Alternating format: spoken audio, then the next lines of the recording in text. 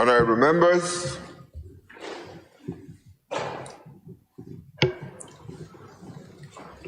we continue the debate on the estimate of revenue and expenditure, which was started and delivered on Friday and has been debated Monday and Tuesday. Today is the third day of the actual debate.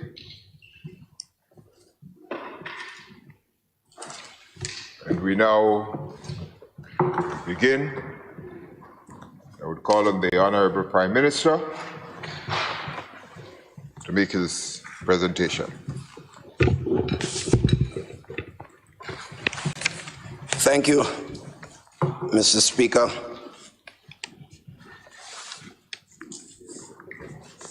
I take it as a special honor to support any motion bring before this House. In the name of the government that I had the privilege and opportunity to serve. But this support and this motion today is special for me in many respects. Special, Mr. Speaker, because I see something special. The presentation by the Minister of Finance, Mr. Speaker, has been described by many and lots of superlatives.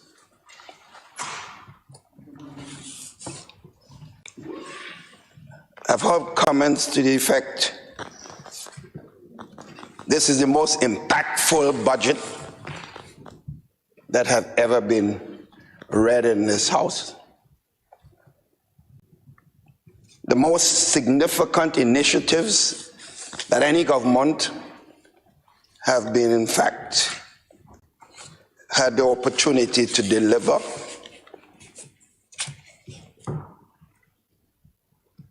But I also heard it said, Mr. Speaker, that this is the best presentation of a budget that this Parliament has heard for a long, long time.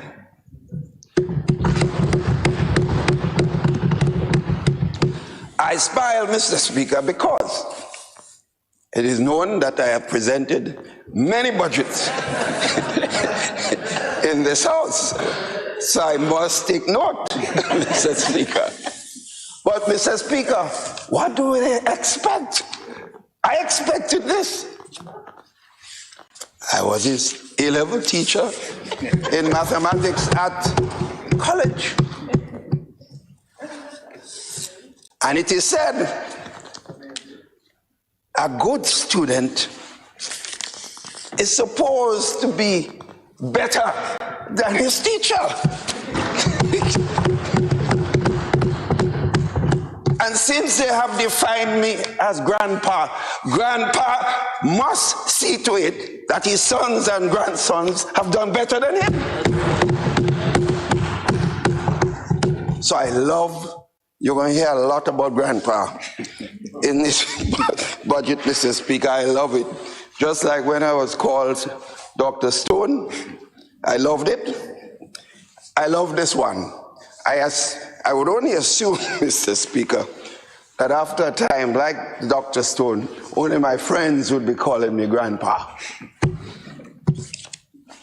Mr. Speaker, before I go further into my main issue today, I just want to apologize to the country and, of course, to the Honorable House for my absence for the whole of yesterday and late Monday. because I attended, like many other leaders, a very special event in Barbados with the Barbadian people making a decision to become a republic. So it was very taxing because it was 12:30 in the night in the morning when the event really began. And of course, I'm an early sleeper, so it affected me in many ways. But just a special aspect of the event, the revolutionary decision of the people of Barbados must be complimented by all and sundry. And I was happy to be there at that very special, historic event.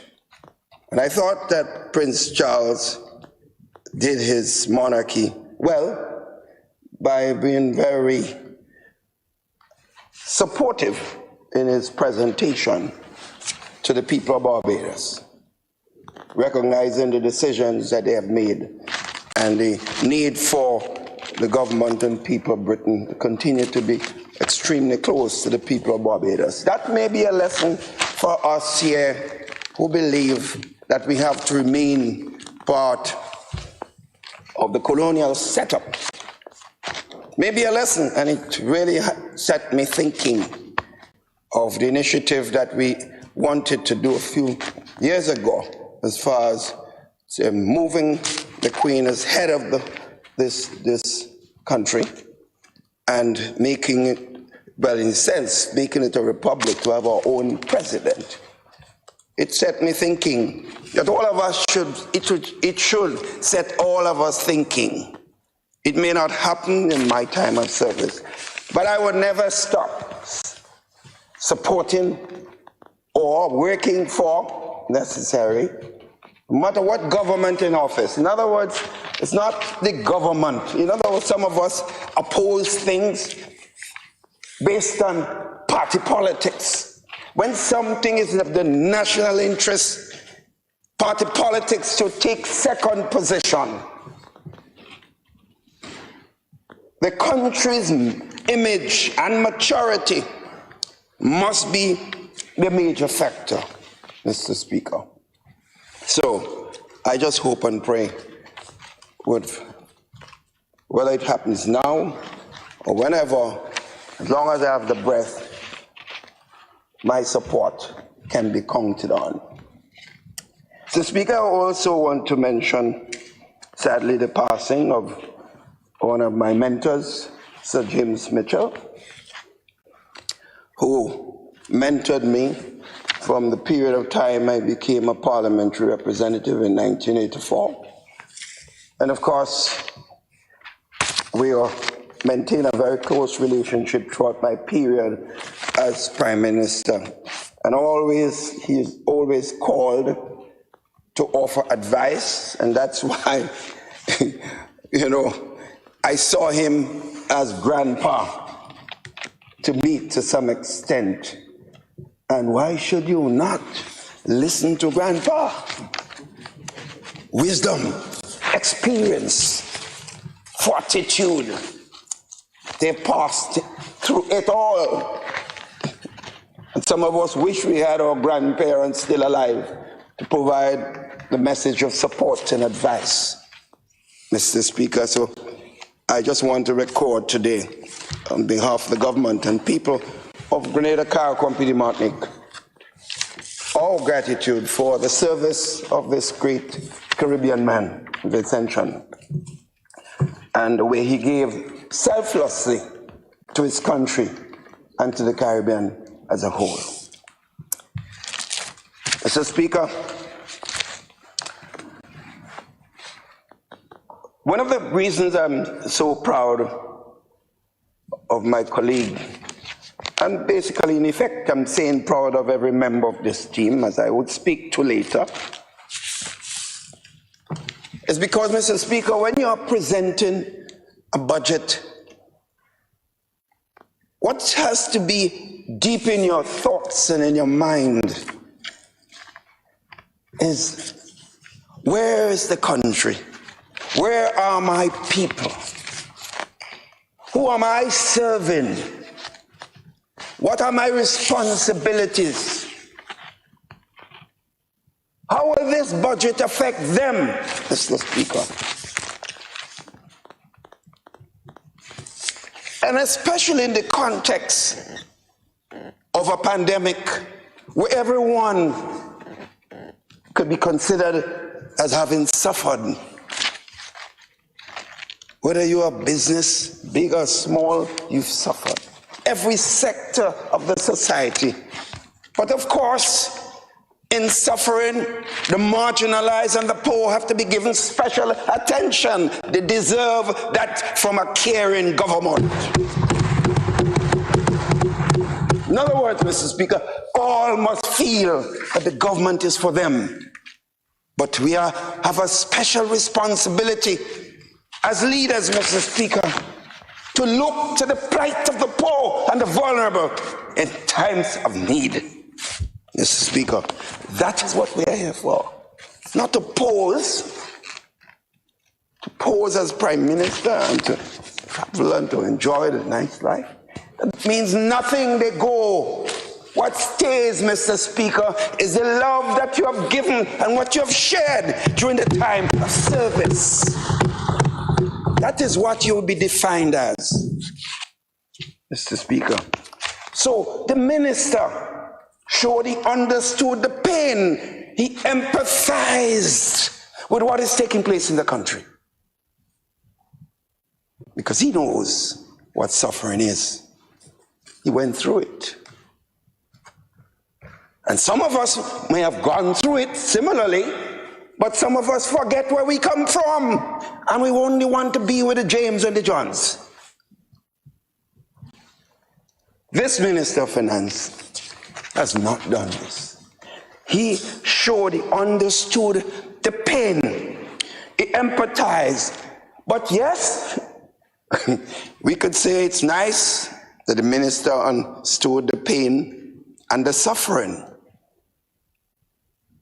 But the question is, what, you understand it, but then you throw your hands up in the air and say, well, I can't do anything, that's pandemic and the world in a mess. No, Mr. Speaker, the minister, together with his team, Mr. Speaker, and with Grandpa's advice, Mr. Speaker, came up with a number of solutions and ideas to deal with that pain, Mr. Speaker. That's what he did. So he showed, despite all the problems, the reduction in revenue, the initiative that government has to take in so many areas to correct so many pain outside there, with less revenue, he still showed that we can't put our hands up in the air. We have to do something about it. Mr. Speaker, and he proceeded to tell us a number of things that he will do, which I will talk to shortly. But Mr. Speaker, in the process of this presentation, I want to say this, that I would be speaking also, in addition to the major portion of this budget, on my constituency, the people who have given me that support and has ensured, no matter what, after 60% vote in 1984, no matter when and how, we've never fell below 80% support. That's special, Mr. Speaker. And every election, I have a new opponent, Mr. Speaker. So I don't know who is coming this time, but we are there, and the people in Northwest today. But I also would want to speak, Mr. Speaker, because my constituency in the past, Mr. Speaker, Northwest St. George's and Northeast, for those who don't know it, used to be called one constituency North St. George's. It was split during the period of the GOLP time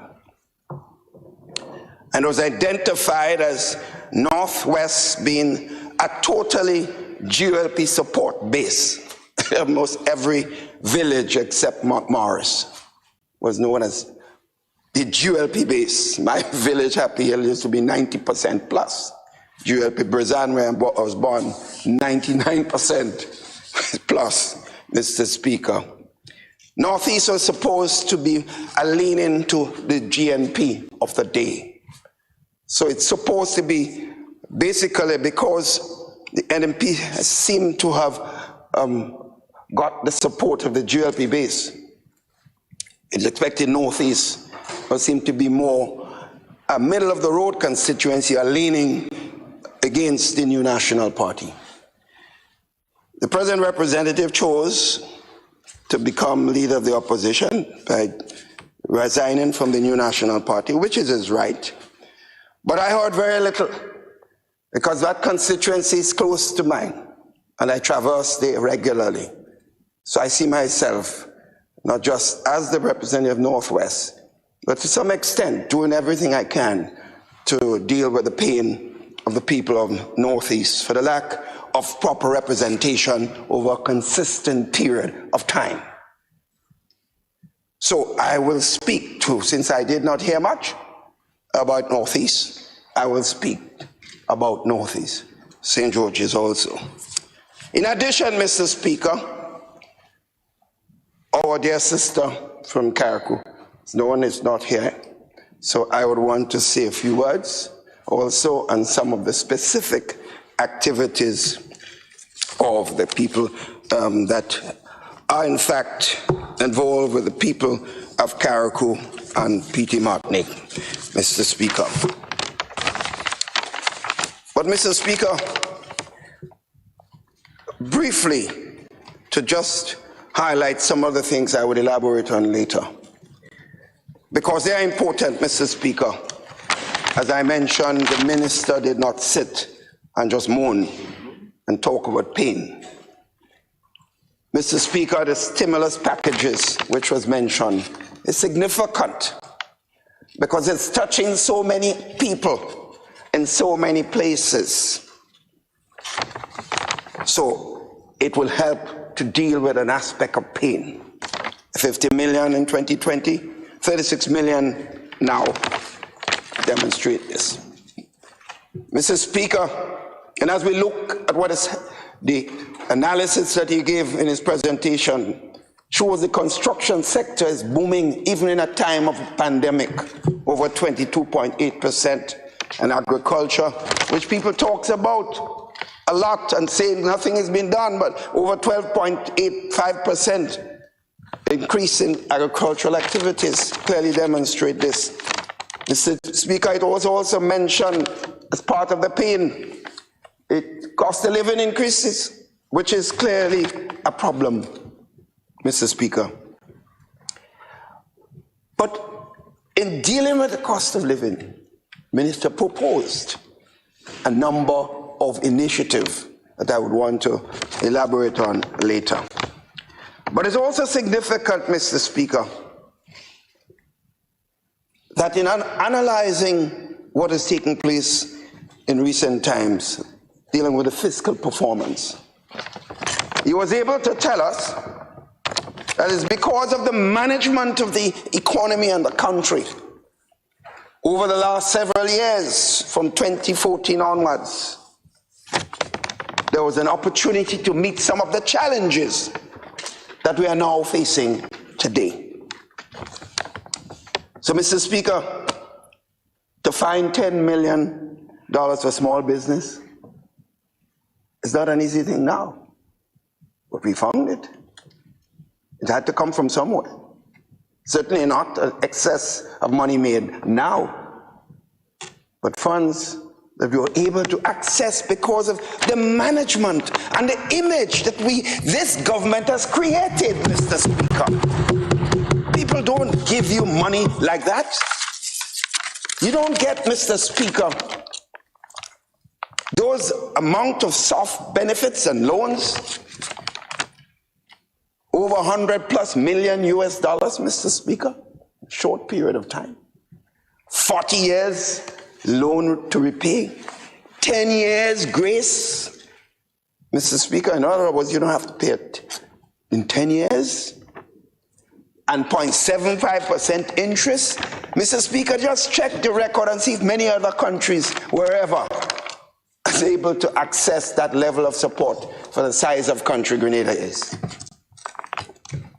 That is significant, Mr. Speaker. Mr. Speaker, also significantly, we have a great initiative going that could be already ready to start anytime. The question of a tourism school, hospitality arts, to train hundreds of students, young people from Grenada, in preparation for all aspects of the tourism activity. That is significant. They don't have to go abroad to get the training. Cornell University is known as one of the top universities in the United States, Mr. Speaker, for training in that specific area, Mr. Speaker. They are going to be here because of the cooperation of private sector persons, Mr. Speaker, who are interested in the development of this country. So when I hear this government is anti-business because of one investor who feels that he wants to do what he wants in this country, and no one should have a right to tell him anything. And if he doesn't get what he wants, he has to get a change in government and a new prime minister. Let him get it. Is that how he sees us?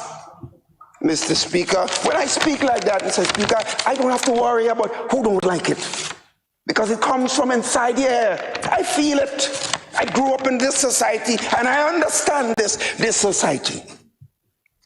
And I make no apologies. No apologies. I have no axe to grind, but I make no apology, Mr. Speaker, for the things I see and I grew up with and watch and see that needs to be changed in this society. And anyone comes here and want to talk down to the people and deciding who should be prime minister, who should be minister, and who should be what, I say, go back to your place. We are not your sons and daughters. We are not your sons and puppets. I am certainly not one of them. I lived years in the United States and worked in several countries as a consultant. And I understand the mindset of certain people who believe they have a right to certain things and they can go about and do what they want wherever they want, but not in this beautiful land called Grenada, Carriacou, and Peter Martinique, as long as I am Prime Minister of this country. Take warning. Mr. Speaker, I also want to mention the fact, and that's why Carriacou means a lot, and Peter Martinique. We are now serious negotiation, almost finalizing the arrangement to have regular twin auto service to the people of Carriacou and Peter Martinique. Because for me, and I know for a lot of people, they don't like the small plane and they don't like the boat. So having a twin auto for service, and we are prepared to subsidize for a particular period of time in terms of seats. So the arrangements are going to be being made. So I'm very proud of the fact that that's one of the serious interventions to deal with some of the problems that this virus has caused in this country. Therefore, Mr. Speaker, let me move now to some of the issues that I want to mention as far as the budget is concerned. This COVID-19 pandemic, Mr. Speaker, has certainly created a new normal. And Mr. Speaker, budget is being presented therefore in a unique context, characterized by harsh economic reality for the government and people of Grenada, Carriacou, and Petite Martinique. As such, Mr. Speaker, government has identified a broad range of initiatives as articulated by the minister to provide job opportunities and create some disposable income, particularly for the most vulnerable in the society. And of course, expenditure relief for the people of Grenada, Carriacou, and Petite Martinique. Mr. Speaker, to have almost 3,000 road workers for every fortnight in this country for several fortnights, that's a sacrifice in a difficult revenue period, Mr. Speaker, but it must be done because the poor and the vulnerable need us more than ever. So we make no apologies. Some say it's some of the road workers not working hard enough. Yes, we should get maximum support, and no one, poor or rich or middle, should not have to do less than they should do for monies collected. But I say, for those who come to me telling me some of the road workers, I say, well, just look around and see who a lot of other people earning big money and not doing their fair share. Get them to also correct their act. Whether they are in the public service or they're in the private sector, wherever they are, we must all give up the best for the resources that we are earning. That's a fundamental principle, Mr. Speaker. And therefore, I want to make this point, that this initiative is, to me, very crucial as far as support to the vulnerable people in this country concerned. Mr. Speaker, we cannot do all things to all people. But I don't think, Mr. Speaker, there is anyone who can honestly say that initiatives outlined by the Minister of Finance do not offer some serious relief to the people of this land. In other words, as a saying that we have picked up recently, it is the greater good for the greater number of people, unquote. Mr. Speaker, I've heard it said that these crucial interventions represent what? Tokenism? Is that really what I heard? Tokenism, yes. Mr. Speaker, I cannot say that I'm entirely surprised by the use of that description, Mr. Speaker. Because when you have been in the ivory tower, making fees, lots of fees, and that's your right, yes, from serious business transactions, and you just have to deal with legalistic issues, not even understanding the social and other problems that these issues cause us at different levels. And even when the government has to pay 60-something, $5+ million for WRB, we must pass it through you. And you know the fees related to that, Mr. Speaker. You know the amount of money. We should give back this money to the people of Grenada, Carriacou, and Petite Martinique. You should take fees from the suffering of the people of this land. You should not take fees from that. So now, what we're doing, therefore, is tokenism. Because that means nothing to me. You guys could go in the rum shop now and buy some drinks. And for what I get? Because that's nothing. That's little pocket change. But you know, Mr. Speaker, this so-called pocket change and tokenism is saving a lot of hungry mouths outside there who need our support. majority can feel that. We will not be able to feel it because we're not used to that, Mr. Speaker. Mr. Speaker, this government is not about benefiting the few, about keeping up appearances, and nice media sessions, and talking nice. Nice English boy, yes. That's not about that, Mr. Speaker. Mr. Speaker, this is about keeping on the ground, identifying with the masses, Mr. Speaker, and making decisions in the interest of the entire country, not just for a few. Our frontline workers, our senior citizens, Mr. Speaker, the small business owners, every category of persons and workers, Mr. Speaker, have been identified as benefiting from this important initiative called a budget presented by this government.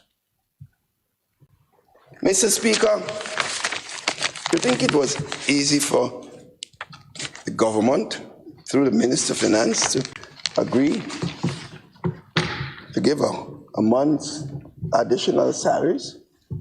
You call that tokenism to the police officers, the nurses, some teachers, some public servants, all who have made enormous sacrifices. That was not an easy decision. But you keep the money that could be spent there. And the bottom line looks good. The surpluses and everything looks good. And the savings look good to satisfy maybe your friends internationally, while the people of the country continues to hurt.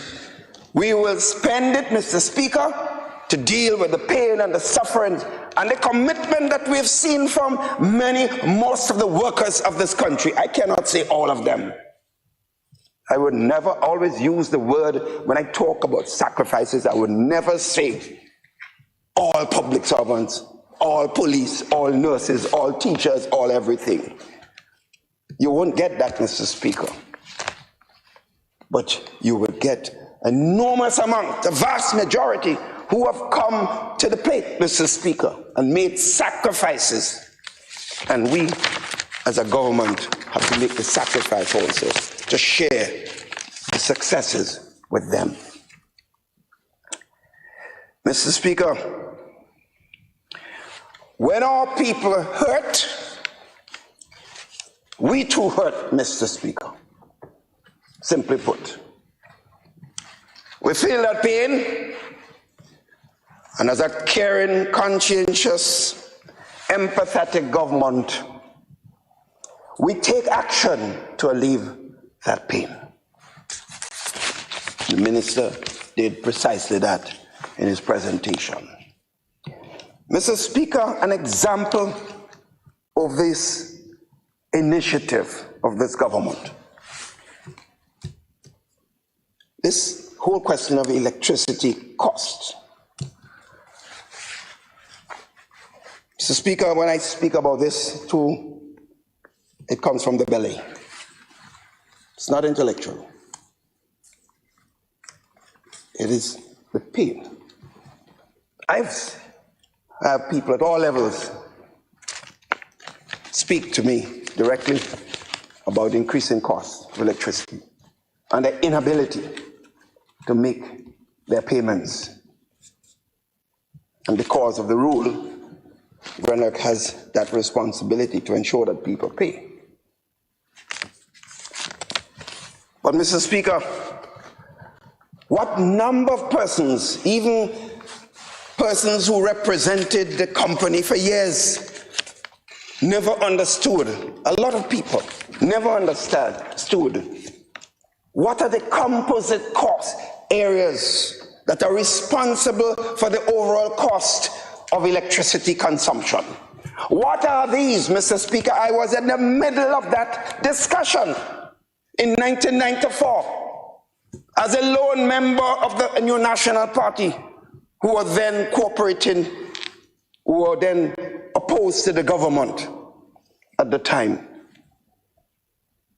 Mr. Speaker, we explained that this formula is a biased formula. Mr. Speaker, I had to invoke my past experience as a consultant, going to Africa and other places, representing as a consultant to the IMF and as a statistician. I had to explain that this formula is biased, Mr. Speaker. I went into details of the mathematical formula used because clearly WRB had top consultants in the field of mathematics and statistics. You could have seen it from the formula that they brought in to calculate the cost, the various costs. And I told them that when you're doing an estimate of any particular variable, Mr. Speaker, that variable is meaningless if the error involved is so large, so it falls outside of a confidence interval of opportunity for those you're trying to protect. But I wasn't listened to, because those days, and probably still now to some extent, no matter what you're saying, no matter what your experience is, one out of your qualification or background for a particular technical issue, it becomes in a simplistic way an NNP NDC position. Not the technical ability analysis, not that, but becomes a partisan political issue. So if you like the NNP, you say yes. If you don't like the NNP, absolute no. So the government of the day did not listen. But so the electricity cost, Mr. Speaker, is made up of the following. The fuel charge, which we have little control over, as you know, plus the non-fuel charge. All the formula was, in fact, invoked. Plus VAT, of course, because services, as you know, government, when it instituted VAT, like any VAT anywhere, you pay on services, because in our case, we get very little money from income tax, like most countries. Sometimes people come and tell me, well, look what the cost of this is in St. Vincent or some other country. I said, look, St. Vincent have a serious income tax. We took a conscious decision that we let people go home with as much money they could go home with, keep lots of disposable income, and they will turn around and do things. That was our philosophy and our position at the time, and still is the same. And as they spend and you have a proper collection system, government will generate taxes on the services that are bought. That was the philosophy, Mr. Speaker, that was info. So VAT is there, and then you have the environmental levy, which is a standard thing in most countries now. So that made up the cost of electricity. So consider, Mr. Speaker, as is said now, from the research that was done, that the average consumption of electricity for domestic consumers, talking average, it means people at a more of the lower level, is about 170 kilowatt hours. And Mr. Speaker, and that 99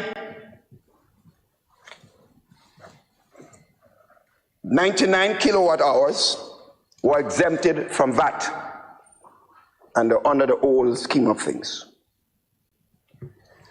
So the person who's generating 170 kilowatts as average would pay $157.29, comprising $74 in fuel cost and $68.97 in non-fuel charges. The VAT is 4.3 $4.32. So when you hear, is the VAT, the government VAT, look at the cost. Look at the breakdown, Mr. Speaker, and they can check the numbers. And the environmental levies are standard thing, $10. That makes up the 157. Mr. Speaker, with the initiative of this government, as outlined by the Minister of Finance, the bill will now move to $125.97.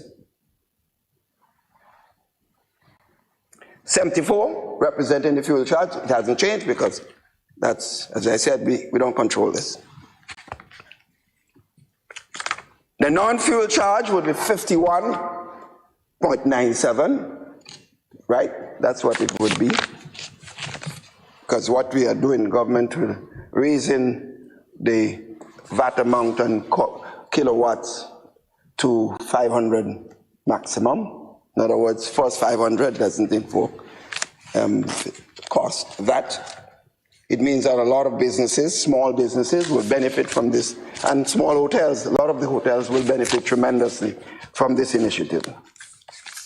Mr. Speaker, this is therefore is equivalent to 20% reduction in the cost already, Mr. Speaker.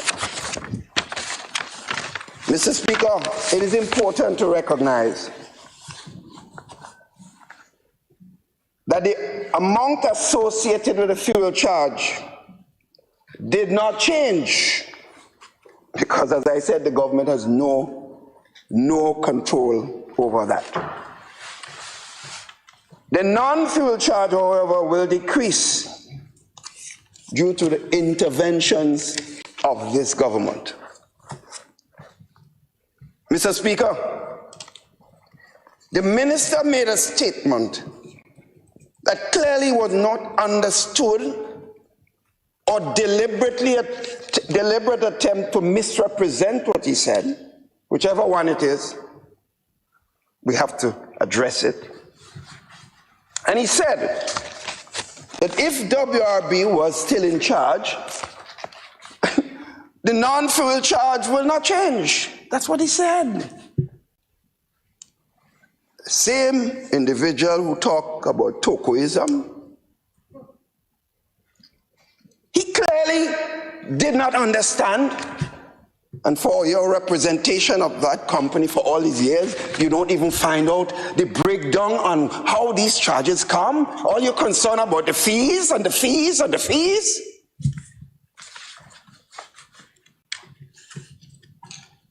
The minister was talking about the non-fuel charge that the government has now intervened on. He wasn't talking about VAT.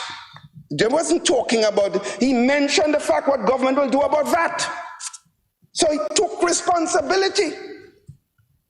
And it must be said,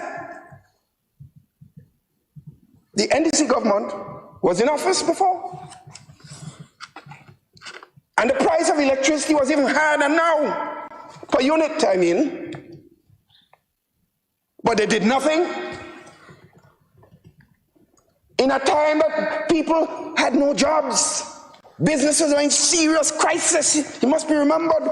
We had no pandemic. The only pandemic was the NDC itself. That is what it was. But they took no initiative. This government is taking the initiative to raise the amount of kilowatts. That is what we did, Mr. Speaker. So that's tokenism. So that is what he was talking about. Mr. Speaker, the minister was absolutely correct and could not be challenged factually for the statement that he made. Mr. Speaker, what is significant? To deal with the PERC, with the non-fuel charge, we have to go through the PERC. PERC meets his recommendation. But Mr. Speaker, in a period before, when the PERC, through the initiative of the government, attempted to get a reduction in the non-fuel charge, the same lawyer Mr. Speaker, the same lawyer, the tokenism lawyer, Mr. Speaker, he went to court and fought against the people of this country, Mr. Speaker, on behalf of WRB to keep the non-fuel charge as it is. Quite astounding. You live here, man. You see the pain and the sufferings of the ordinary folks. Have a conscience. Please. And now he wants to turn around and go on the other side of the corner and say, I'm not representing the, I want to represent the people. Yeah. Yeah. I now love people. You know, love comes when I need them. If I don't need them, I love myself. Love is a continuum, Mr. Speaker. You either love people or you don't love people, Mr. Speaker. That is so fundamental. One message, Mr. Speaker, I will always give as I prepare for my exit from this scene. I would always remind people, when you're voting for someone, vote for someone with a history of love for people, Mr. Speaker. If they have 44 years plus, and you have never heard about them, never intervened in a crisis and a pandemic, you're never there to offer a little piece of bread, Mr. Speaker. All of a sudden, you love people because you want a title. So, Mr. Speaker, I don't think this thing called Prime Minister is easy. I am so happy when, just that I love to be seen as doing something, but the end of it means, in terms of me personally, because this, you don't have to be in a position. Whether I'm in government or not, I would always be there, Mr. Speaker, helping a hand, not for votes, Mr. Speaker, not for votes. The most of us here, many times, that spend years in the politics, when people come and tell us what we did for them, I'm shocked because I don't remember. You know why? Because you didn't do it for a vote. You didn't do it because you want people to talk about it. You did it because you have a conscience, a God-given conscience. Because some of us talk about Christian principles and something, we don't live it, Mr. Speaker. We don't live it, we talk a lot about God. But when he asks us to do something and to show that we love him, by loving the other one of our brothers and sisters, the little thing you do to the lesser one, you do it for me. Mr. Speaker, the cost-cutting measures that was announced, effective January 1st,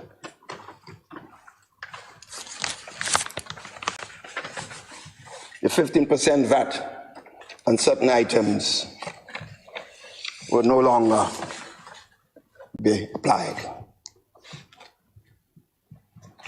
Mr. Speaker, the attempt at that point was in doing a simulation of what the result will be, was to try to see what things the poor persons will use, that they must use. Even among ourselves, we had debates. I can't say I necessarily was on the same wavelength with all my colleagues on it, but we all have different experiences to some extent. So we all mix with different persons. With the average, so the initiative that we came up with was because the overall conclusion was that we need to do something in those areas. I can't say it was perfect. If I say this, I'll be not honest. But when I hear my good friend on the opposition say, why didn't you do it there? Why didn't you raise it there, drop it there, and drop? That's a statement of someone with no responsibility except to talk. Except to talk, Mr. Speaker. I brought him into the politics, and I expect him to conduct himself like the Minister of Finance has certainly done. Talk about things that are real, be appreciative of the facts of decision making, understand your responsibility, that the country has to run on revenue. If you try to say, give everything, then when they go in the street demonstrating against the government for salaries and services not met, then the same people turn around and condemn the government. And the leader of the opposition would love this, because clearly, for the little time I think he has left in that position, because you don't know when I ring the bell. I have a bell right in my pocket. You never know.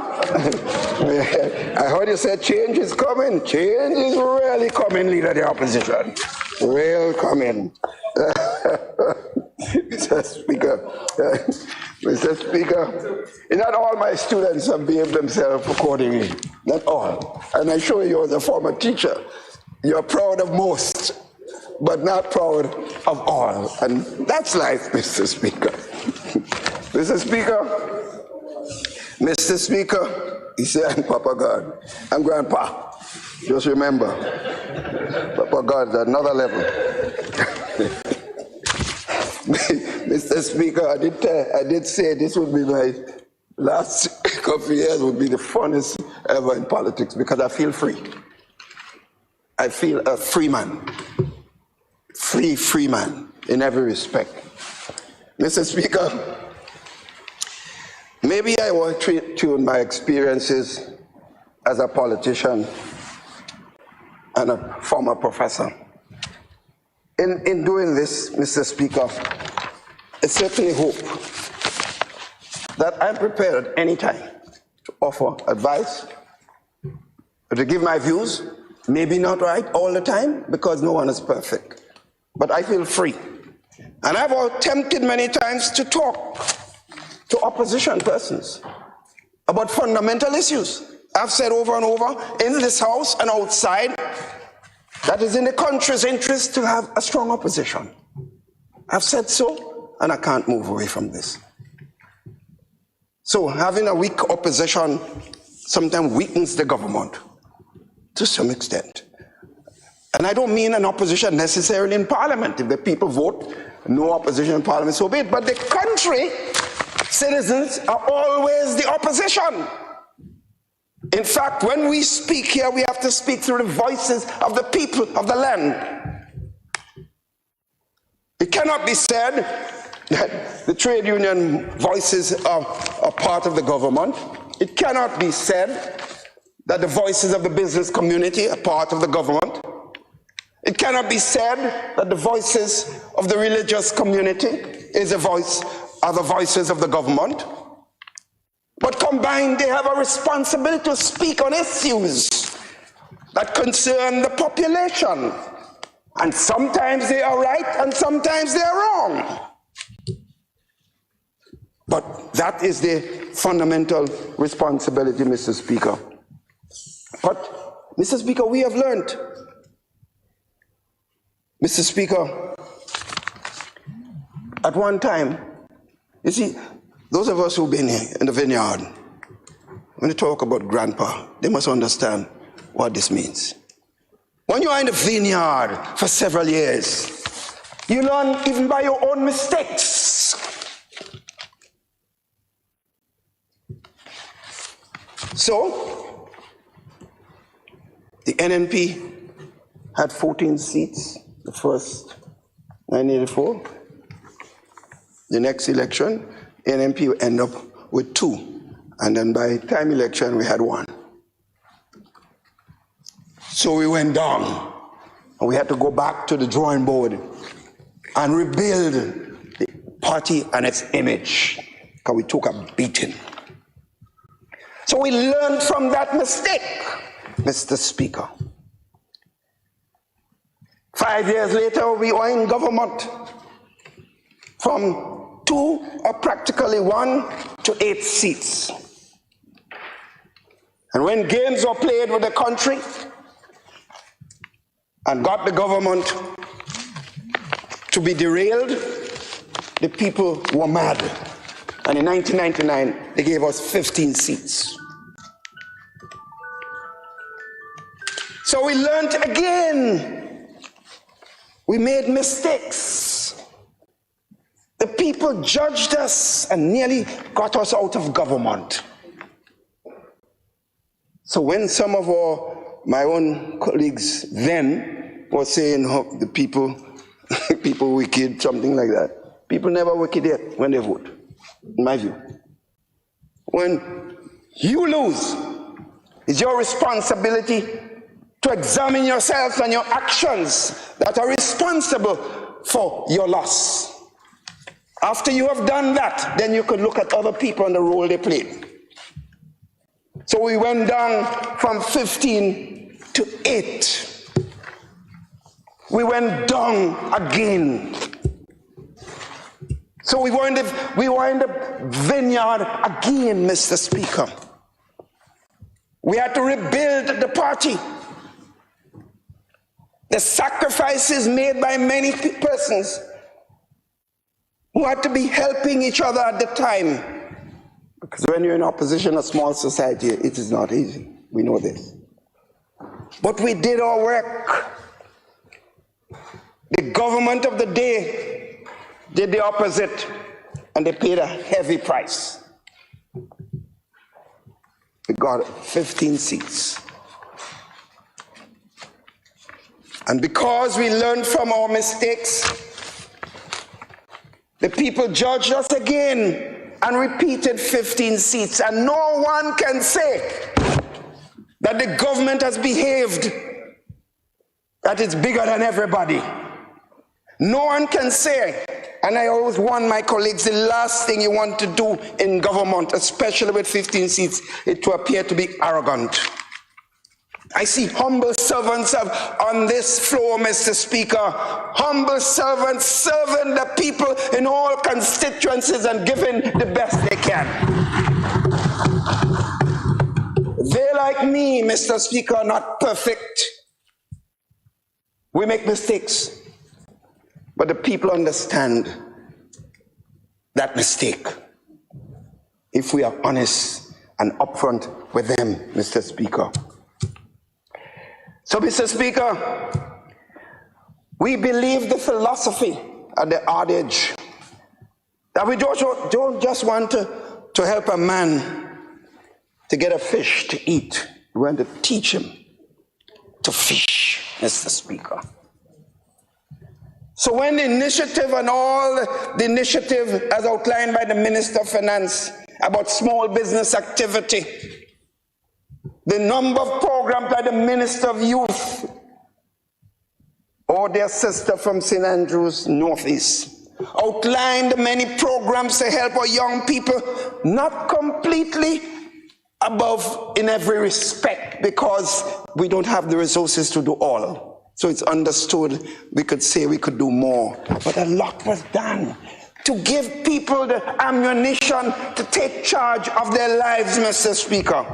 Not to depend on government for hands up, because government go, government come, and therefore you do not want to depend on a politician.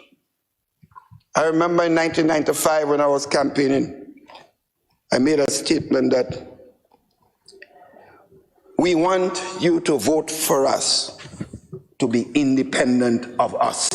People couldn't understand this because the past political landscape was just vote for me and I'll take care of you. You don't have to do anything after you vote. I will solve all your problems. Not give Grandpa a vote and Grandpa will take care of you. Not give Papa a vote and Papa will take care of you.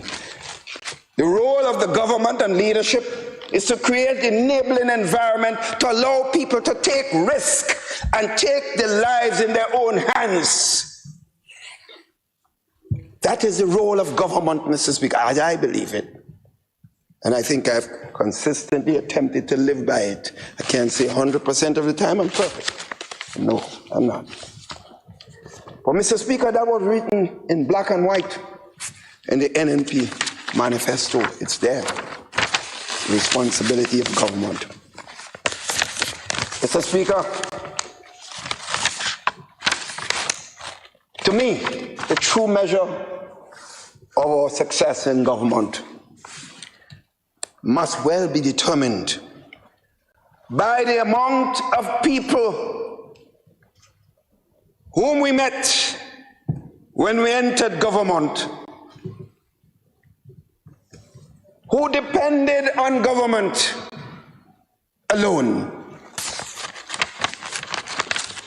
and have been able to make them independent, to have their own lives in their own hands. That is the measure of the success of a government, Mr. Speaker.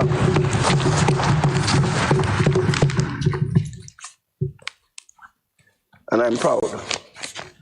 We still have a long way to go. After the journey I have has ended, I know there still will be a lot more. And whatever I can do in my role as hopefully someone with experience that will be called upon for advice, if I'm called, ready to give it at any time. But this is what this decision that we're making is all about.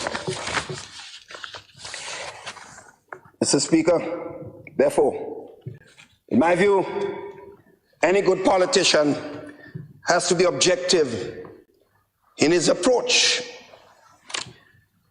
In taking decision on an issue, sometimes it's easy to say what you believe is popular. I have seen it over and over. Just satisfy what we consider to be the people that we want to pander to. My own view, my experience, that never works. In fact, that only results, Mr. Speaker, temporary popularity. In the long run, if decisions are made just to pander to certain sectors of the society without the greater good involved, it must come back and haunt you. I could tell my colleagues all the time, stand up for what is right. The man who curses you today become your friend tomorrow when he sees the benefit that you have delivered. That has been my experience in my own constituency. People who have cursed me. Okay, fine, but that's my position. Over time, Doc, you're right. Not everybody, but most people. Stand up for what is right, always. I have seen it. Mr. Speaker, over the years, I've seen some in opposition and in my own party try to pander to popularity. But I've never seen success. I've never seen success from that type of behavior, whether they were part of NNP or part of the opposition. The history is well known. The history is well known. So my advice to all politicians, inside and outside of the New National Party, do what is right. Speak out when you see injustices, whether it's your friends involved. Say what is right. Speak the truth.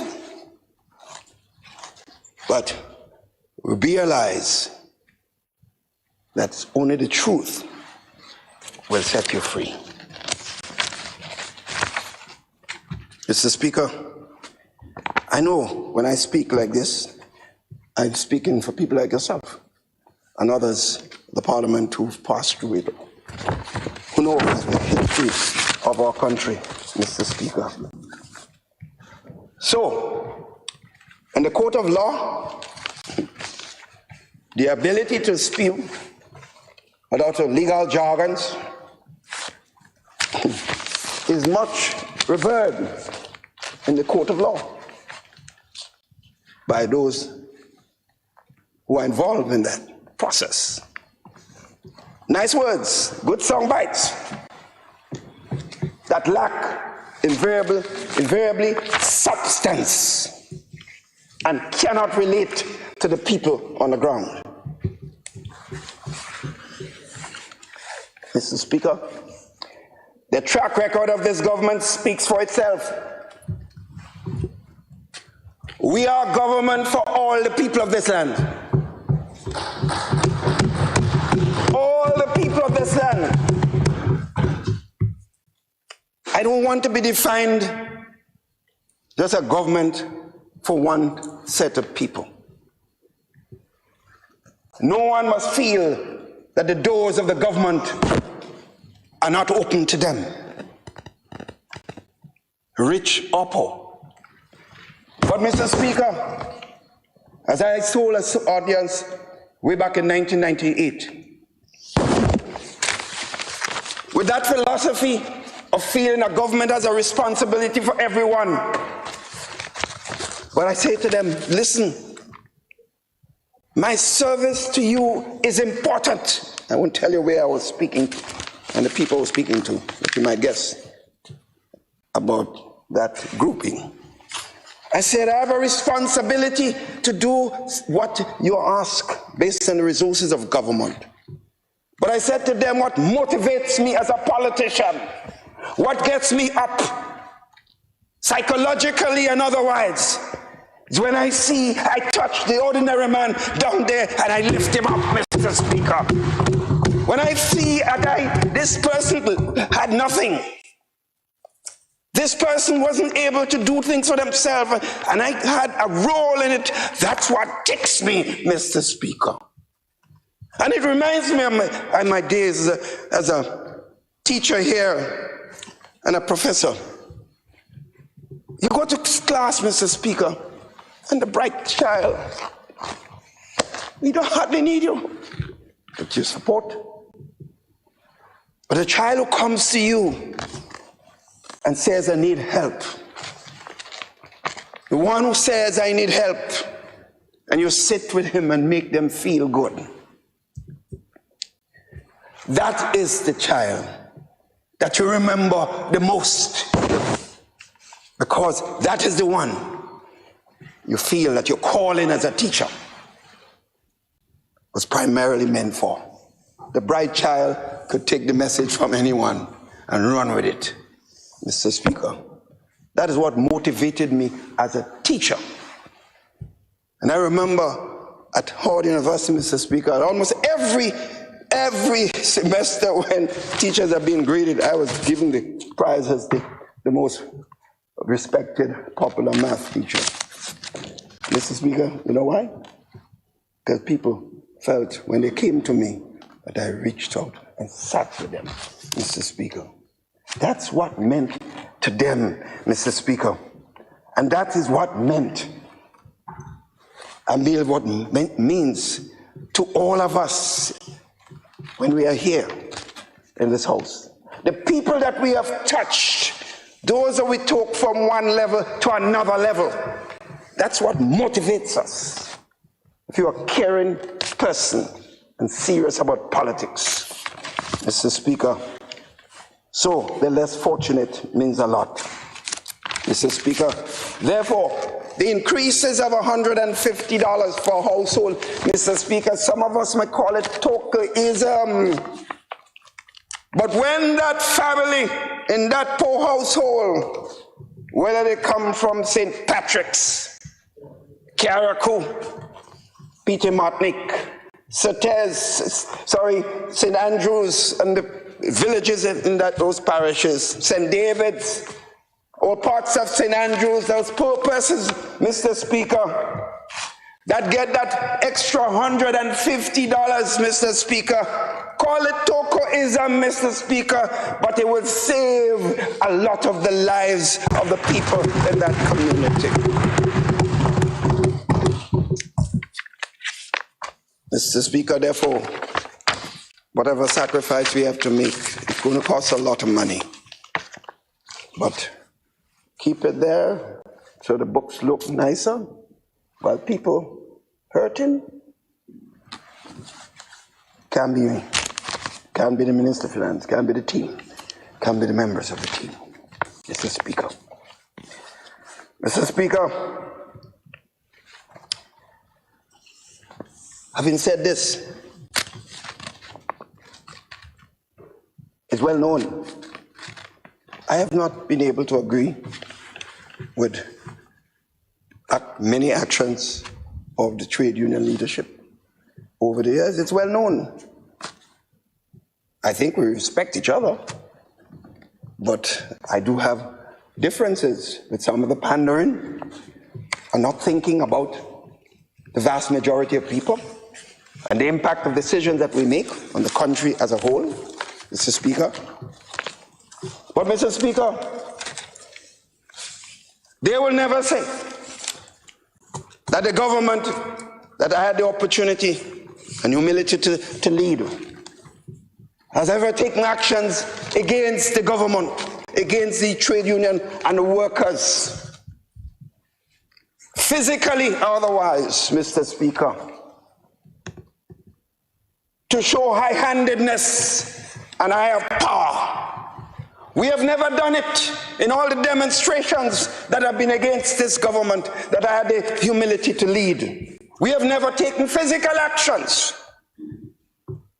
Mr. Speaker, you know when you were leader of the trade union, the teachers union, or the barboy you on your leadership, it was the NNP in office, Mr. Speaker.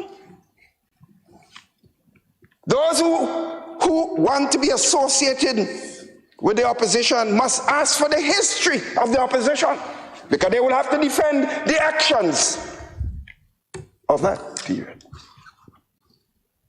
And we didn't. The Caribbeans thing, the leadership of Tao was well known. We had our bantering at the time and so on. We respect each other, but we were on opposite sides in several issues. But he will never tell you that any action he take, that vehicle nearly rolled over him while he lay on the ground. His life was never threatened by the new National Party. In fact, those who he supported at the time were the ones that literally threatened his life. That is a history that we must not forget, Mr. Speaker. And I will, as long as I have breath in my life, Mr. Speaker, I will not be able to stop speaking about the history of this country, because I have a lot of tale to tell. We have never failed to honor our commitment to the workers of this country. Never failed to do so. Look at some of the issues. Check the record. The former government, NDC, paid 0% to the workers between 2008 and 2013. Zero, zilch. Or they call it not. Because I remember the first time when I went to America, in a class, and I said not, everybody look around. Not? What is that? So I'm in shock, because I know, only thing I know about is not. So they say, Professor, zero. I learned my mistake here. So NSC gave 0. If you didn't hear about 0, not or zilch.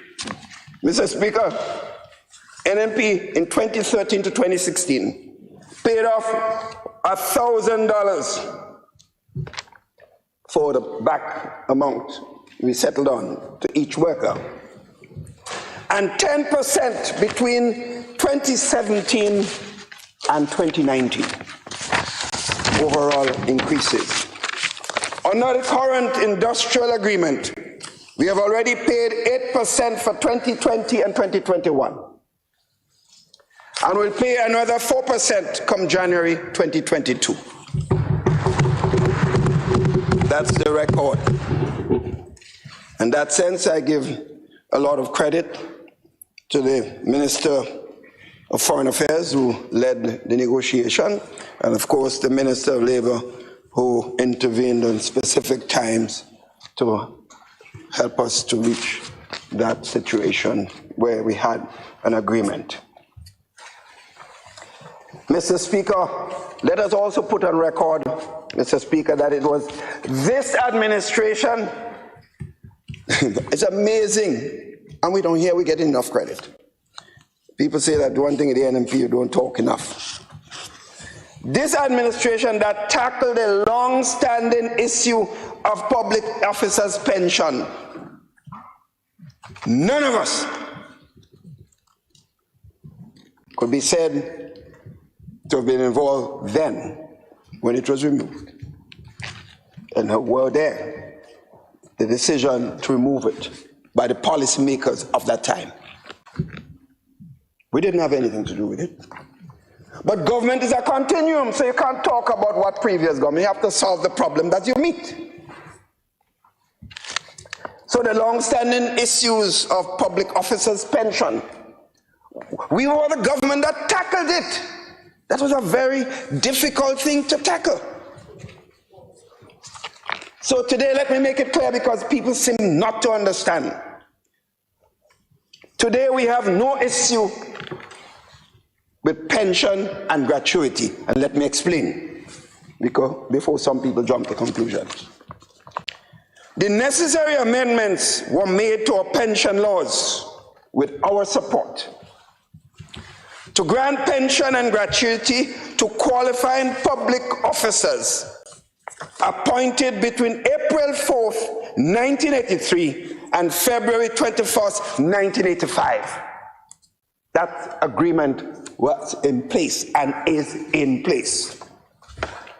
This completed the pension restoration commitment that my government made to the many hard-working public officers of this country who continue to provide human service.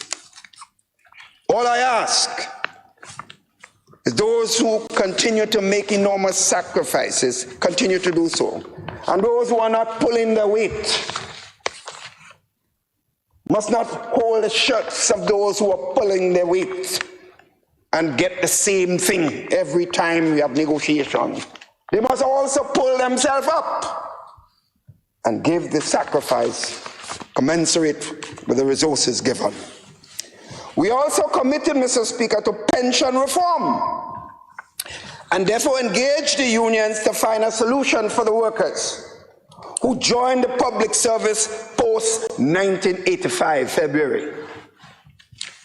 When we signed that MOU together in 2018, Mr. Speaker, we agreed on the following. The record speaks for itself. Pension benefits will comprise NIS and government benefits, a combination. That was agreed.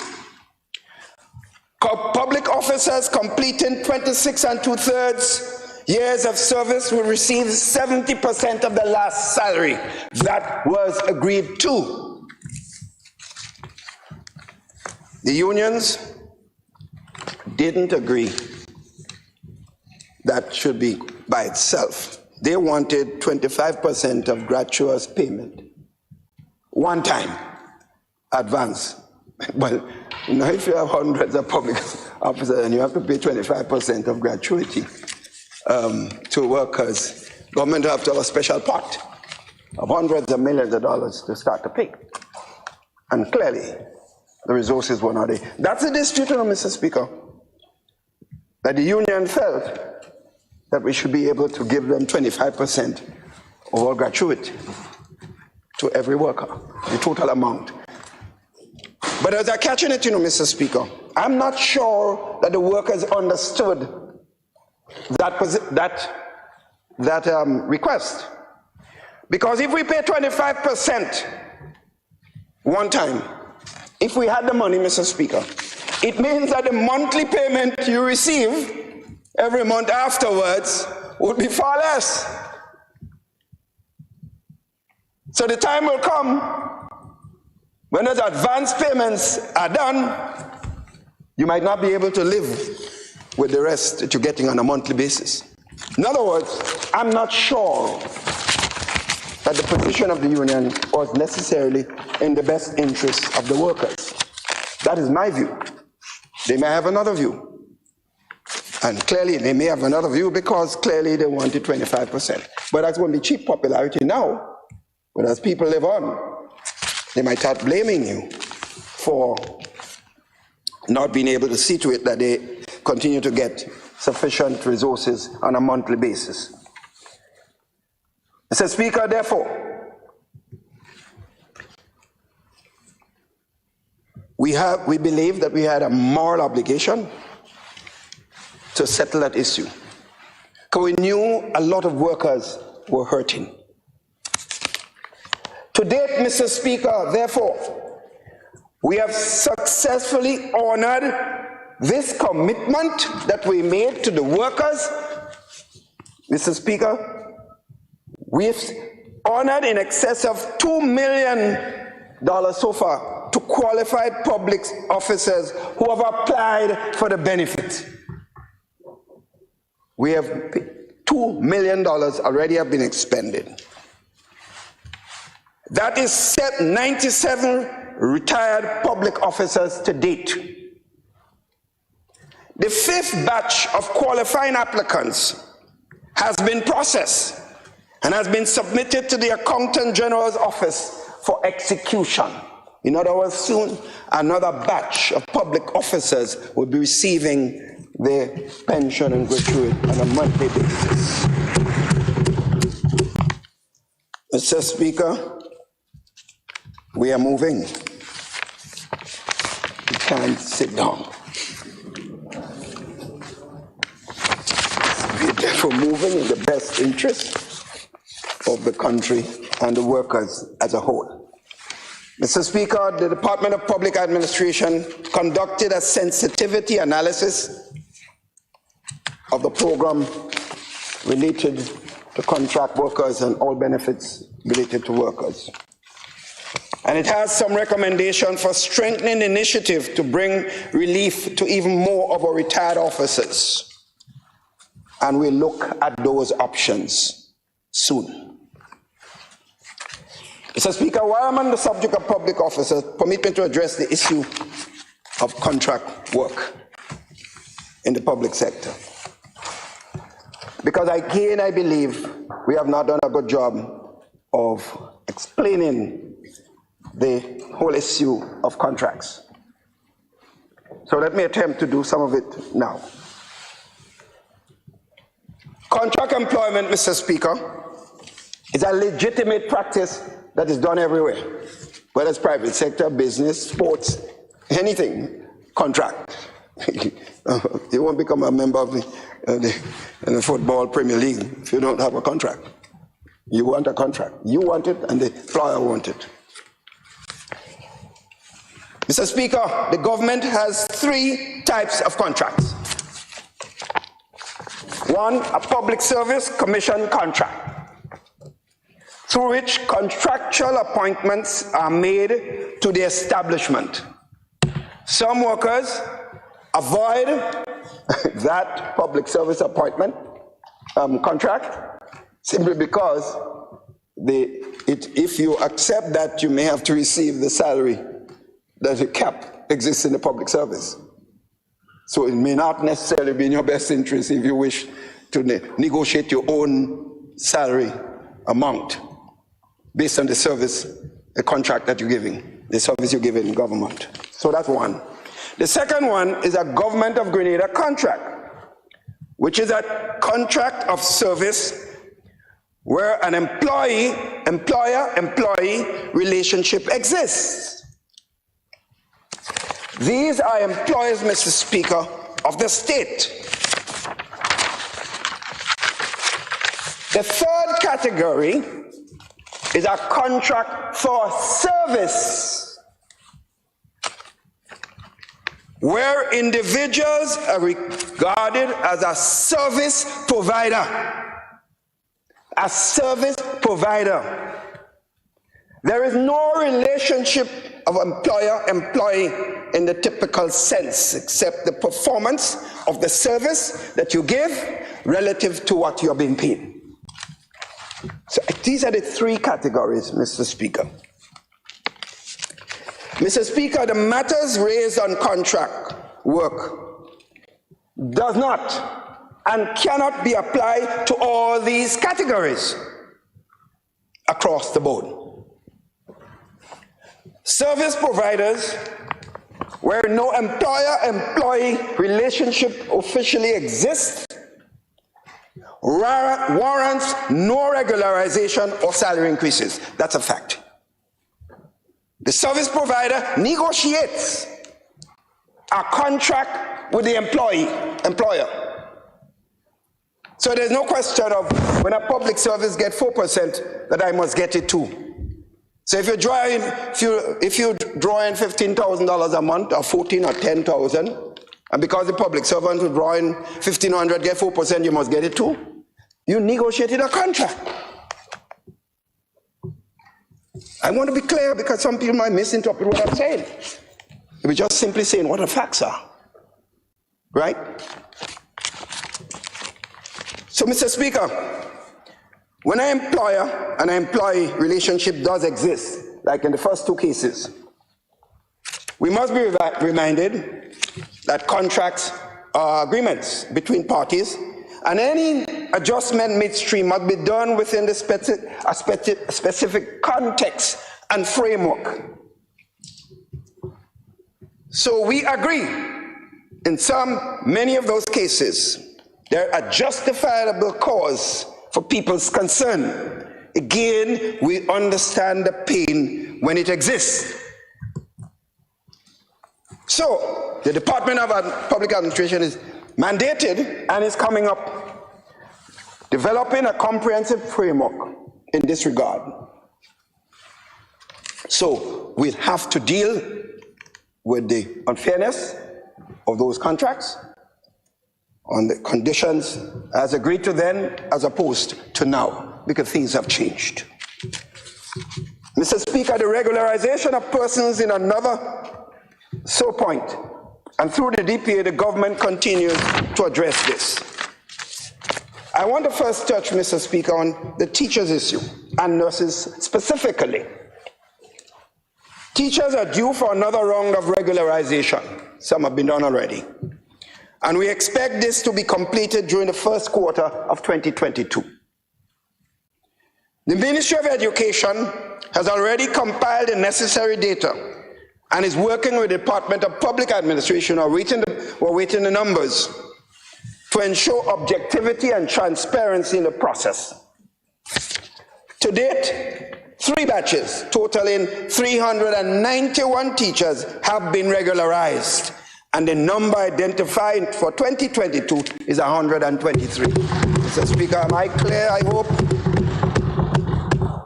So when you we must regularize this, we must regularize this, everybody. Do everything, man. No responsibility at all. Just mouth open, word jumping out. Mr. Speaker, with respect to nurses, 43 of them have been regularized to date, and our efforts continue. So we understand the problem, and therefore we must move to deal with it. Those who have been regularized so far include some nursing assistants, registered nurses, staff nurses, and district nurses.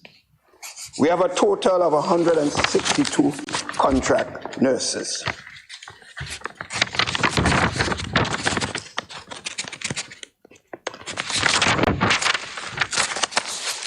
Mr. Speaker, the manpower plan for 2022 will normalize the employment status of eligible contract doctors. It must be noted that space on the permanent establishment, Mr. Speaker, because some of us talking with no understanding, we haven't spent a day in the public service. We don't know anything about the public service. We have never run a business, but we know it all already without any understanding of what takes place in the system. The numbers in the public service, the establishment is fixed, Mr. Speaker, and we have to agree to that. The over $100 million at soft loans that we get in, we would not have got a cent if we did not agree to basic decisions that will in fact enhance the medium-term and long-term economic benefit of the country. In other words, we did not do it because someone alone asked us to, because of what we expect to get. We did it because we saw it. In it lies the benefit for serious and permanent economic development for this country. By doing what is right, being responsible, and managing our affairs. In other words, you can't spend X dollars, you can't raise X dollars and spend X plus Y, Mr. Speaker. So people must understand. It's easy to say, put everybody, put all the money on the permanent stuff. Put all nurses on the permanent. Put all, everybody. Just put them because you're wicked if you don't do it. Yes, go in government. Go into government and do that and find out who is going to support you. Go, then you will find out and they'll say, I didn't understand and I did not know. That's why you have to come in to a training school first and learn before you become the Hefe, the paratrooper, coming from on top and you're landing in hostile enemy territory, Mr. Speaker. Mr. Speaker, the Ministry of Health will work with the Department of Public Administration to ensure objective, transparent, and ongoing process exists in this whole process of permanent establishment positions that are available. The plan will also address persons who have been acting in truly vacant positions, because it is not fair. You can't have a person in a vacant position for 10 years, 12 years, 15 years, and don't regularize them. Especially by you keeping them there, you are in fact saying they were performing the job. So the problem is the system. If you tell me that the person was not performing, then you are the problem. So we have to accept responsibility. If the person was not performing and they should not be there, they should be in another place doing something else. But you can't keep them there. Use their service or whatever level it is given, and then claim that the person will not be performing. So we have a problem in the system. We are leading the system. Therefore, we have to accept responsibility. We cannot duck responsibility. Mr. Speaker, policy recommendations have already been drafted to establish the eligibility criteria to manage that process. That has been done. It's been given to me. There are some permutations that we have to do again before it reaches cabinet. Likewise, persons who are holding temporary appointments will also be remedied insofar as truly vacant positions are available to do so. In other words, Mr. Speaker, we can't just put everybody in, because then we have a $25 million US in January or February to receive again. You know what? That's a lot of money, Mr. Speaker. 25 million, over $60+ million EC. We will lose it if we go and do any foolishness that people regard as being not responsible for the long-term benefit and future viability of the economy of our country. Mr. Speaker, the government therefore continues to work to deal with all areas of problems, guided, of course, by the limitation of the resources of government. Mr. Speaker, therefore, we are working to provide tangible benefits to all, not just a chosen few. I'm being mindful also, Mr. Speaker, of the consequences of the decision that we make. And I've said, Mr. Speaker, in my latter days of representation, I will not do anything for cheap political benefits to get a few extra votes that will hamper the long-term, medium-term, and long-term benefit of Grenada, Carriacou, and Petite Martinique. Mr. Speaker, another major area of emphasis and concern is youth development, and I submit this to the Honorable House.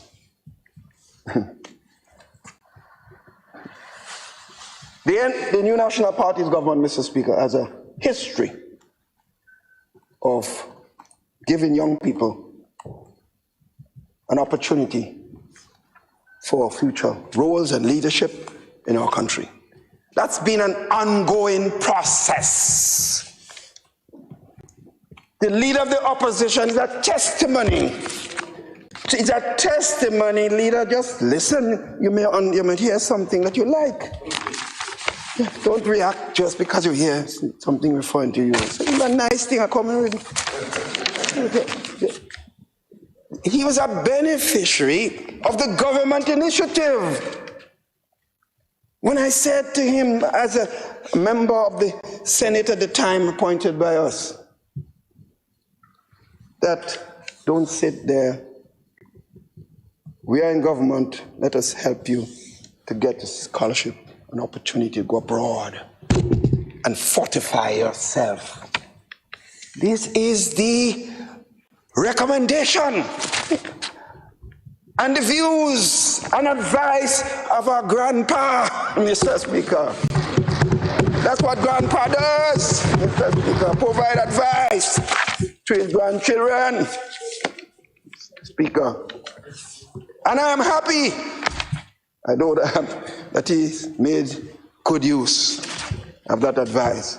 So even when he comes back and he wants to criticize grandpa, so be it. Grandpa accustomed to that. And that's okay, because he owes the leader, the Prime Minister and the NNP nothing. In fact, no government owes anybody anything when it does something that it is elected to do. That's my view. So looking for anything and saying he's ungrateful, no. You are not ungrateful. I want to make it clear. So I want you to know it's nice thing I'm saying. So Mr. Speaker, so given this, when I decided to take on the Ministry of Youth officially as the official minister, Mr. Speaker, it was not expected that I would be the one on the ground identified. It was to provide support to a very capable, hardworking, caring, loving, service-orientated leader, Mr. Speaker, at the Ministry of Youth. The minister in the Ministry of Youth, who happens to be the parliamentary representative of St. Andrews Northeast. And I'm proud. When I listened to her yesterday, I felt poor grandpa was happy. Grandpa is a happy man. I'm sure you realize this. So, Christmas coming, grandpa coming for sorry, eh? Mr. Speaker, therefore, it is obvious a number of initiatives have taken place in the Ministry of Youth, led by our distinguished minister in the Ministry of Youth, who has helped a large cross-section of young people over the years. Mr. Speaker, the creation of opportunities and the many programs, the flagship program of the ministry, the Youth Vibe initiative, Mr. Speaker, the Empower program, all these programs are meant to transition young people into opportunities, Mr. Speaker. The loans that are given for small business for young people, who was initiated years ago by the now Minister of Education, who was then Minister of Youth, where young people have owned some farms today and producing serious in agriculture. Opportunities in so many areas by the Ministry of Youth. The loans are available under good conditions that the young people can accept.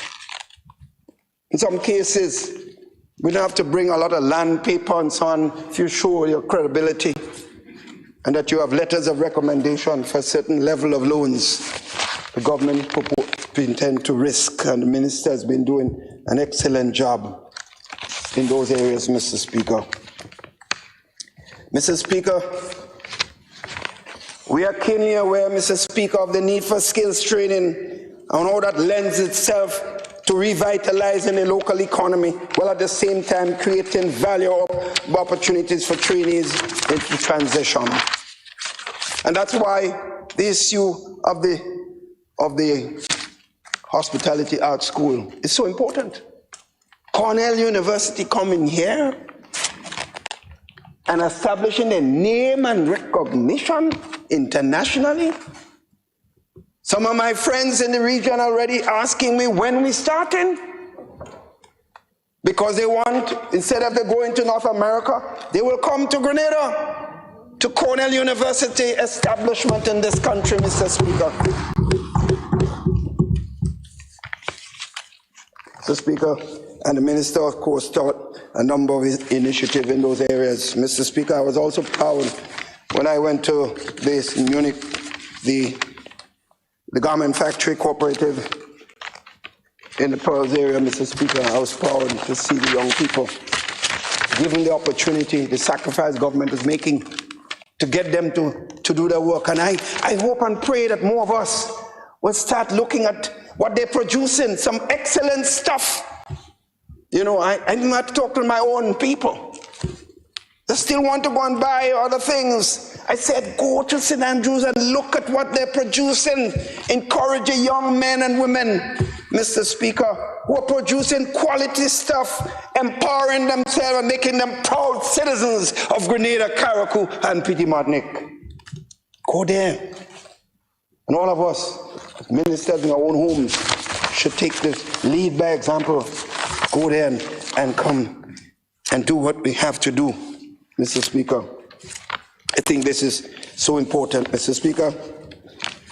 I also want to talk about the need for us to have a more agile, flexible, and be responsive as we pursue the transformative agenda. And central to that is ICT. The initiative of the DG4R project was meant to be. There have been a number of issues related to this, and getting the necessary support in the public sector to ensure that we can move the thing faster than we are doing has been a problem historically. But that initiative will transform our society in many respects. And the Caribbean component of it, ICT component, a combination of both of these would propel Grenada and the rest of the region. Would we have an additional benefit having our standalone program, DG4R. Mr. Speaker, government takes seriously its role as a facilitator, creating the environment and is conducive to the type of development that is necessary to move this country forward.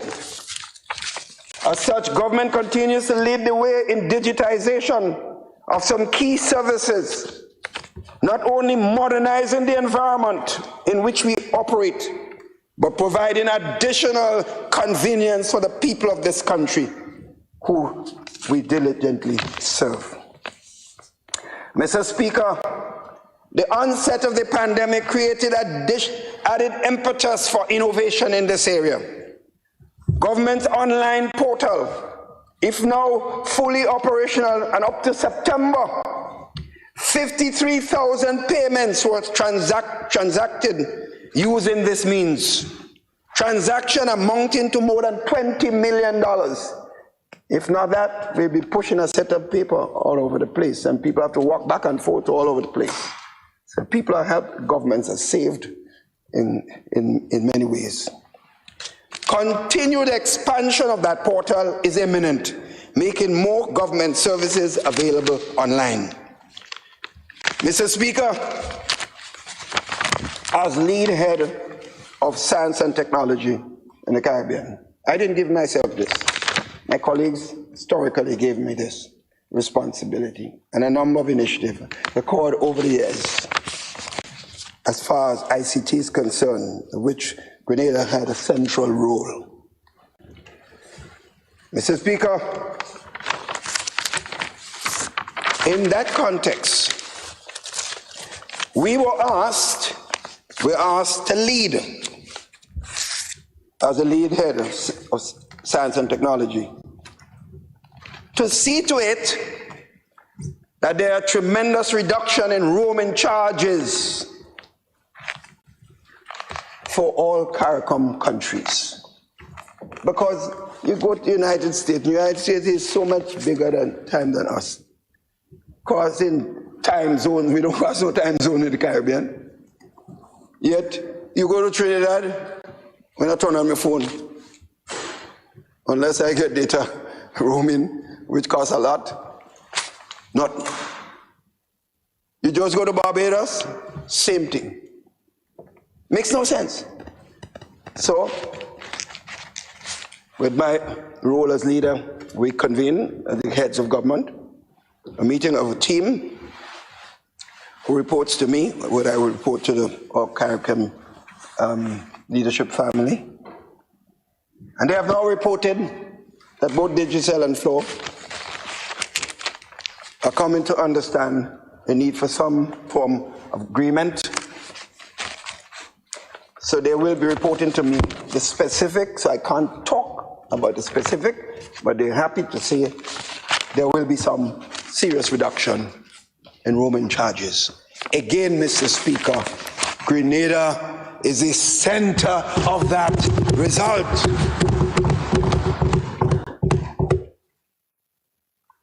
Them paratroopers must know that. Mr. Speaker, it is significant, you know, because Grenada was then, way back in the 2000 plus year period, we were asked to lead the discussion on the liberalization of telephone cost, telephone operation in the OECS, Mr. Speaker.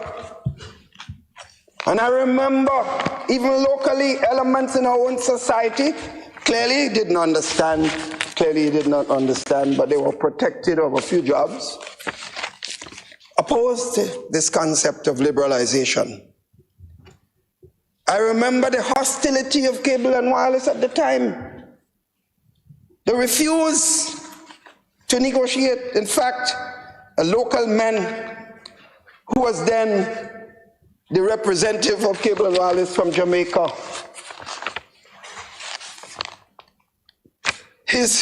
when he appeared to understand the need for serious liberalization and was doing his best to accommodate, he was fired.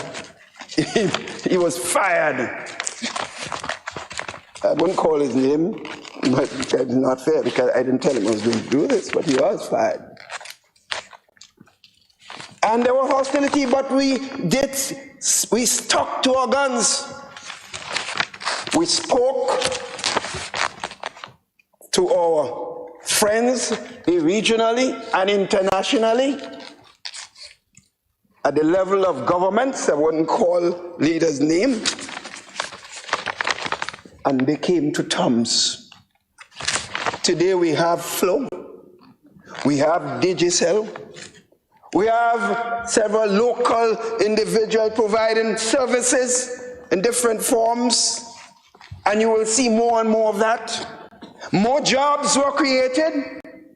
Some people who took payout from Grentel, as it was then, set up their own businesses and doing well and hiring people. In other words, because of that initiative, Mr. Speaker, the whole Caribbean, Mr. Speaker, benefited from this.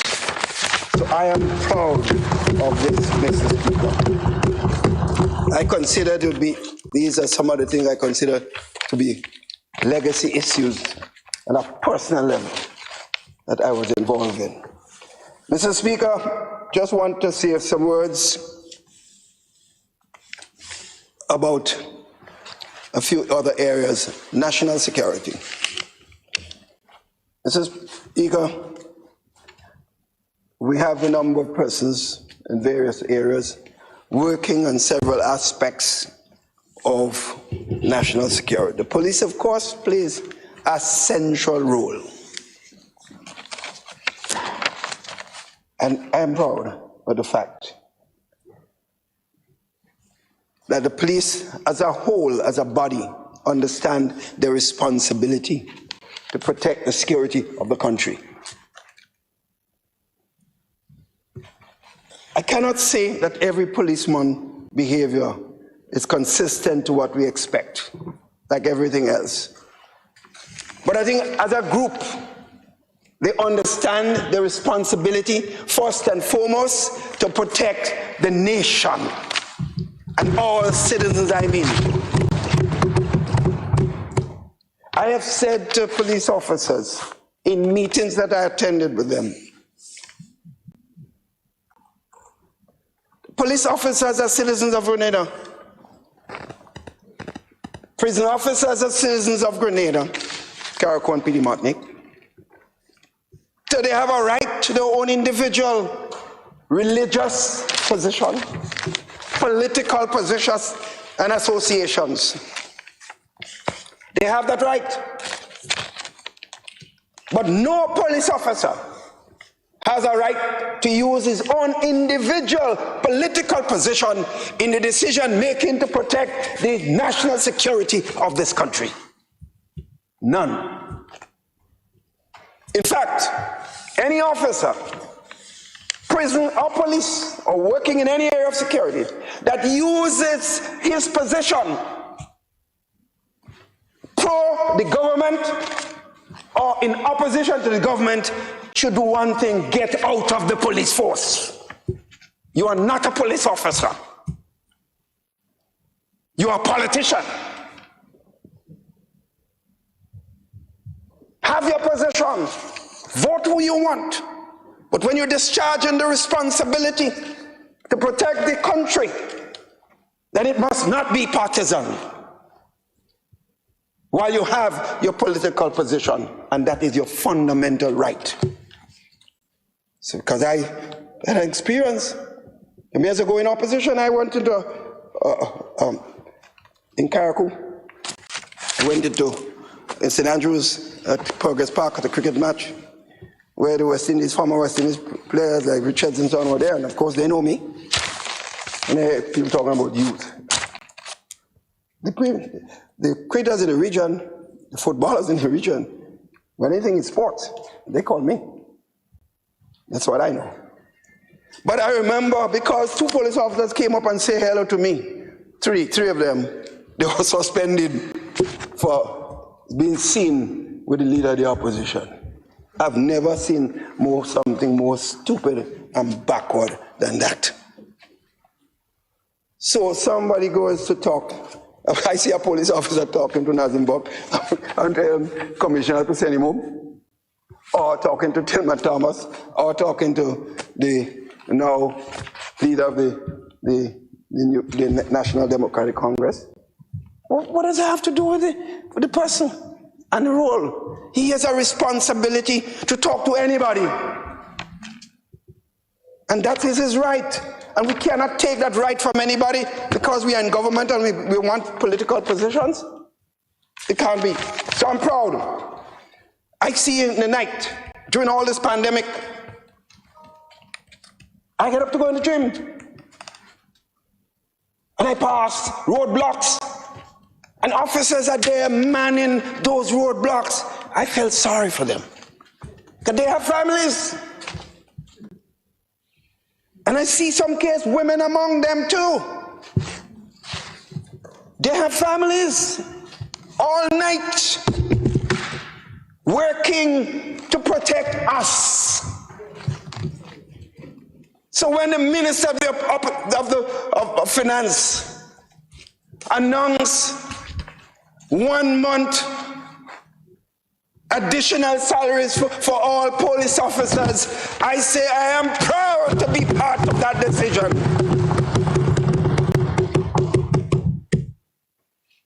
It doesn't mean that all police officers pull their weight, but it's how you're going to differentiate that. In any event, my own view about life is when poor people get money, even if they don't work too hard for it, they spend it here. They don't go in London and Miami and shop. So why is the big problem? We get back the tax. when they buy services. That's my philosophy, Mr. Speaker. I'm just being honest. I'm not saying they have a right not to work for it, but I'm just saying I am not going to lose any sleep. That is my point. I'm not going to lose any sleep. So I'm proud of the leadership of the police force. I'm proud of the fact that they understand basically their responsibility. And therefore, I would always be there. Whether it's providing transport, providing other services, and there are a number of other areas. I have already said to the commissioner, we need to see more women in the police force. And then women must have, if you have a quota, police officers serving in outer district or in St. George's or wherever, there must be quarters for ladies and quarters for men. We don't have that now because the whole police force was meant just for men. That's historically. In fact, when I was growing up, if you're tall and big, you can't become a police officer. Sometimes I see some small police officer. No, so it's the skill, the knowledge, and the security intervention that makes sense, not necessarily size. Sometimes you have a big fella can run behind somebody, and you call him a police officer. Maybe you could hold a battle properly. So, Mr. Speaker, on another level, I want to now turn, I see it's almost 11 o'clock. So I want to turn now, Mr. Speaker, as I promised. I didn't realize I'm talking so long.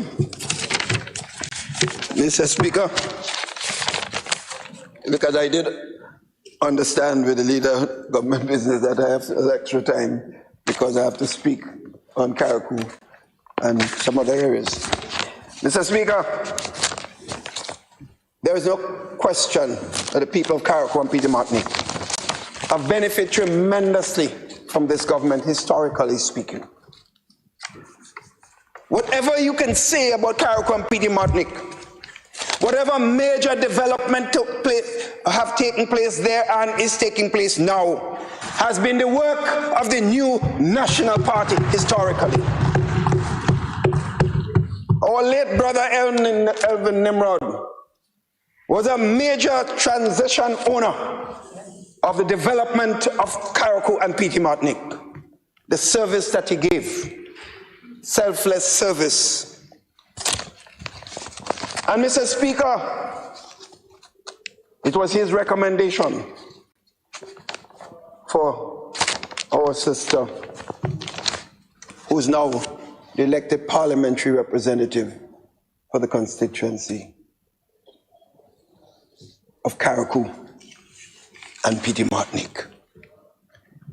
I'm proud, Mr. Speaker, of her service. I've seen her grow,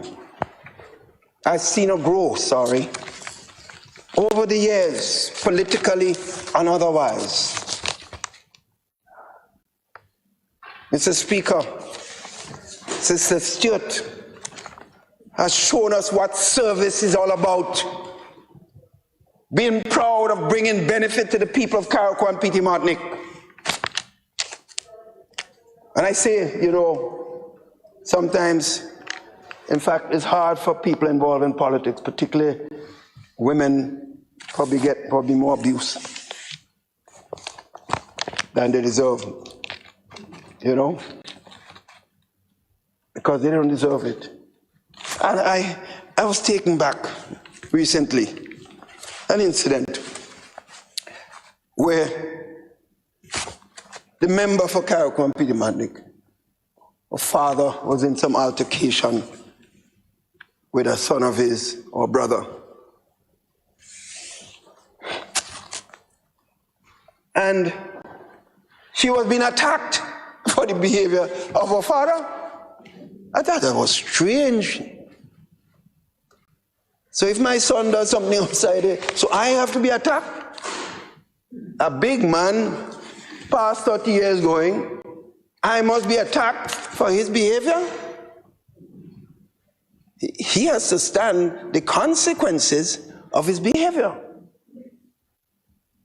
If I have to support him in any process, I will do what I have to do as a father. But I can't take responsibility for a big man's action outside it.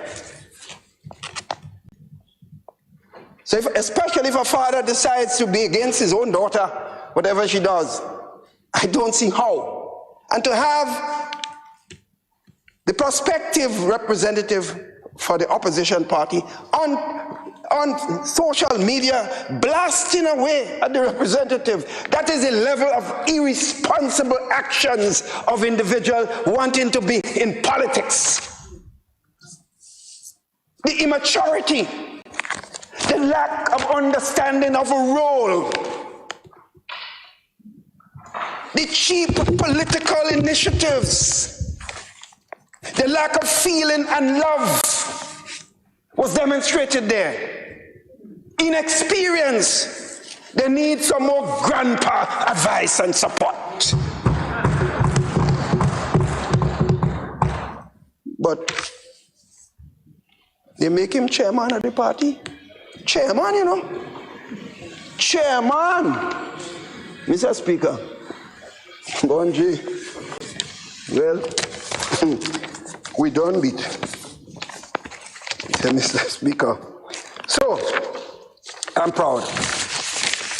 And this just represents some of the things that have been done, Mr. Speaker. The rebuilding and the smarting of the Hillsborough Health Center, transforming it into a modern facility, Mr. Speaker, to deliver better health services for the people of Carriacou and Petite Martinique. Over in Petite Martinique, small upgrades have been done already to the building, health center, and more in 2022. The Princess Royal Hospitals also receive a complete remodeling. We now have an improved facility that is hurricane ready, and an X-ray department has all now been added to the Princess Royal Hospital in Carriacou. Progress, Mr. Speaker. A brand new secondary school, Mr. Speaker, Bishop's College, getting ready to be completed. Consultation already underway regarding the temporary relocation of TAMCC Carriacou to facilitate necessary repair work at the current location. We have a construction of a new NADMA building and warehouse at Bel Air in Carriacou that is basically expected to be handed over soon, complement the United States government and people. The low-income housing project spearheaded by the People's Republic of China has also been completed, will be completed in 2022, and we expect that these homes will be distributed. We also saw this year the completion of the Cherry Road under the Agriculture Feeder Road project. A major project to come on stream in 2022 is the Carriacou and Petite Martinique Ministerial Complex. Mr. Speaker, these are just a sample of the amount of activities in the sister isle of Carriacou and Petite Martinique. Mr. Speaker, I was also pleased that the police was involved in this, with the solving of that bank robbery in Carriacou. With quick action of the people of Carriacou and Petite Martinique and the Royal Grenada Police Force, we need to give them high commendation for this, Mr. Speaker, I would like to give an idea of, these are just some of the issues, Mr. Speaker, but in the Northeast constituency, where, as I said, on the other side, we share, in fact, we share portion of New Hampshire as one of the bigger villages in that north. As I said, the constituency used to be one before. Mr. Speaker, I didn't hear the representative say anything, but maybe he doesn't know because he's not really there. 62 persons receive assistance at house repairs, and 9 new houses were constructed under special circumstances. For the bathroom and toilet program, 41 persons receive assistance. Now, I want to qualify this. I have said over and over to members of our government, we should not give out material to someone unless there is a plan to make sure it's used for doing of the work that was intended. I can't say we have always stuck to that. Even in my own constituency, I can say that everyone they follow that principle. But that's the fundamental principle, because no point giving somebody material, it sit on the ground, dry rot, after a period of time is destroyed, it's spoiled. Or some people even take it and sell it sometimes. So one has to be careful wasting government resources. But the intention is there. And we need to put stronger systems in place that we could bring more and more. I am sure Northeast, to the size of the constituency, they could do a lot with a lot more resources and a lot more opportunity, because there are a lot of people who are looking for help in those areas. Mr. Speaker, 37 special projects have been done in that constituency.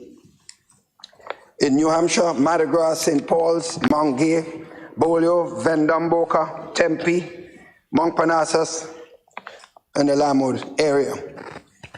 But clearly other areas was expected to be helped.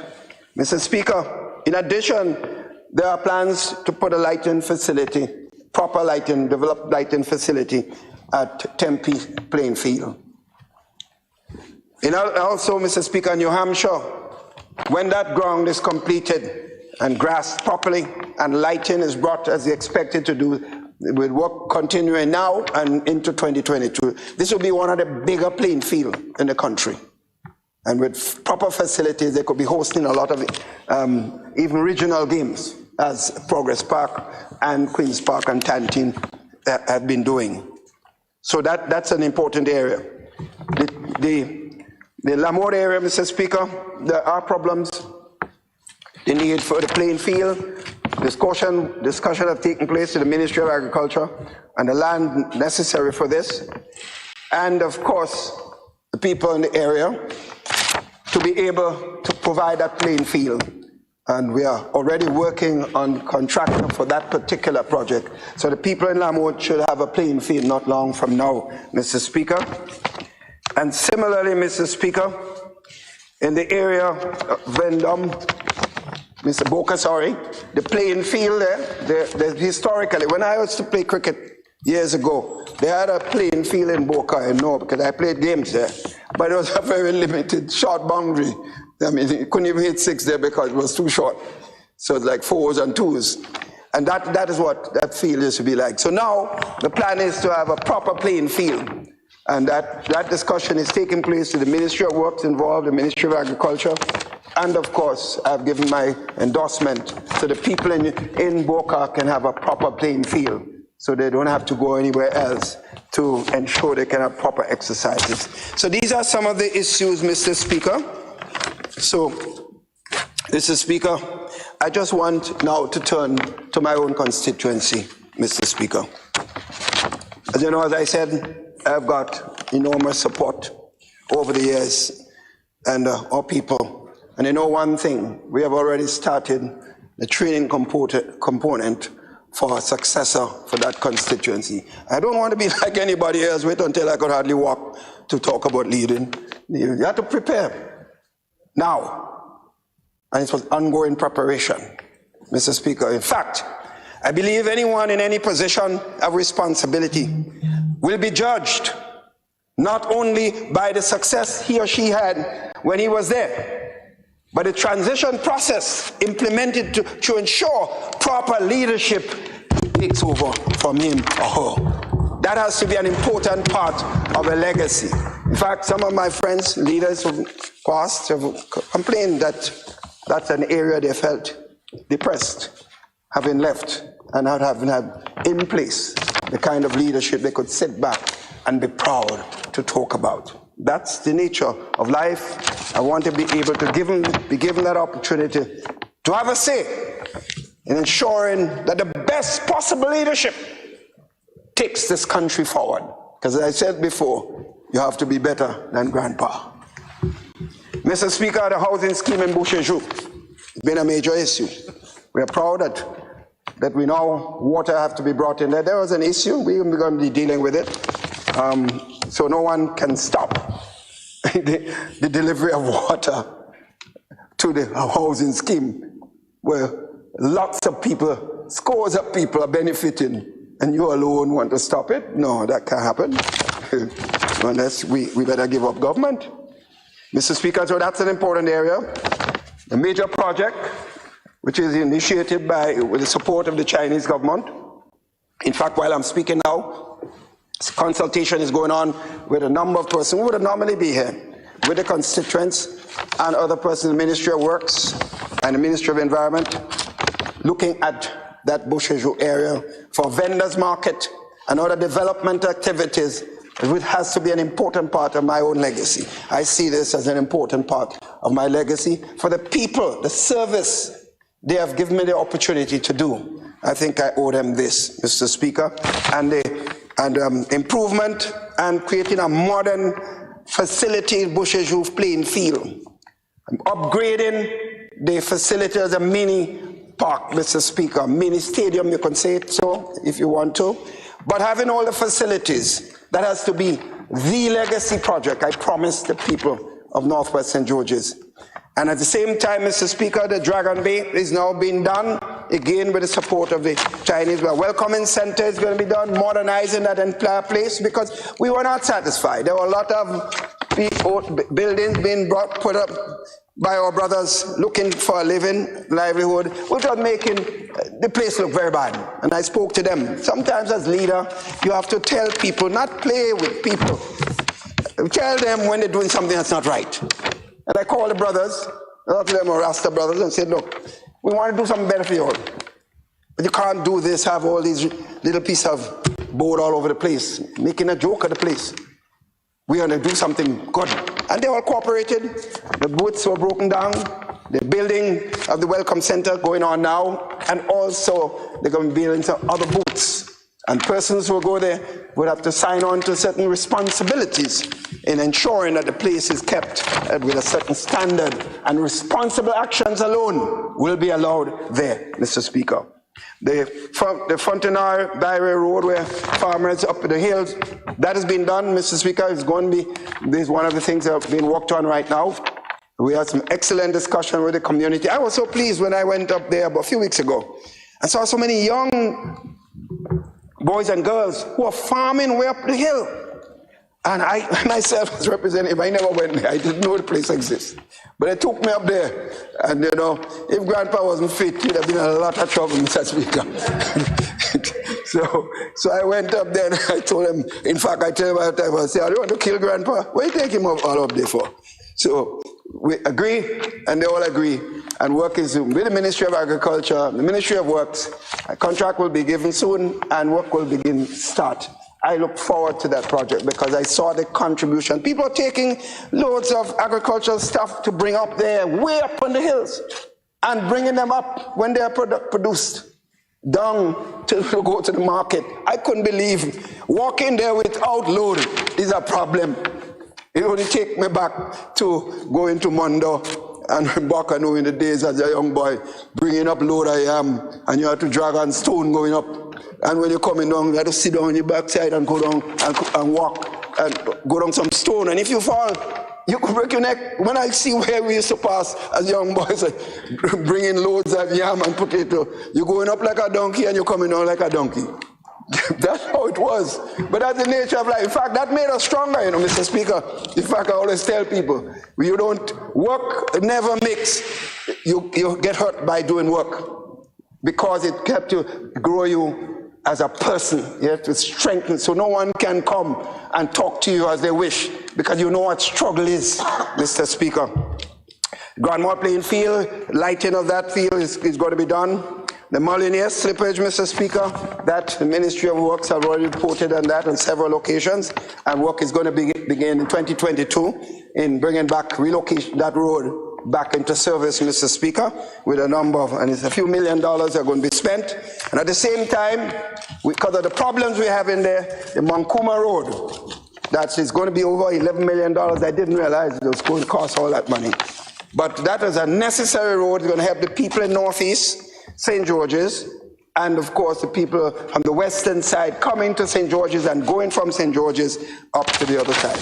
Mr. Speaker, these are just some of the issues that I wanted to raise as far as those constituencies. I gave you a limited amount because I realized that I'm coming close to the end of time. Mr. Speaker, just a few views on some political issues that I think I must touch before I sit down. Mr. Speaker, I heard it been said that this is a Santa Claus budget. I don't know who said it, but who said it? Wear the shoes. Well, Santa Claus is coming. So what else do you expect us to do? Bring Santa Claus.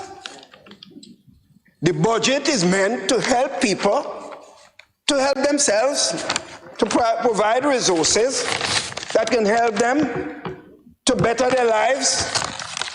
Yes, when Santa Claus comes in and after Santa Claus goes, that is what it's meant to be, to help people. So whether Santa Claus come in or it ain't coming, it is for people. People getting help. The policemen that get the extra month. What you expect them to do it? Say, Santa Claus come in, I don't want it. So I don't understand it. Mr. Speaker, investors and the acceptance of our sovereignty. Said this over and over. Having lived abroad, me taking no nonsense from anybody that feel they come here. Because I took a lot when I was abroad. I know what. I know what racism is. I know when people look down on your color and who you are. I understand that. And I have no chip on my shoulder. But no one should feel that they're better than another person. I got a lot of white friends. And I make no apologies for it. In other words, we're all people, and we must be respected. Mr. Speaker, I see a letter written by a certain individual. I'm calling on him. Certainly, the letter is here. A letter written to a minister of government, literally referring to the behavior of the Prime Minister and saying, you all should know what you are to do. In other words, he advocating to change Prime Minister. What? I mean, give me a break. Imagine a man come here, the acceptance of the people of the country appear to be nice. He doesn't get what he wants. All of a sudden, we're the worst country in the world. And he's going all over campaigning about Grenada. Nothing should go there in Grenada. He wants to see the end of the CBI program, cursing the program and cursing the leadership of the program. Let me say this. I am proud of the leadership of the CBI program now in place at the CBI unit, Mr. Speaker. I'm proud of it. And when you come here, you obey the rules. All of us have to obey the rules. And I make no apologies. And those who are here in this country, who want to support this thing, who want to accept his gifts, who goes to Miami to buy all kinds of things for Christmas on behalf of those persons here, let them go, let them conscience speak for themselves. I will not have part of this. Don't they reduce themselves as a puppet because of a few dollars? Not a few dollars earned by the individual, earned right here in Grenada, Carriacou, and Petite Martinique. That's why he earned it. Bosin, he has money now. He has money now. So he's waiting for his new leader. I mean, I would be ashamed. No one can say they bought Keith Mitchell. No one. I have friends, but no one can say that I am bought. I'm not afraid to call a spade. And as they come to the end of my period of service, I will be more careful now than ever before. Because if I didn't create it before, I don't want to create that now. So, who want to curse me? Change will come. The members here will make the change. It will come. And the people of the country will come. And I am ready to make that change too, Mr. Speaker. But from abroad, you come here, and you said to me that you didn't think that black people were human beings when you were growing up in South Africa? Oh yeah? I could forget that statement. I thought it was a past thing, but now I see the behavior, now I know that feeling is still there. So we are not people. So you come where you come from and you want to change government. You want to change government. And some people here are prepared to accept that type of thing, Mr. Speaker. Mr. Speaker, vaccination, I must talk about it, and we all have to talk about it. Who want to duck responsibility, not speaking about that issue? History will condemn us, you know. Those of us in responsible position in the society, in politics, and across the board, in business, in religion, we have a responsibility to the people of the country to tell them the truth. To tell them the truth.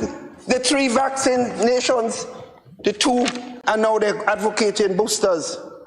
We should be advocating this for people and doing everything possible to get people to protect themselves. When people get sick, when they die, the 200 died, there were NDC supporters and NNP supporters. I hurt for all of them, Mr. Speaker. And that's why it hurts me when we praise the actions of some members of the opposition for taking part in serious initiative. In one case, I did it with an individual and a national address because I wanted to send a special message. That if you do good, I'm prepared to give you all the credit, and the NNP will give you all the credit. Instead of certain elements, we're cursing the gentleman, we're cursing him instead of praising him for doing what is right and making the party look good. They started cursing them. But if your role is just cursing people, you want to run country and all you do is just running your mouth on everybody wicked, everybody this, everybody is all kind of thing and so on, you know, you can't run any business that way. Mr. Speaker, I heard it said in this House that this statement of the Minister of Finance of 2020 renewables is a problem. I heard it said it's a problem. The leader of the opposition said, so how are we going to achieve that? Germany can't even talk about that. Germany is a massive country. One serious initiative in renewable energy supported by the European Union and others could bring 15 megawatts of power of renewable energy to Grenada. That's close to, we get with solar and other benefits, and that one coming from underground, with heat underground. And if you get solar and wind, where we have a lot of capability, a combination of that in quick time can give us what we want, because we are a small country, my friend. So it is reasonable. So if you understand what renewable energy can be, the size of the country, and the magnitude of what we have here as power, then 2030 for energy to the main supply of Grand Lake is not an impossible act. And so on, and with the change in electrical cars and all the things like that, we will be contributing immensely as far as our country is concerned, as far as in that area. Mr. Speaker, this budget will impact on all members of this team. Mr. Speaker, while I was away, I was listening to some of the contribution when I got some time before the event. And I was so proud to hear the presentation from this honorable House. Every member. One could say if you were giving prizes, you might single out a couple of persons, but I think everyone contributed to what I considered the image of a capable team working together to build this country in the time of a serious crisis. Every member in his own right, Mr. Speaker, in his own ways, because we are all different in some extent.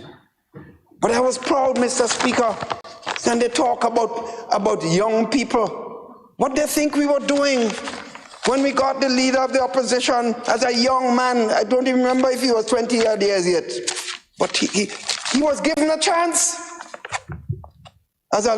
in the Senate of the country.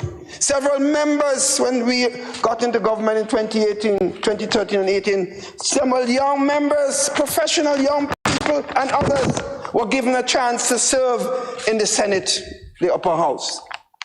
Several members here, you look around, Mr. Speaker, of members who are a certain younger than who they call young, Mr. Speaker. Younger than that person, if his age you're talking about. And how nonsense you talk about age when you're talking about leadership. Well, if age is the factor, go and get a 21-year-old volunteer from the country because he's younger than you. Ages can't be chronological age in any event. What is chronological age? Yeah, a man 40-something and a fella in the 60s, 70s look more fit than him. What are you talking about? It's the mind and the body. The mind and the body, Mr. Speaker. Give me a clap now, man. Give me a clap. Give me a clap.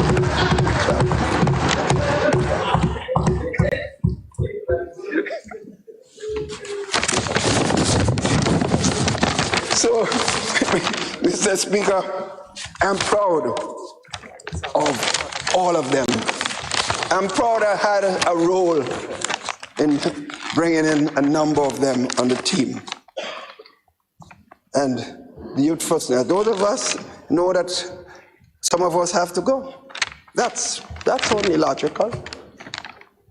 And I have already signaled my time of leaving. I didn't give an exact date, but it's coming. It is definitely coming. And no illusions whatsoever. Mr. Speaker, therefore, in final points I want to make, I want to thank my constituency for their support and the people in my constituency. I want to thank all of them in the offices. They know that I expect standards, and when some of them don't do what I expect, I deal with it accordingly. They know that about me, and I'm not ready to call a spade. But they have given me their service, and I want to thank them, especially at this time. I want to thank the police service for the support and commitment in the charge of their duties to protecting the security of the country. The prisoners, officers, those who are in the prison providing education and learning and counseling support to the prison services. I want to thank all of them for their contribution in making Grenada a better place, because when people are empowered and they come out of that area of control, they will then make better citizens and give the contribution that they deserve. I want to thank all the various divisions, the Department of Public Administration and Leadership. I know they get a lot of licks. You know, we always have scapegoats in the system. Sometimes we don't do what we have to do, but we are, DPA is the problem. PSC is the problem. Finance is the problem. We always dumping it on somebody else. Sometimes they do deserve the licks, but a lot of time I believe they are singled out unfairly. And I need to say that as somebody who has been in the public service. I'm not only talking about now, for many, many years. Mr. Speaker, I want to thank the ministry staff, the permanent secretary, the various divisions, the Department of National Disaster, Mr. Speaker, with Minister who is there serving the people, Brother Gary was there. I want to thank them for the service, with a number of initiatives, and the PS serving there, and also serving at the same time at DPA. I want to thank them, all of them, and the workers for their contribution. The Cabinet Secretary, I want to thank her for accepting the responsibility to lead the government service at this particular time. I want to thank all the concerned citizens, Mr. Speaker, for their support over the years. I want to thank all of them because I feel, Mr. Speaker, I tell you, I feel good as a person, Mr. Speaker. I really feel it, and I have to say it, Mr. Speaker. I want to thank all. I want to thank you, the clerk, and all the service, the staff of the parliamentary office. I want to thank all of them. I feel sometimes we ask you all to do much more. Sometimes we ask you at the spur of the moment, because of all the problems that we have to face. But I want to say this, colleagues, I feel that I'm a free man. I feel it. And I thank all of you for your support and your commitment and sacrifice for Grenada, Carriacou, and Peter Martinique. I thank you, Mr. Speaker.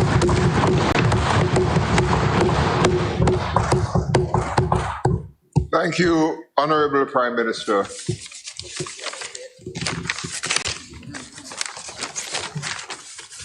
Leader of Government Business and Minister for Finance. Thank you very much, Mr. Chairman. And what can we say? Sorry, Mr. Speaker. And what can we say after the contributions made by everyone in this honorable place? Mr. Speaker,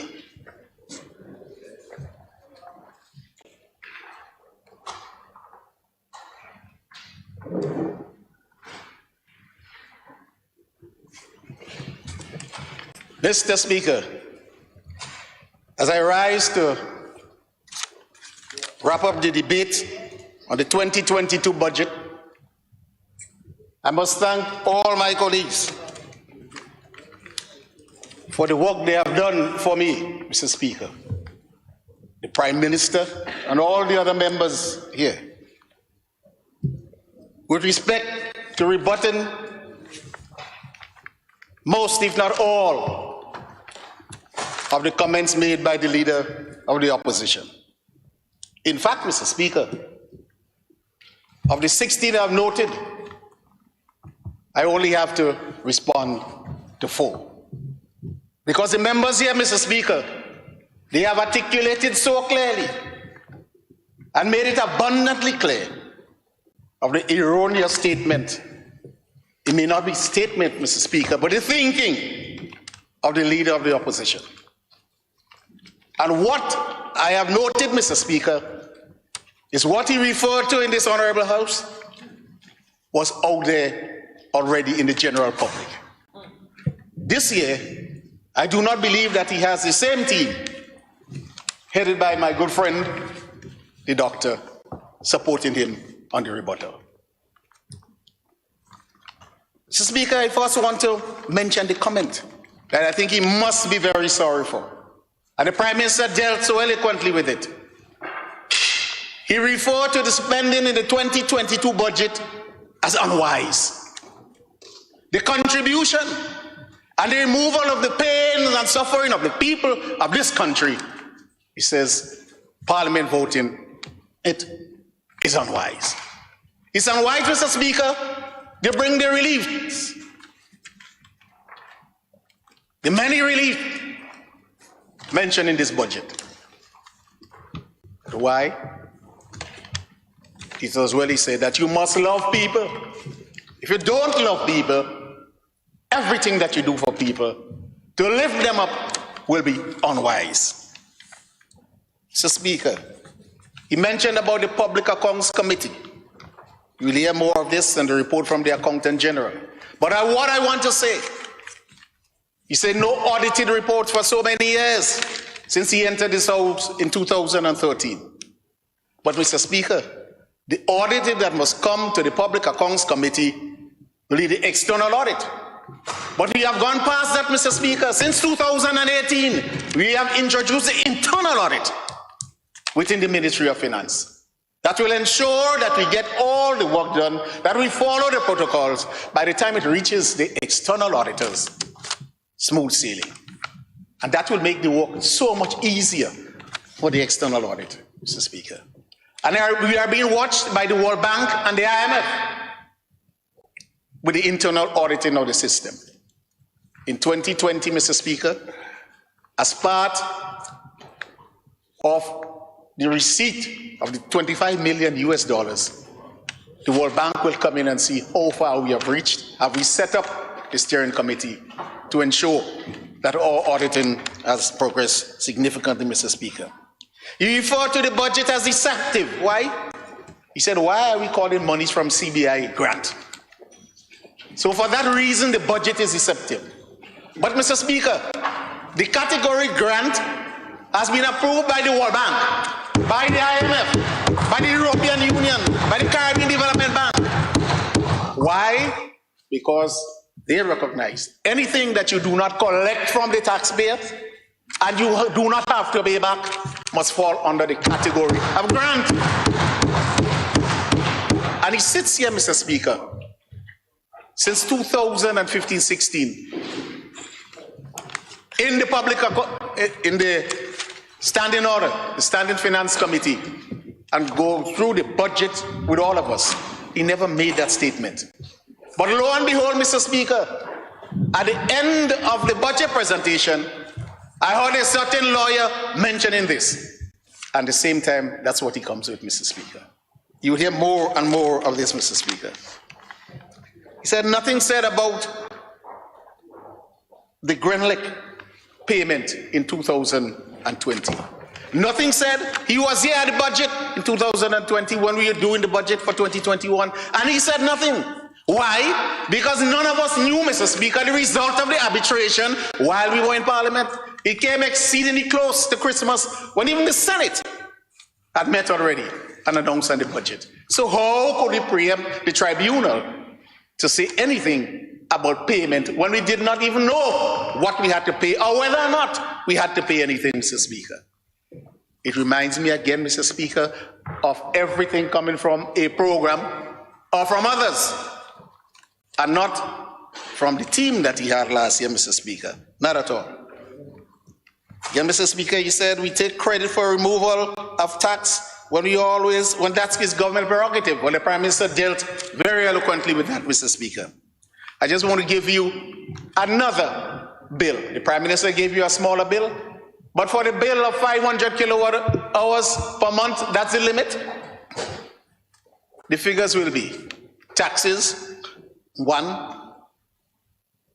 the VAT, $24.40, $10 for the EVL, $202.85 for the non-fuel charge. That's the one that we could touch. The fuel surcharge will be $220. You add all of that up, you'll get your bill. But we want to segregate it. So the removal of the VAT and the EVL, which we could do anytime. The world knows this. That comes up only, Mr. Speaker, to $34, $34.40. But the reduction, when we attacked the non-fuel charge, the reduction is $50, more than $34, for a total reduction of $84.40. So had we come here and remove that alone, on a $450 bill, you're just getting $33 off, $34. But with the removal or the reduction of the non-fuel charge, which is the one that we could not have touched, Mr. Speaker, but we're not in control of the company at this point in time. That is a huge $50 more. So when I said we could not have obtained that package, a package of $84, if the government was not in control of Mr. Speaker. That is fact. That is a fact. We could only have given you 34. So we took the bold step, Mr. Speaker, to move in that particular area. And he said the Minister for Finance said the lawyer for WRB is NDC leader. If you go back to the Hansard and you look at this, you would not see that I said that. Because he knows that. And because the world knows that. I said WRB lawyers. Well, he has now made it abundantly clear to all what we have already known, that WRB lawyer is the leader of the NDC, Mr. Speaker. But further, he went on to say that we should be careful that Grenlick does not fall back into WRB's hand. Remember, he's a part of them, Mr. Speaker, whether formally or informally. So I thank him, Mr. Speaker, for exposing the plan. Yes, yes. So I asked Mr. Speaker, what is the quid pro quo? Yes. What is it, Mr. Speaker? If, when you get there, I will come back, what am I giving to you? Yes, yes. And if you look, if you ask him, and if you ask over 3/4 of Grenada, you will understand they know where financing for a certain person and a certain group is coming from. And when he exposed that, I said, no, I understand. Because there are certain people, they don't love you, you know. They only wish to use you. plan obviously is, and he has told us, and what you hear today, I will commend him for that. I will say it is good that you come out and tell us what is the plan. That as soon as a certain team get back there, WRB will come back. So Speaker, I hope in the unlikely event that they make them pay twice the amount that the tribunal charged the people of Grenada for this, Mr. Speaker. Highly unlikely, but we all know now. So we'll be watching, I could call Mr. Speaker. One of the things that I could not understand, Mr. Speaker, he said that oil and gas production will start in March. And we are hiding this from the people because we do not want the GCF to know. Because the GCF, he knows that we have an abundant sum earmarked for Grenada. Grenada being a smart city, St. George having the first smart city in the region, that go over $1 billion EC. That's in the making when the New York University came to do the study down here. Those are the plans, discussions were held. And in fact, the financiers were already identified.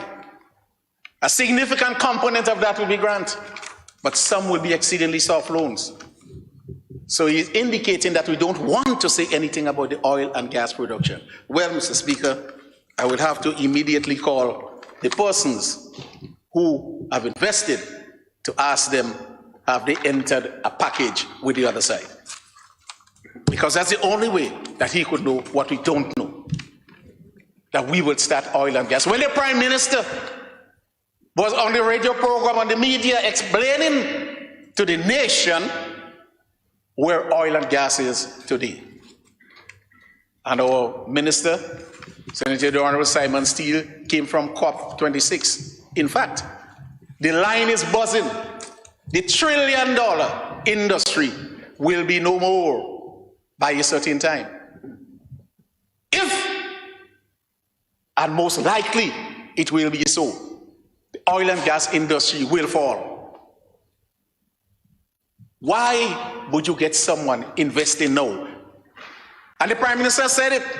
There are many wells with proven reserve around the world where investors say, I'm not going forward with it.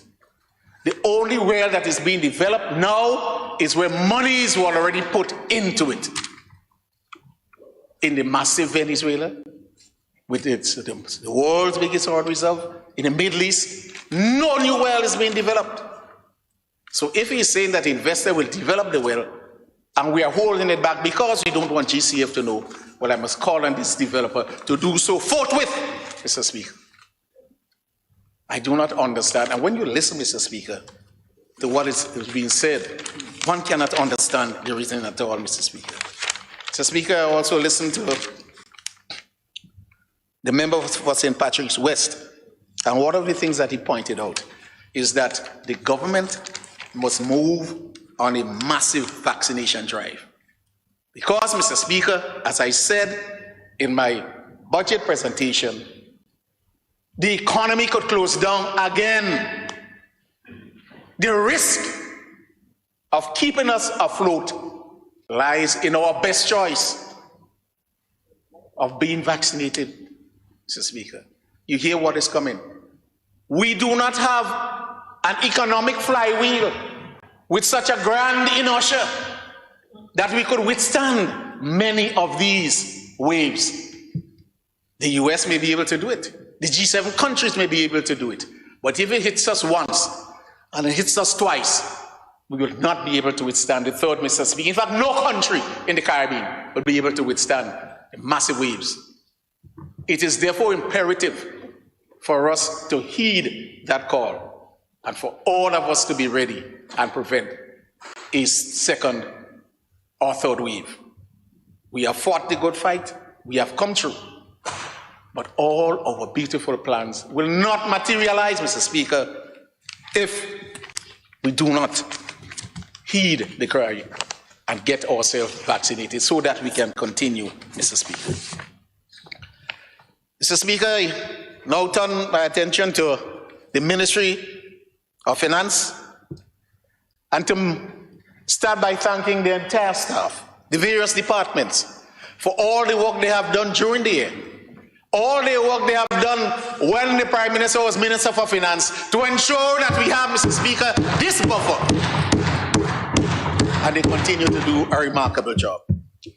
So while I cannot say everything about them, Mr. Speaker, I will recognize every department.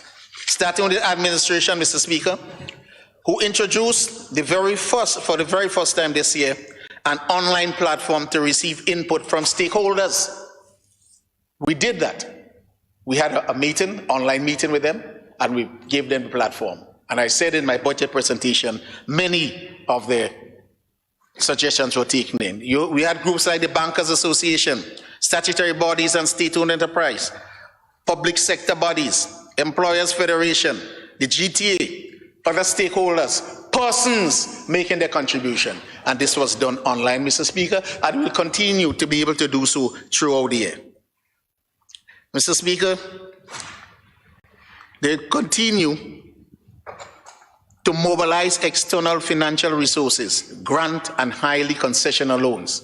We'll continue to do so that Grenada can move from step to step. The Customs and Excise Division, Mr. Speaker, they have done remarkably well. We know that it's difficult times out there, and while our dashboard may give us the operational information, we are moving to the tactical information. In other words, what can we do in our division to ensure that the operations grow from strength to strength, instead of simply watching the operations, move to a tactical and a strategic, well, the cabinet level makes a strategic decision.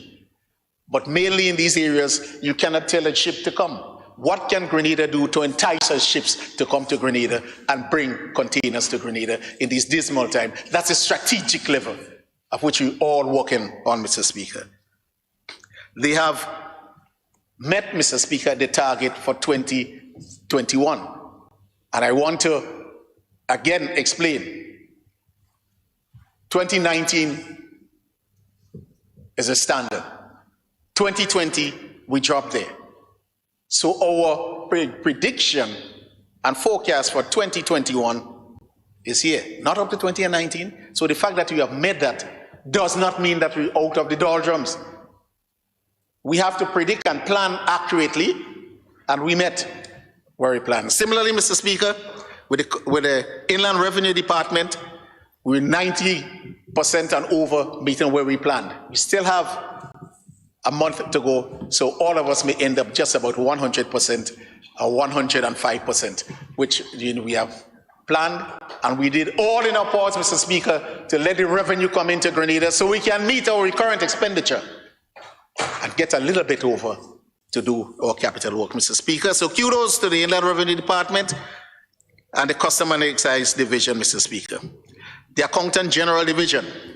While we bring in monies, Mr. Speaker, we must follow and ensure that it is spent prudently. And that's where the Accountant General Division comes in. Look to see that expenditure is in line with what is planned, and to really tell us the various ministries where we're at, what we can do, and how we should do it, Mr. Speaker. And I want to compliment them for doing that very well, Mr. Speaker. That is why we were able to manage in this system that the way we did, Mr. Speaker. So this Ministry of Finance, Mr. Speaker, has tremendous knowledge in this regard. Mr. Speaker, the Economic Management and Planning Division, and one of the things that we must recognize them for, of the many things we have there, it facilitates the timely payment of debts and management of judgment debts, Mr. Speaker. That's of critical importance. Because the bondholders, where we cut the hair with the 50% shave, they're not happy, you know.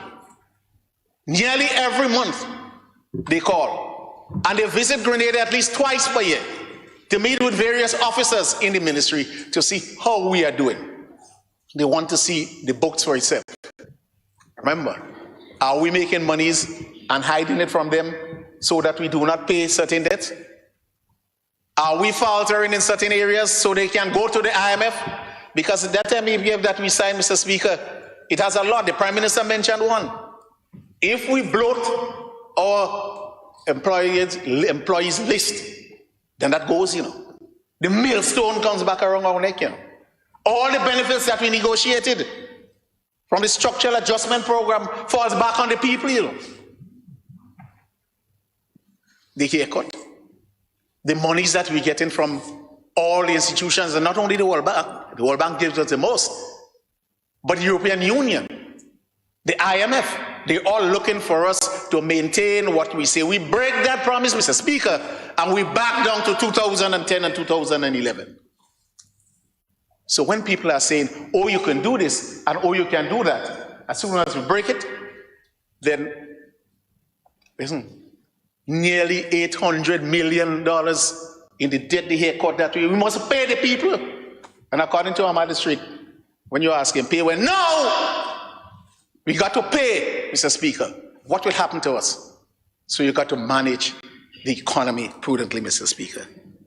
We have drafted guidelines for an emergency fund for the statutory bodies and state-owned enterprises. And this is of critical importance. There are statutory bodies that may have a little surplus, and there are statutory bodies who are just there, just breaking even, and they want to borrow. So you should make this fund within, it may be kept in a bank, but statutory body A could be borrowing from this fund, and the owner of those funds, those SOEs that put in, will be getting benefits. You get from the bank now, what, 1%?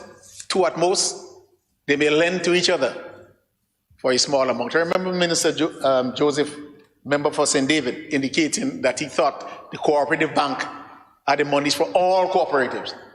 And this reminded us of the plan that we have to have those statutory bodies coming together. Maybe the welfare department in the police force could say, well, I'm putting my monies there, and the other statutory bodies will borrow. I will get a better interest rate and better returns that I get, Mr. Speaker, from the bank at this point in time. The Department of Economic and Technical Cooperation, Mr. Speaker, fundamental in the development of the country. You know, the successful engagement of the GCF to mobilize readiness support for capacity development and implementation of the National Adaptation Funds. So, Speaker, the $125 million given as grant to Grenada, the National Water and Sewage Authority, that is managed by the GTZ, the German funds. So Germany manage it and low for 7% here. We're not managing it for free. But if we do as another Caribbean island and we establish the capacity to manage this, then the Department of Economic and Technical Cooperation will be taking that 7% of the 125 million EC dollars. Okay. We call it $8-9 million they will have on their own, bringing into Grenada that leaves Grenada. And it will take us maybe 2 years, 3 years to get that. So when we get any further grant, then a massive external organization must come and manage it. The Caribbean Development Bank is seeking to have that capacity. So we might say, well, let's give CDBs ours. For a while at least, until we build that capacity. So this is of fundamental importance, Mr. Speaker, and we want to recognize the work of the Department of Technical and Economic Cooperation, Mr. Speaker. And they were fundamental in us moving from under 50% to 80% implementation rate, Mr. Speaker. Because they're looking at everything, advising, speaking with the donors, speaking with the financiers, speaking with the ministries, and getting the Ministry of Finance to do whatever is necessary to ensure that we expend the funds before us, Mr. Speaker. Mr. Speaker, we also have to look at the statistical department, Mr. Speaker. It is of critical importance because the statistical department must provide statistics for us. And I want to mention 2 areas, Mr. Speaker, where we are engaging on. One, it is the labor force survey. Every quarter, we must do the labor force survey to see what the unemployment rate is. Over longer periods, we'll do the poverty assessment. But facing us now, Mr. Speaker, is the population and housing census. That is of critical importance. You know, Mr. Speaker, we called for people that come in to work for a period of time, maybe 3 months up to 6 months. A lot of applications. We met with the Ministry of Health during this COVID time, and we asked, what is the risk of our workers going out there, unknowing to them, contracting the virus, and then going to every home? And then they say that risk is significant because it was very close after that spike where we had the many deaths and so forth. And they say, well, Ministry of Finance, Health says, you must ensure that the people going out to do the census are vaccinated.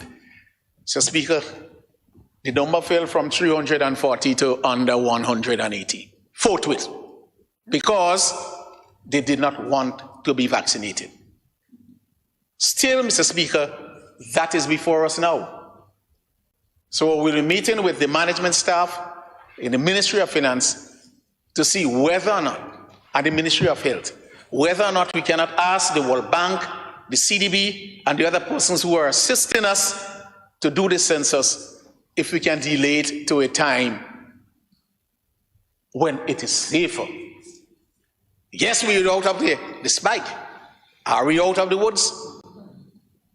We want to be sure when people come and knock on your door from the Ministry of Finance, we don't want you staying out there with a spoon and telling them an answer way on the outside. That can't work. So we're trying to do a lot now, Mr. Speaker, by getting your telephone numbers and then we call you on the phone. Again, that is not the best way of doing it.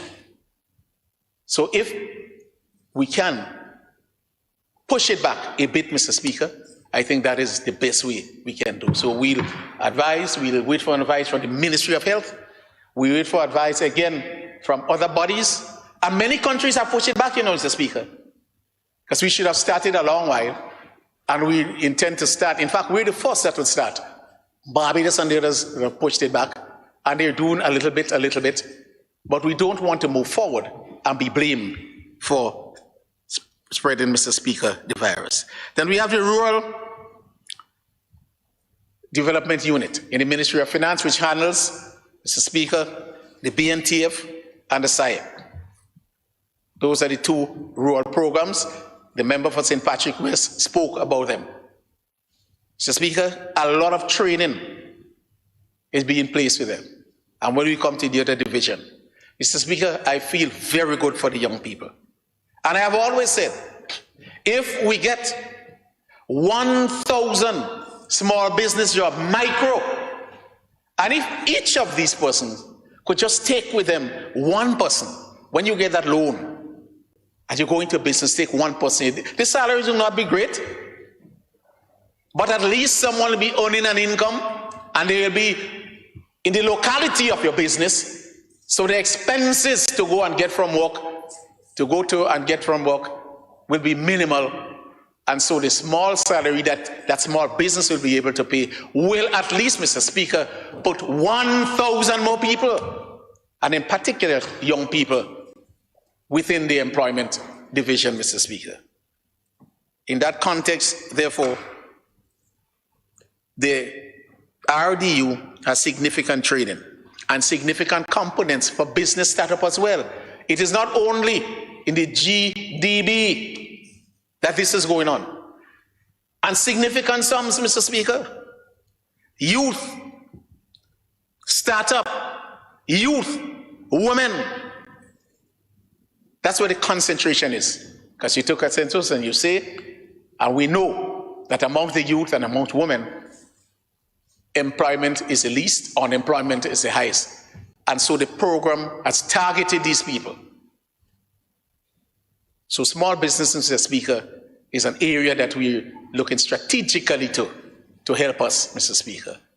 And then the population census will indicate to us where we're going. For the first time, Mr. Speaker, we in Grenada have placed the question on the population census, whether or not everyone poll, what is your take on small business? If you get the startup financing, will you get involved in small business? That was never there in the many years before in the questionnaires put out by the World Bank and the other people. But we want to concentrate and move them, Mr. Speaker, so we'll be able to analyze and we'll be able to vote in this honorable place, Mr. Speaker, so that the startup loans will be there. And we'll hear more about that, Mr. Speaker, when we come to the GIDC. So for the central ministry, Mr. Speaker, that's where we are so far, and they're going. So I want to thank every one of them for their contribution to date, Mr. Speaker. The Energy Division. And this, I'll make a point to a comment made by the Leader of the Opposition. With the ozone layer, and with all the carbon going out there, is hydrofluorocarbon is one that contributes the most to the detriment of all layer. The government of Grenada issued the Nationally Determined Contributions Partnership Plan, NDCPP, which includes the measures to accelerate the use of renewable energy in Grenada. We know that our plan is by 2030 that we should move into renewable energies. With assistance from the World Bank and other initiatives, we have reviewed our national energy policy. So whereas some people might say it is impossible, the bank and the GCF and those with the knowledge saying that, as the Prime Minister said, you're so small you can do it by 2025. We say, yes, we will do it, provide the financing and help us. So we say by 2030, that does not mean that we cannot do it before 2030, Mr. Speaker. The national energy policy will be updated, and the policy will seek to promote renewable energy and energy efficiency, Mr. Speaker. And we'll be monitoring the framework. And when the Leader of the Opposition indicated that we should start with light-emitting diode bulbs, the LED bulbs, Mr. Speaker, throughout the country, well, I wonder where we are, as we have done a significant amount of this, Mr. Speaker. You know, government buildings, we started with them, and we went into people's homes in the country, Mr. Speaker. Yes, there will be some who, when a bulb failed, may simply replace it with an incandescent bulb. But we went to a lot of homes and did that, Mr. Speaker. The savings is good, but let me tell you, Mr. Speaker, where the savings will come from. It is from RAC, refrigeration and air conditioning. And while the small man home does not have air conditioning, he or she has a refrigerator, Mr. Speaker. And we all know that the greatest component to an electricity bill is from the refrigerator. Many of us have outdated refrigerators, and if we replace it by a modern one with the right standard, in 2-3 years, you make back your money and savings down the line, Mr. Speaker. So that's where we're concentrating on, Mr. Speaker, not the light bulb. Yes, we'll do that. That is empowered. We'll do that, but the critical factor. So we need the financing to help the homeowners to get new refrigerators. So we have established, Mr. Speaker, standards, and that will be incorporated in our laws. You should bring in refrigerators that are efficient. It will cost some more. So we have to look to see how we can help the people to get these special refrigerators, Mr. Speaker. Well, the big companies, they have ACs. And we in government, we are looking, after 20 years in the ministerial complex, we must change out, Mr. Speaker. But we have opportunities, the business people have opportunities, because financiers will come around and say you need $20 million to change out your AC system. We will give it to you. Look at the bill that you pay now, right? $100,000 a month. Look at the savings. It may drop to 60. Pay me the 40 that you save. So we're not stressing your cash flow. So people within the Ministry of Finance and people with the big buildings, the education, etc., or even the private sector, they will get the same offer. So they will be able to survive much better than the smaller homes. The smaller homes will look to the government to help them to get the refrigerators out. And I think the Leader of the Opposition, since he raised it, and we have the online portal, will be able to put in his idea of how we can help the people of this country to get refrigerators and cut the light bill so that we can have energy efficiency, Mr. Speaker.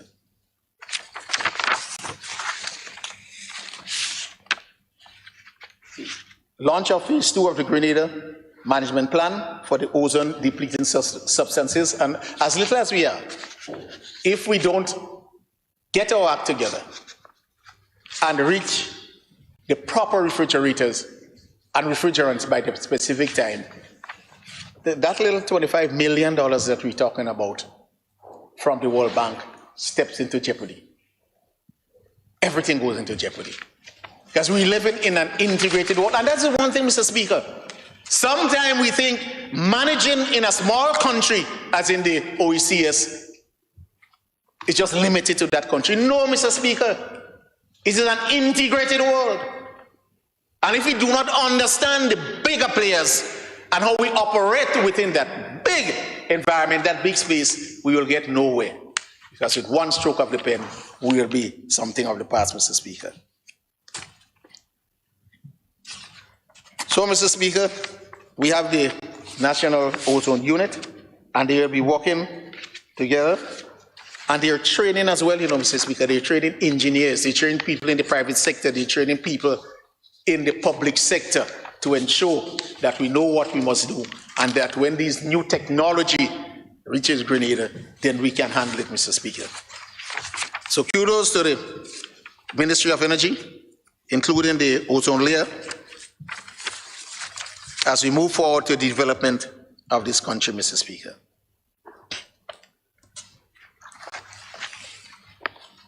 Mr. Speaker, $2,914,928 is spent just on training from the RDU, and training of our young people, because they cannot run the business without the specific training.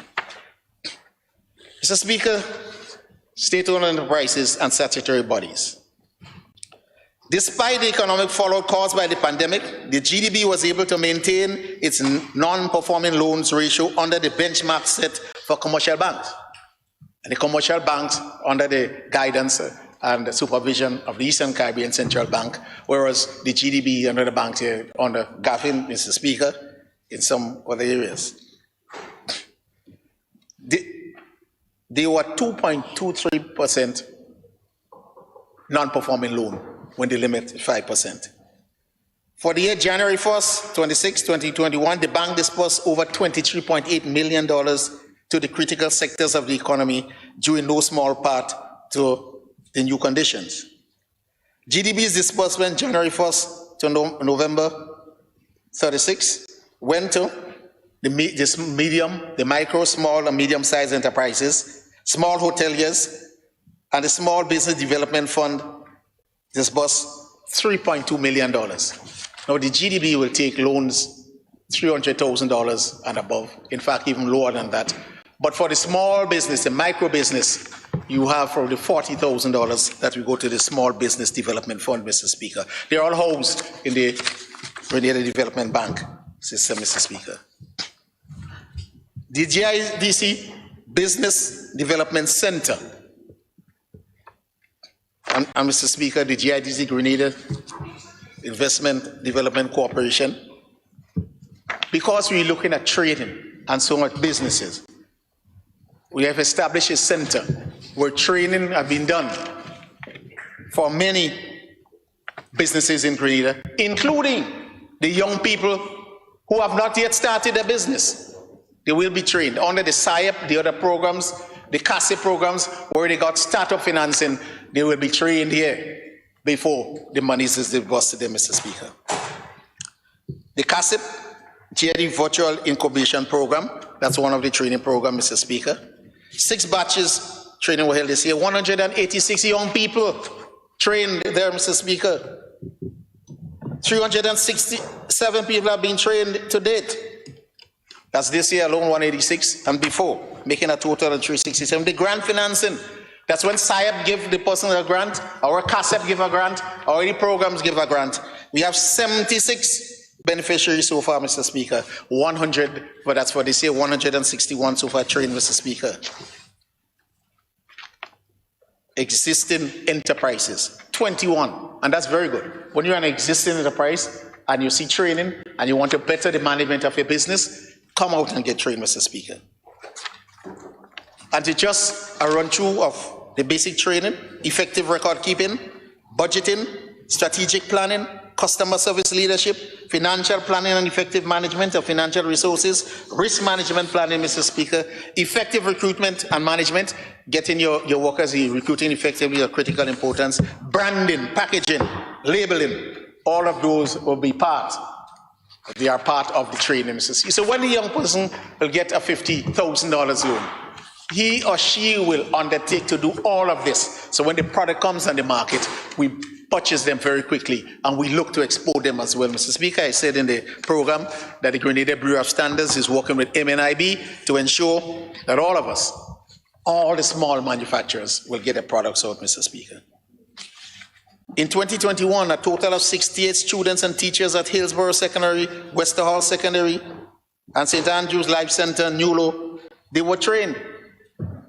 And they were trained in business again, Mr. Speaker. We have over 1,000 of the young people being trained. So now we will be able to feel more confident in giving them the startup loans to do their business, Mr. Speaker. The Entrepreneur and Pilot Agricultural Land Bank Project. We have a number of persons, Mr. Speaker, in the land bank program. But when they get the agricultural land, what do they do with it? Go and just cut, plant, do this, etc. They must have a plan. The training elements that I've just mentioned there will prepare them, Mr. Speaker, to use the land bank as a business. This is fundamental, Mr. Speaker. If we look back, how many of our foreparents got training in this? I know that many of the younger people that they work hard and send their children to TAMCC and the others, they will come back and help them perhaps with a little book, a little system, and they too get a quick job and they're back in the doldrums again. But agriculture in particular, we keep saying it, agriculture is a business, but we never prepare them for the business. Now we are doing so, Mr. Speaker. Let me see, facilitation of startups. Startup is when you just come, you're new, you get a grant, and we are training people in that area as well, Mr. Speaker. At least 20 projects are now in the implementation mode. What we must give GIDC credit for is, as the Minister for Agriculture indicated, we have the priority sectors where we ask investors under the CBI program to come in and invest in Grenada. But do you know what, Mr. Speaker? They come in, you say, this, agriculture. So you're leaving out the hospitality, agriculture, other things, manufacturing, other system. They say, well, I didn't hear you call mine. So what is yours? Hotel. All of the big projects, Mr. Speaker, CBI. When I asked the Permanent Secretary in the Ministry of Finance, have we taken out the rest when we advertise through? Because he is a member of the board. No, it's there. They know that they can invest in it, but they're coming only in the hotels. We have a very small amount of agricultural projects, but they're so small. The hotels are reaching $2 billion US. Somebody will just come with a 1 million, $500,000 so far, and then you'll see them gravitating away from it. So now, Mr. Speaker, we've asked GIDC to come on board to help us. Talk to people, bring investors in, and when they come in with their 1 foot into the door, we'll try to grab them and get them into manufacturing. Because therein lies, Mr. Speaker, a solution for the unemployment, for the young people. ICT, that's big on the agenda. So you expect some of the people coming in will say, well, I want to go into ICT. Well, lo and behold, none of them want to go. So GIDC will be developing such projects like an ICT park. You go to St. Andrew, St. Patrick, and you get a big building there, or you have 3 buildings distributed throughout Grenada, and we'll be working on software, they'll be working on hardware, assembly, and so forth. But we must package it to send it out, because the investors are not coming on their own, Mr. Speaker. In that context, therefore, Mr. Speaker, I'm proud to say that GIDC has already attracted 20 persons into, that's the bigger players, but we're not certain yet that they will go into the areas that we want them to go. So all effort is being placed to push them into these areas, Mr. Speaker. Whatever concession we can give them to entice them, Not that we want to stop the hotels. They can come, but we need the other sectors too, because they know about it and they're not investing in it. So we have to do something to push them, Mr. Speaker. In 2022, the GIDC is planning to increase foreign direct investment for Grenada priority projects by implementing a digital marketing strategy. So we can't send people out there, but we'll use our embassies, we'll use everybody. So you'll come in and you see, we want something in agriculture, we want something in manufacturing. Come in. So people will engage them, and then they'll come to the Ministry of Finance and say, well, they want all of this, you know. And you know what some of them are looking for these days, even in the oil and gas? They're asking the country to put in a certain sum. But if we can get manufacturing people here, we can come into this parliament and vote a certain sum, whether it is 30 or 40 million to get a big plant of $100 million here that can employ 3,000 for young people. We'd gladly do so, Mr. Speaker.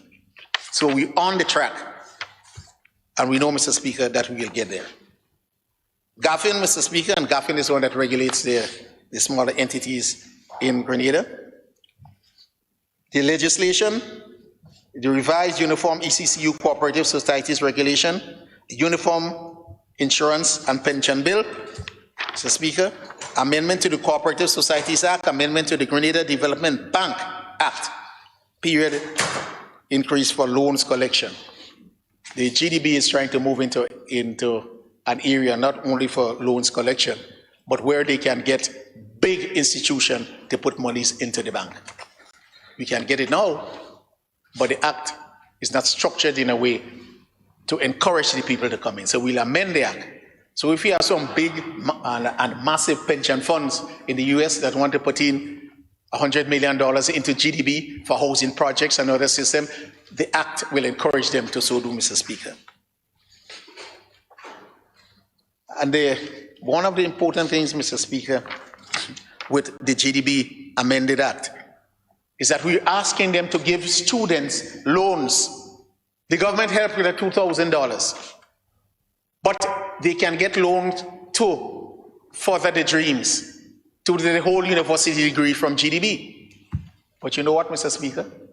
Around the world, with student loans, except in the development countries, collecting is a problem. I think after 12 years, the loan is dead. So then you take it and you lime around and you think around the bush, and after 12 years, you say, well, you can't take me to court, you know. I have nothing for you. This will make it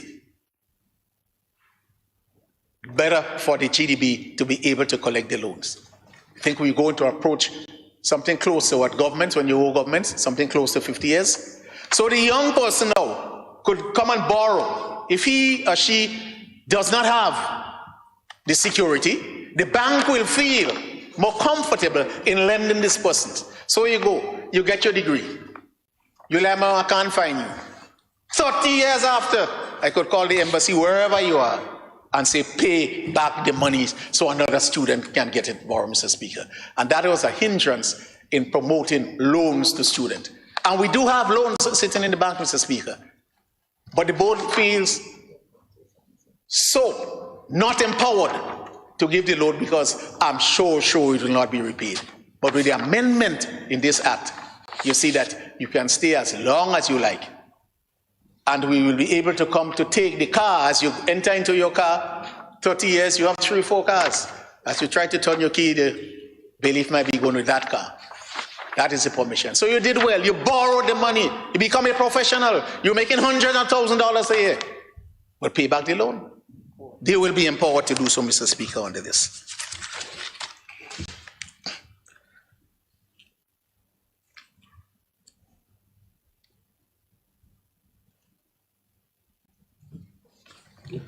Thank you, Mr. Clerk, through the Speaker. and Mr. Speaker, I think we have said a lot about the Grenada Bureau of Standard in my presentation, so I would not mention any of MNIB in my presentation, and a lot of people spoke to it, the Minister for Agriculture, Mr. Speaker. So I will move, Mr. Speaker, now to the constituency of St. George Southeast.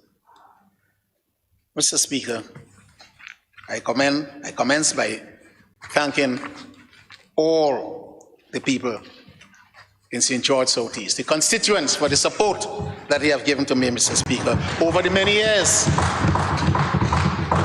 And as we work together, Mr. Speaker, to ensure that during this pandemic, we serve the people. Mr. Speaker, under the various programs that are mentioned by many others before me, we helped our people with needy assistance. And you could see that it was well appreciated throughout. But even more so, Mr. Speaker, during this pandemic, we did not only provide them with the financial support, we went to the pharmacy with them. We went to collect the medication to those who cannot go, transportation tight, and drop it to the homes, Mr. Speaker. And I want to commend the people in the office for so doing, Mr. Speaker. 32 persons, 35 in total, received medication assistance for the year so far, Mr. Speaker. 18 of those people, or 18 additional, came for glasses, Mr. Speaker. And this is of critical importance. When I listen to the people in the education sector, and I spoke to a teacher, this child cannot, no, something is wrong with this child. He's not learning, she's not doing this, etc. She's not participating. So when we moved into the area to try to get some help, with medically, psychologically, or otherwise, and they see the children, you do the test on the child's eyes. The child cannot see properly, Mr. Speaker. So we moved to give glasses, to help with glasses for this child. And lo and behold, when you ask the particular teacher at the school, it was as if a miracle had occurred. That child participates, will do the homework, will get involved because of the glasses, Mr. Speaker. So our program would only promote $500. We don't have a lot. But the people in the constituency, Mr. Speaker, will help us to raise funds to give that mother. Most times it will be a single parent and a single mother to get glasses for that child, Mr. Speaker. Because we know without an education, Mr. Speaker, you cannot advance. We know where we came from, Mr. Speaker, many of us in here, and we understand the importance of education. That is why we do everything to help our people, Mr. Speaker, health-wise and education. Education-wise, Mr. Speaker. Mr. Speaker, we do have the tuition, education tuition. 32 people receive assistance to TAMCC, to SGU, UWI, University of the Southern Caribbean, and smaller online institutions, Mr. Speaker. We are so proud to help them, Mr. Speaker, because we see how they advance. And as was mentioned here, you're not doing it because you want to promote yourselves as you go around and you see the homes, Mr. Speaker. I've told some people in the Ministry of Finance that I will take them on a tour to areas, the bathroom and toilet, to see the impact it is making. A lot of them may be from the countryside, so they will understand. Not only in the Ministry of Finance, but in the public sector, where some of us do not understand. Even if you have an outside bathroom, they do not understand how you get there in the rain, how you get back out there, where you have to walk, Mr. Speaker. And so I know the representatives, we see that on a daily basis. So when we help people with an education to help themselves to get out of this situation, Mr. Speaker, it is of critical importance. So every year we will continue to vote for this particular assistance, Mr. Speaker, to our needy people.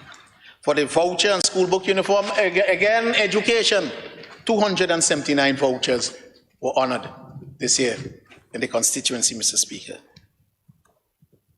And the special projects, the concrete projects. Similarly as to the other constituencies, we had concrete pavement, the slipper drain, the box drains, the retaining wall, the demolishing of existing concrete, and the provision of handrails for the elderly, Mr. Speaker. But I want to make one point, Mr. Speaker. If we listen to the many projects that we have done in the area. 22 very small projects, about 10 of the larger ones, and the very small projects will be under $15,000, under $10,000, etc. But we have to, and let us look at some of them. Concrete work to avoid mud when rainfall, to reduce the flooding, to control the heavy water, the flooding, the heavy water, the flooding, the heavy water.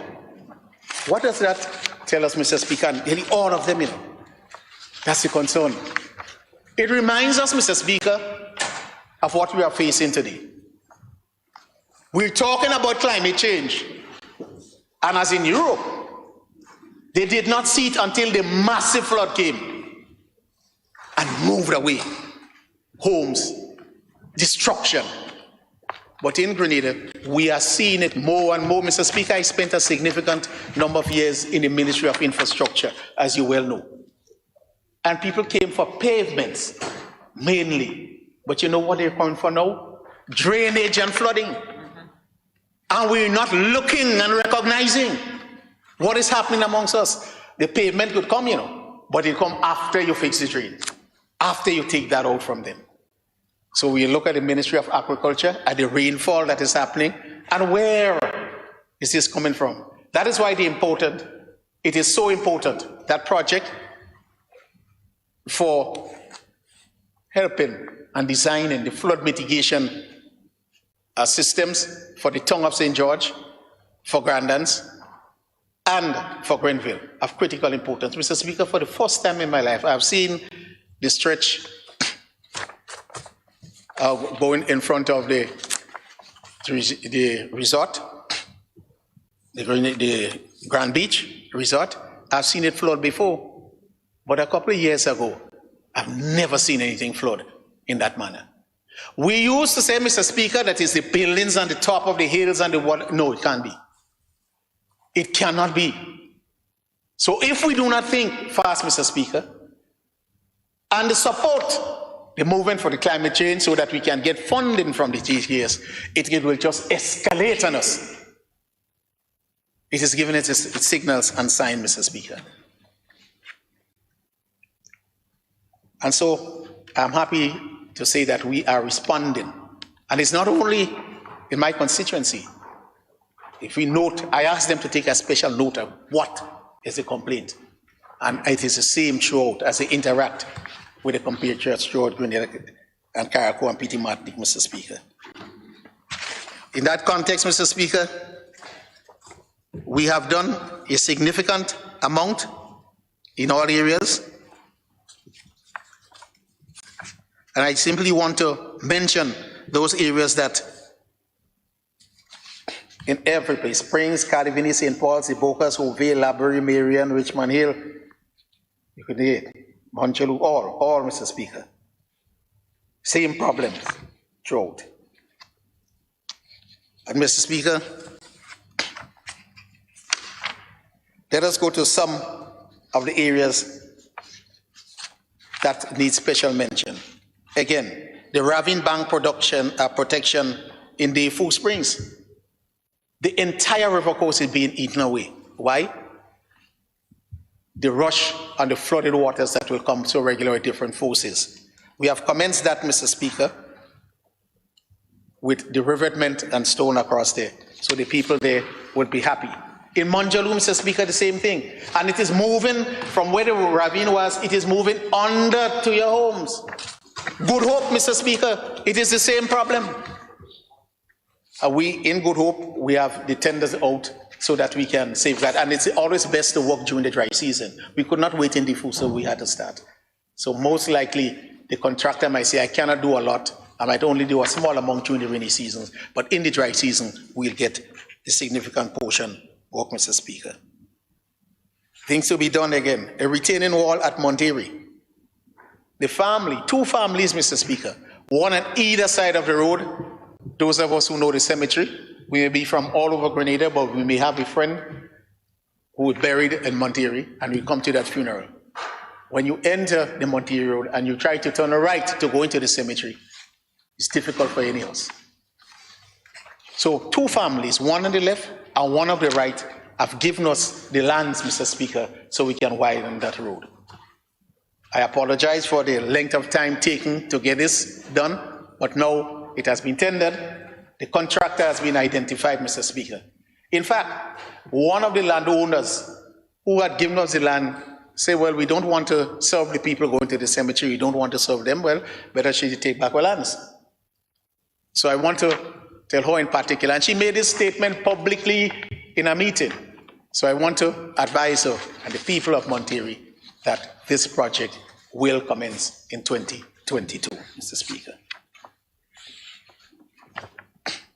Mr. Speaker, we do have other projects to commence. One at Top Road Library.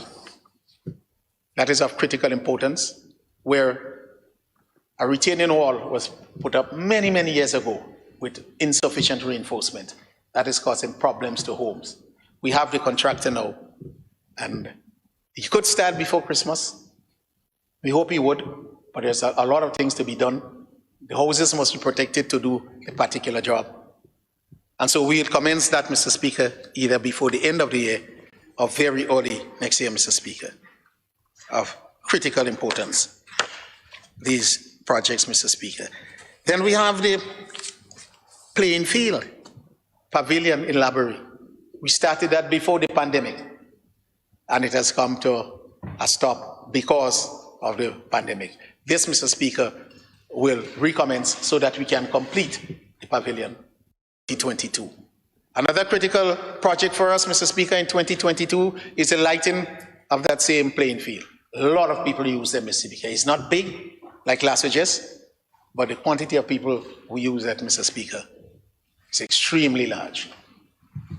We also have, Mr. Speaker, the Good Hope.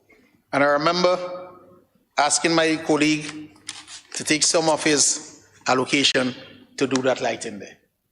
Well, it appears that we'll have to do it solely from our side, so that, and that is on stream, and that will come on, Mr. Speaker, in 2022, because our people use the facility as well, and we want to ensure that they all benefit from it, Mr. Speaker. Mr. Speaker, I want to recognize a particular category of citizens, of constituents, Mr. Speaker. I refer to those who participated and supported every fundraising venture that we had for the people where the vouchers were insufficient. We raised funds. They did not apply on time, or the financing another day. We raised funds, Mr. Speaker. These people in the constituency were always there with us. And I'm not talking about the affluent people, Mr. Speaker. We have few affluent people. They participate as well. They will give you a donation. But these little people, they come out and they give you something. The widows might, and they're there with you as you're preparing the goodies to go to sell. And again, I want to compliment the people from St. George Southeast, NDC, NNP, Tooth Bagay. Once you're raising it for poor Miss Jane, they come in and participate. But this special category, Mr. Speaker, they're always there, giving and helping. Not a lot, helping in preparation. But what has happened to them, Mr. Speaker, because of the pandemic? They cannot give. But I feel the pain when they come to me, say, Chief, you know, I want to ask you for anything. I really badly have them. And I see in them the pain of just to ask to be helped. But I say, Mr. Speaker, these people are an inspiration to me. And I tell them, remember the philosophy in my budget presentation. We have been our brother's keepers. And so we'll do everything now to help you. Everything that we can, Mr. Speaker. That is why when this side of the House sat and voted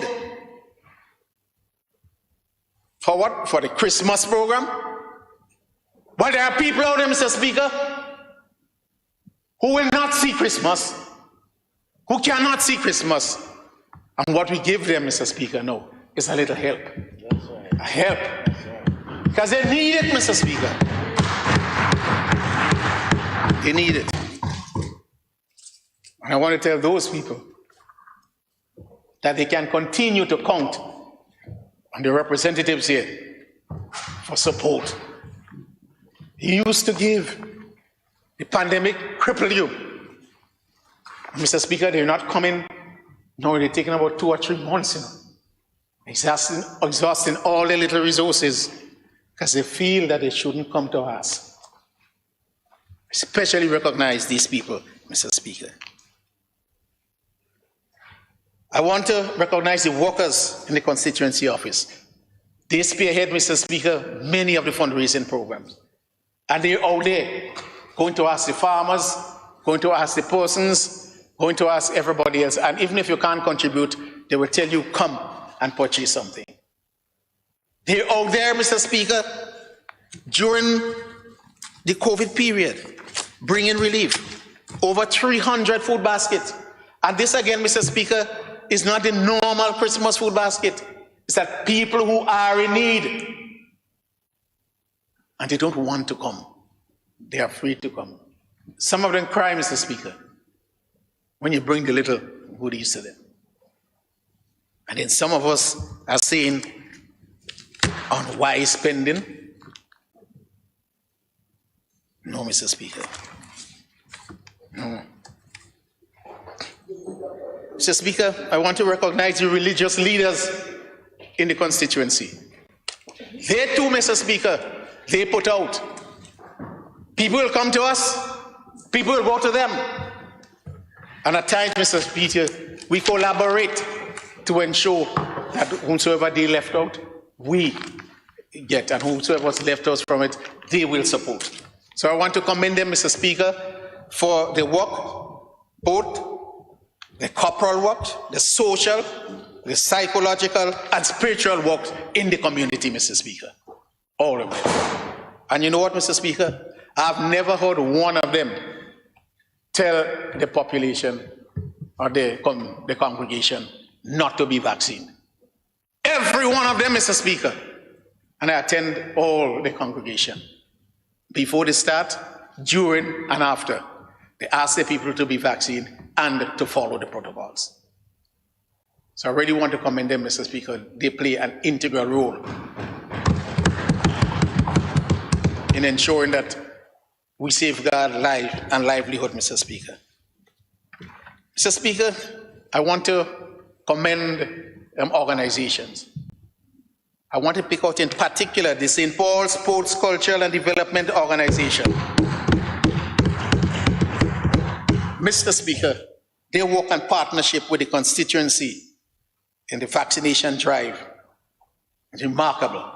In fact, the both ministers, the Ministry of Health, could support the fact that the largest vaccination drive took place on the court in St. Paul, Mr. Speaker, with their collaboration on all facets. The Ministry of Health was there. We went to people's home, the shut-ins who couldn't walk, and they took the drive. And your humble servant played his part in ensuring that the people come out to be vaccinated, Mr. Speaker. Mr. Speaker, I want to commend all the donors who have given us support in the constituency. And we do have the corporate sponsors who help us with water tanks so that the infant stage of the school in Laborie, the government compound, we were getting water. There was a tank there already. It passed through the medical station and it went into the preschool. But the infant level above, they could not get. So we got a new tank and we built up a stand so that that tank is above the level so that we can gravity feed the infant component in that area. I want to thank the corporate sponsors and all the others who supported. So the workers in the area, yes, they were paid a small amount, but they made their contribution. Mr. Speaker. Mr. Speaker, I want to thank, again, my family for the support that they have given in this. And Mr. Speaker, looking at it now, my youngest daughter just started working, has asked me, how can she contribute to certain persons? And she's already doing it. Just started to work. Yeah? Well, my son, and people look at this now, he's not working for many years. He has taken the Bible as in. So he did a degree in chemistry. But I'm sure he's going to do a master in theology. I don't know who he will go from one to the next. And the people in Laborie can tell you, Mr. Speaker, when he lived there, he will go to all places, illegal or otherwise, armed with the Bible.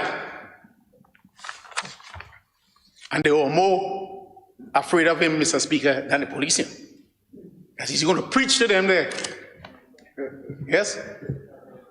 And he goes into all those areas. Yeah? So, Mr. Speaker, all of them give me their support in terms of helping people. Not only this, Mr. Speaker, as young people, they look and analyze the system. They analyze things. And they will ask, did you all make that decision? I know you and my wife is from St. Andrew. So the St. Andrew bunch is saying, no, they'll never do this stupidness. Lo and behold, whatever it was would be lies in the media. But my children will tell me, I don't think, how could you all do this? So I will tell them, we have made errors before. But one of the good things about this new National Party administration is that we always learn. And we move forward, Mr. Speaker. So I want to commend them for the support. Nothing is too much to give away. And if they will take from their own and they'll put forward. That is why, Mr. Speaker, I am happy with every other person in the constituency who gave. And they do, you know, Mr. Speaker, a small sum. When you have Christmas, when you have this, when you have that, Mr. Speaker. Already there is an organization and a young man in Defu who has secured through his organization some toys. And he wants to help in the constituency by giving out some of the toys. Because he recognizes that every year we go out and get financing to do certain things. And this year, he says, it isn't looking so rosy. I tell him, no, it is not that rosy. Not only from the financial standpoint, but from the transportation standpoint. Things cannot get to Grenada. We did all we can. So it is extremely unlikely that you will be given toys given out. But I told him, he must be very careful. If he picked his area and picked one area in the constituency, then that could be a problem. So his work may be cut out. He may have to give just the most needy in every area. And so I want to make it clear to the constituency that I'll be working with certain persons and that in the normal way, we will not be able to give toys at least, you know, for Christmas. We will continue though, Mr. Speaker, to look at those who need so much and continue to give them the basic necessity to ensure that is along with the food basket, what a little medication that we can give to them.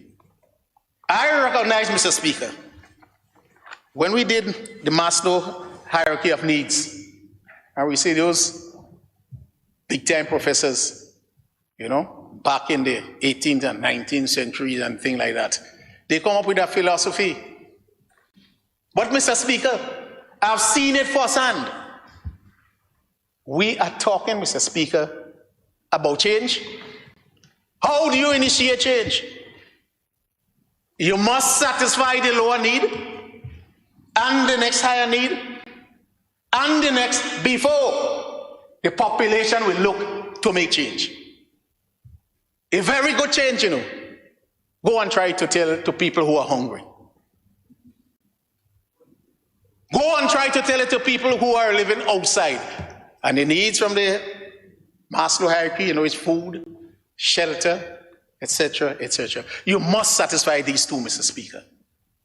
So when some people want to say, I will make change, without understanding how changes are made, and without understanding the social interaction to get change, Mr. Speaker,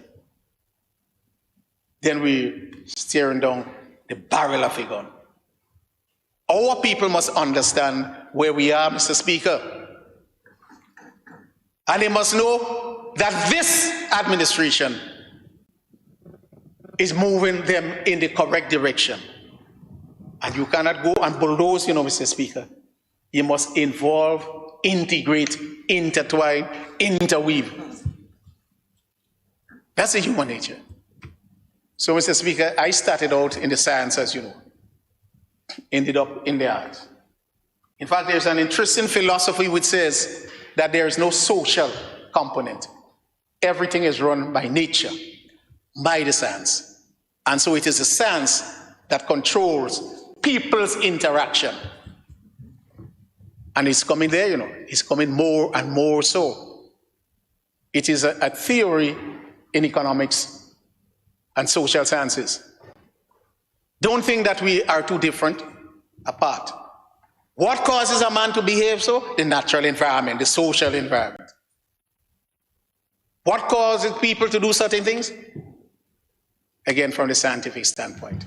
I mentioned this, Mr. Speaker, to say that we're on a path for the development of Grenada, Carriacou, and Petite Martinique, and by extension, the OECS. As many countries are looking towards us, Mr. Speaker. I sat at a meeting and listened. The Honorable Prime Minister of Barbados, who was Minister of Finance for that country, indicating that 32 years they were fighting to use a different metric than the per capita income. Well, the IMF come up with the Resilience and Sustainability Trust. And everyone was happy. That's when she reminded us they were fighting for this for 32 years. But do you know what, Mr. Speaker? The IMF say, yes, you come for that trust. But the condition, I heard Prime Minister Rav Gonzalez, again representing at a meeting of CARICOM finance ministers. Every country who wants to access this must get themselves under a program with the IMF. Yeah. But I thought, so I said to the other ministers, so what did you expect? If we do not understand the world, if we do not understand the wider space, and that we are only surviving within that wider space, and if we believe we can eject ourselves from that wider space and survive, Mr. Speaker, then we have another belief coming. And I see some people trying to influence our population to think that that can happen. Cannot happen, Mr. Speaker. No man is an island. It's practiced and preached within the context of the World Economic Environment. The World Health Organization. Look at the mighty powers that be. They haggle, but they're still in one system. One can't do without the other. Much less Little Grenada.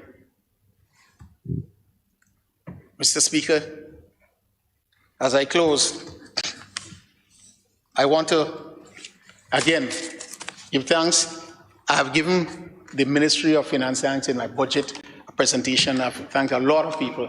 I want to reiterate my gratitude to them for the hard work that they did throughout, Mr. Speaker, the entire budget preparation. And not only the same, it's a continuation from since the Prime Minister was there. We may do one or two things a little differently. They may have new faces. But one thing I want to say, Mr. Speaker, is that they work diligently. And they work in confidence, Mr. Speaker, during the period of the budget preparation. I thank them for the support. I reiterate my comments and thanks to the people in the constituency of St. George Southeast. I want to thank, again, I did in my budget speech, the Prime Minister for the confidence that he has placed in me. I want to thank all my colleagues, and the others don't become jealous or in any way take my next remarks in any negative effect. I want to really commend the member for St. David. We have worked on many committees, Mr. Speaker. We've worked when the rulings came down from the arbitration to get a figure reduced from over $80 million to $63 million. We've worked with all the massive projects going on today. And he understands them just as I do, Mr. Speaker. Because to some developers, it is a business. So why are you complaining? In a business, I try to take everything I can from you. What you have to do, don't vex with me, line with me still, just try to take something from me too. And if we don't watch it, Mr. Speaker, then we would not have been advancing. So I really want to commend him for his support on all the committees that are on, Mr. Speaker. I want to commend all my cabinet and colleagues. We're in constant contact in the Ministry of Finance, and they understand where we're going. That is what, Mr. Speaker, you know, if you do not have compatriots who understand where you're going, there'll always be a bickering. He didn't give me this and he didn't give me that. It started with the Prime Minister, where, you know, all of us knew the problems and that we were trying to build a buffer. And now, as we use that buffer, we must try to replace that buffer. So when I speak to one and we say, no, we can't go there, you know, okay. So what we look for a solution.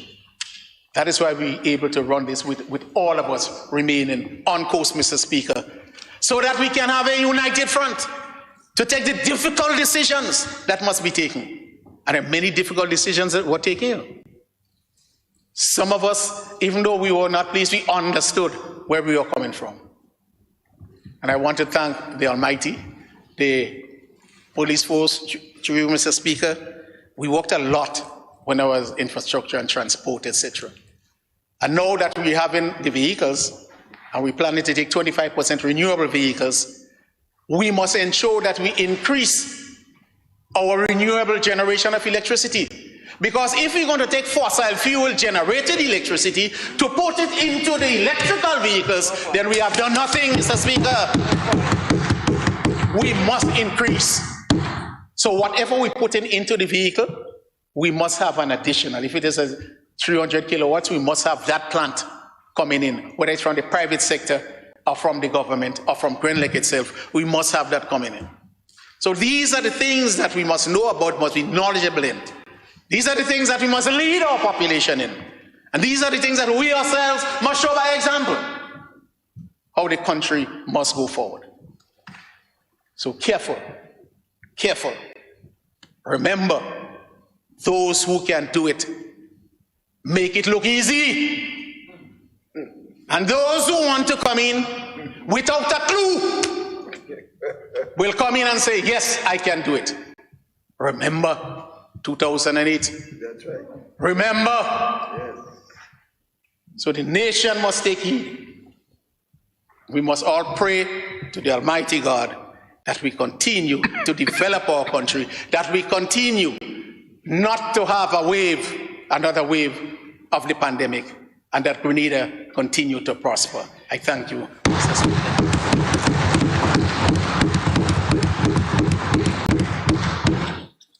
Thank you, Honorable Minister for Finance. And now we have come to the question on the motion as presented by the Minister for Finance.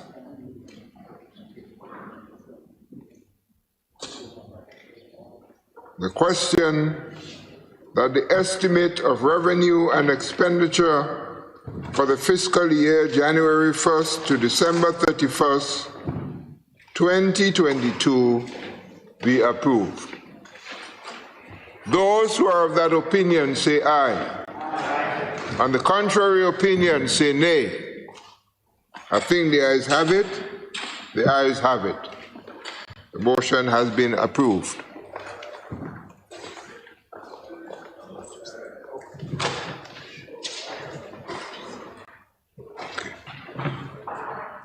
Yeah.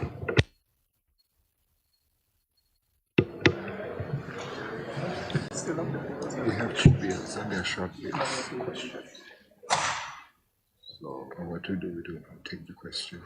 do you want to go straight to the bids then? Yes, go to the bills. And then we'll take the question afterwards.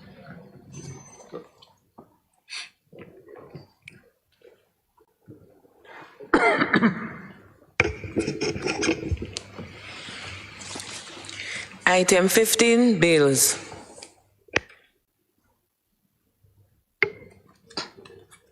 Leader of Government Business. Thank you, Mr. Speaker. Mr. Speaker, I beg to introduce for first reading the bill for an act shortly entitled the Appropriation 2022 Bill 2021.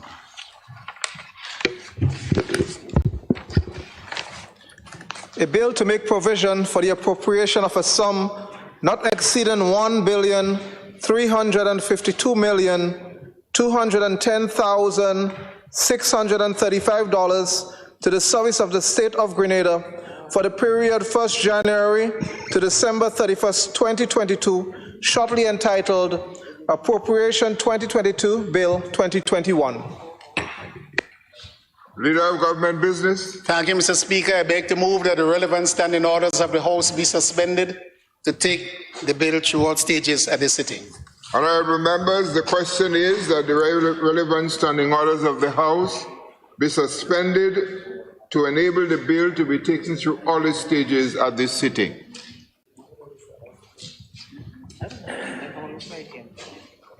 Those who have that opinion say aye. Aye. Of the contrary opinion say nay. I think the ayes have it. Leader of Government Business. Mr. Speaker, I beg to move the second reading of the bill. Honorable members, the question proposed is that the bill be read a second time. Leader of Government Business. Thank you, Mr. Speaker.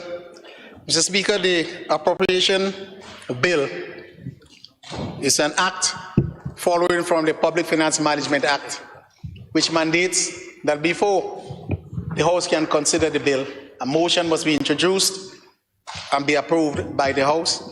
The motion has been introduced, Mr. Speaker, and this is the bill following through on it. Everything here, Mr. Speaker, was discussed and debated in the motion. The overall $1,352,210,635 was approved in the motion, Mr. Speaker. And as such, as is customary, I would simply just want to commend the bill for its second reading. Honorable Prime Minister. Yeah, Mr. Speaker, in supporting this motion for the appropriation, the second reading of that bill, I just need to make the point, since we are in fact talking about the resources that we have to earn the year, there's several government departments that play quite significant role in all aspects of government revenue generation. But I wanted to single out a few for what it's worth. I think the Customs Department has been, as you know, an essential part of the resources that we raise. The more competent and the more they perform, the more resources we get. And so I really want to single out that department, because during the time of the crisis and the major height of the crisis, we're still in the crisis, of course, the pandemic, many of them had to be on the front line, right? Literally in contact with persons at all levels. And of course, they were to some extent exposed. Well, many of them did it with an understanding of the necessity and their role in ensuring that the country raises the necessary revenue to continue to do their work. So I think it's important. I want to compliment the acting controller and the leadership and the members of the customs who continue to give us human service. I also want to compliment the accountant general and staff. I mean, at the height of the crisis, there was one time most departments were empty. Sometime March, April last year, and some other times. But the accountant general and the key members of the staff had to come in and work, because if they did not work, none of us would get paid at the end of the month. So they had to make enormous sacrifices, and we have not heard enough about them. So I think it's important for me to give them my compliment, and I'm sure other members of the team would be doing precisely the same thing in supporting this. And last but not least is the Inland Revenue Department and leadership, because they have to be the ones collecting government revenues also through some of the initiatives that we take. And I think it is important for us to give them also credit for where we are, the revenue that we're raising in these tough times. They had to be doing their work appropriately to do so. So I just want to, and since we're talking appropriation bill, I want to say that let us give them enormous compliment for the sacrifice and patriotism, and to thank you all and to support the second reading of this bill.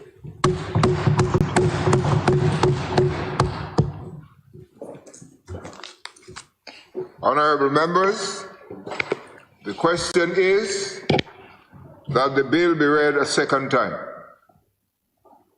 Those who are of that opinion say aye. Of the contrary opinion say nay. I think the ayes have it. The ayes have it. A bill for an act shortly entitled Appropriation 2022, Bill 2021. Leader of Government Business. Thank you, Mr. Speaker. I beg to move that the House resolves itself into a committee of the whole House to consider the bill clause by clause. Honorable members, the question is that this Honorable House resolves itself into a committee of the whole House to consider the bill clause by clause. Those who have that opinion say aye. Of the contrary opinion say nay. I think the ayes have it. The ayes have it.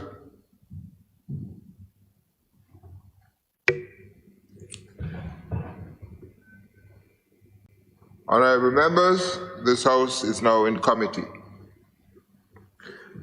Clause 2, Appropriation. Honorable members, the question is that Clause 2, Appropriation, forms part of the bill.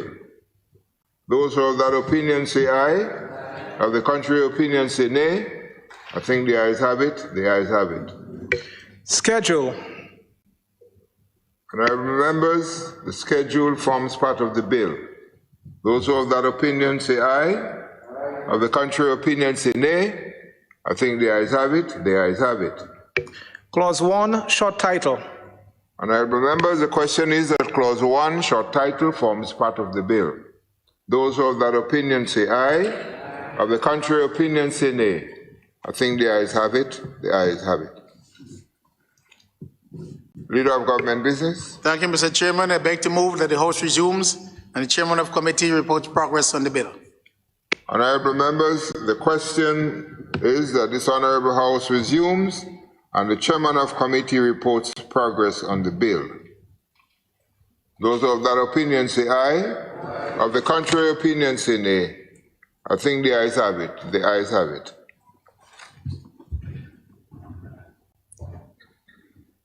Honorable members, the Honorable House resumes.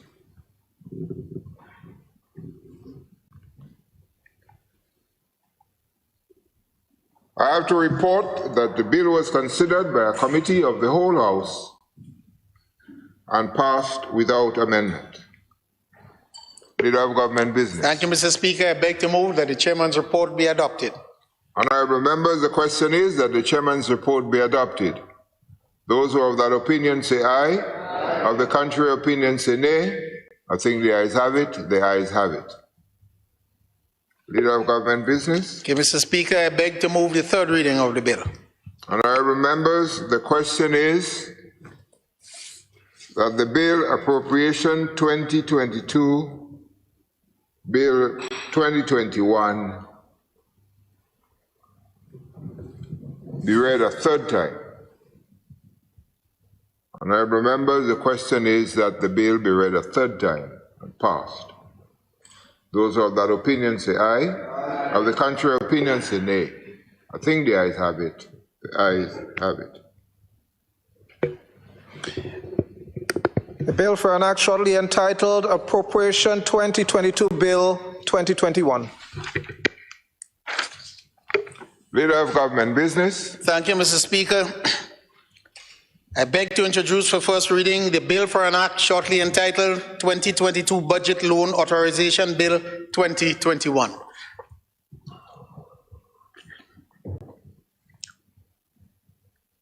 An act to authorize the Minister of Finance to borrow from various sources an amount of $330 million Eastern Caribbean dollars, shortly entitled 2022 Budget Loan Authorization Act 2021. Leader of Government Business. Speaker, I beg to move that the standing orders of those be suspended in order to take the bill through all stages of the sitting. Honorable members, the question is that the relevant standing orders of the House be suspended to enable the bill to be taken through all its stages at this sitting. Those who have that opinion say aye. Of the contrary opinion say nay. I think the ayes have it. The ayes have it. Leader of Government Business. Thank you, Mr. Speaker. I beg to move the second reading of the bill. Honorable members, the question proposed that the Bill 2022 Budget Loan Authorization Act 2021 be read a second time. Leader of Government Business. Thank you, Mr. Speaker. Mr. Speaker, the Loan Authorization Bill or Act is a permission to give permission for the Minister of Finance to borrow. It is not a loan that we're coming to take now. So within the snapshot of the budget, because it says 2022 budget, is for the budget, and it is done in 2021. But it relates to the budget. Last year we came for a similar amount for the 2021 budget. Now, whatever loans came in at that point in time, we had it covered. And at that point in time, we were looking at the 25 million US. Plus, we have another 25 million US to get, after the 25 million US that come there. And we were trying to move, obviously, the pandemic hindered the way. The bank couldn't come, and we couldn't go. So we engaged on Zoom, and we did a lot of things on Zoom, and had to send documents up over the internet that the bank possibly would have come into Grenada and move it. That loan would have been in our coffers already. So it has moved into 2022. So the $330 million will give the minister the permission to borrow that $67 million, and the other $67 million, well, I think is a mark for 2023, but it is our fundamental duty to see whether we can bring it into 2022. So if we could talk and entice them, and by the way, we know they have a lot of condition precedent, a lot of condition post. Minister, the representative for St. Patrick West, love that, and they know they like to put out antes, ex post, and ex antes. Oh, those conditions are huge and large. But I want to commend the ministry, again, for always being able to get it done. Mr. Speaker, sometimes in negotiating this, and I agree with them, we will spend 6 months more negotiating and trying to get some of the things they want us to put in there. Because some of them are so onerous, Mr. Speaker, that the money will come, but to get it out will be just dismal. So we fight and we work and we fight, and the teams come down. And that lady was in charge of the region. She will come down, she'll visit the Prime Minister, she'll visit with me, and we'll put up there on the same battle. And well, she said, well, I'll go and fight for you all, and we get some of those conditions reduced. And lo and behold, Mr. Speaker, every other tranche is back there. So you have to know how to deal with it. And we're showing them, and these are people, Mr. Speaker, you cannot simply say no for no, The finance team must explain why we don't want to go along that route, why it should be changed. Notwithstanding, it's very soft, Mr. Speaker, it is a loan. And if you look at the schedule, you'll see Eastern Caribbean currency dollars, the lenders the International Development Agency, IDA, that's the one who gives us the very soft loan, the Caribbean Development Bank, so we could borrow from them under its loan to do a certain project, the Eastern Caribbean Central Bank, and notwithstanding the government has allocation there, Mr. Speaker, most of them have drawn down on it during this pandemic. It's allocated to you, but it's drawn down by you. It's a loan, you know. It's charged as a loan because they expect you to give it back. It might be yours, but it's there for these sort of situations. You draw down on it, put it back. The Regional Development Securities Market, that is where the government can go onto the market, the government securities market, and take bonds or treasury bills, and we must, and on every instance, we must say the interest rate and the type of repayment, the fees. We must negotiate this and advise the Parliament of what these are, Mr. Speaker. So again, I reiterate, the 330 is similar to last year, and it just gives the minister, if, for example, we fail to get that 75 million, that 67 million EC dollars again, then we just don't use the facility within there. And if something comes so beautiful, like the GCF, like springs upon us, at 200 million, Mr. Speaker, of nice financing, similar, even better than IDA, then we have the facility here to accommodate it, Mr. Speaker. And I think some people get confused. Some people get confused with the loan authorization. It is not a loan. It is an authorization for the minister to come here. Rather, from every little one you come, and you come for it, and you come, you'll be able to plan your development agenda if you know you can get this better than the other. The Department of Economic and Technical Cooperation, they do the PSIP, and they know that we have authorization there. So they will say to the other section in the Ministry of Finance, we must do this to develop the country, and hence we will go to Cabinet and say, listen, we want to move under the loan authorization and take that, Mr. Speaker. I want to commend and pay particular attention. I joined the Prime Minister in complimenting the departments, the Custom and Excise, the IRD. I think the PS and I and other persons, the Deputy PS and Abraham and the others, we always do that to them and each other. So we want to publicly join the Prime Minister in reiterating that we appreciate how they have done. And I want to tell people again, we did well, but remember, we're not back to 2019 as yet. Where yet? We have not reached there as yet. But the mere fact that we could reach where we targeted to reach, Mr. Speaker, this is remarkable work from the IRD, the Customs, and from the Administrative Division as well, because we work collectively to get things done. And as I indicated, we move from operation to tactical, to strategic, to even improve our running of the department. But I want to mention here again, Mr. Speaker, the Debt Service Management Unit. We'll see the letter that will come in. You're one day behind, Mr. Speaker, and the IMF and these people might call the PS, they might call me and say, what happened? You're not late at all. And that occurred once, you know, because we sent the payment to an address that it was their fault that was non-functional. So when we thought we paid them, that's the World Bank and these other people. That's nice. But Mr. Speaker, the bondholders, better not make a mistake with them. Because if we falter, they will come and withdraw everything. So you miss one day, Mr. Speaker, next thing you hear it on the radio that Grenada defaulted on its bond payment, and the world starts to look up. So I want to commend that department as well for doing very well, Mr. Speaker. The Debt Management Department, and they work diligently. They have never missed a day, Mr. Speaker. Never.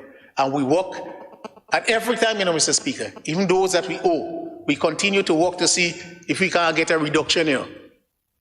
So a reduction in the Debt Management Unit, the PS, myself, we'll have meetings and talk with these bondholders. But they're a different kettle of fish, Mr. Speaker. They come to say, if you make a certain amount of monies under the CBI, you should give me a big quarter of it. So they come down every so often to see how much money the CBI made. Because you have to pay them, you can't keep it as yours. You got to give them some of the monies. That is why it is referred to as grant. As the IMF and the World Bank is saying, you can take these monies and give it because you never really know if you'll get it. You're not collecting it from taxpayers. So, Mr. Speaker, I recommend this loan authorization bill for its second reading.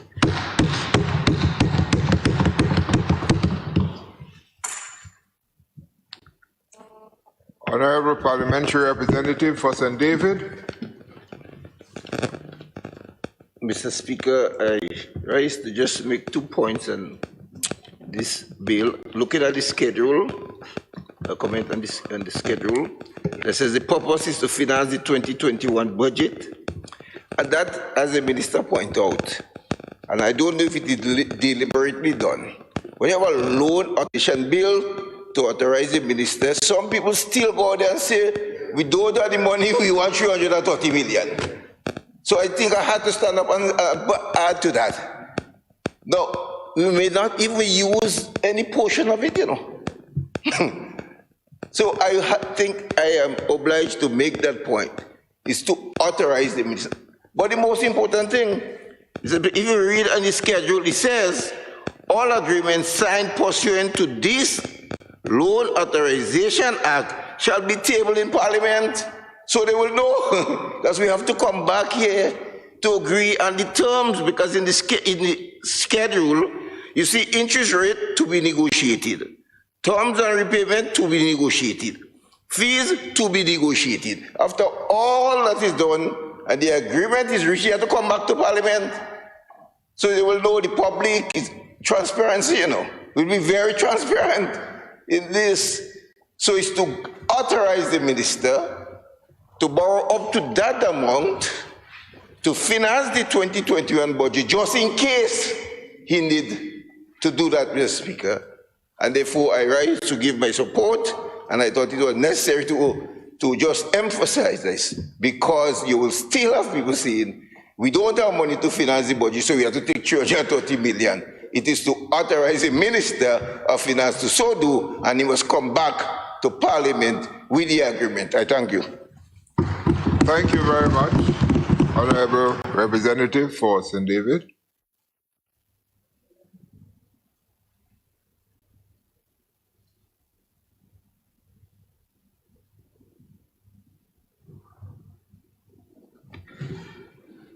Leader of Government Business.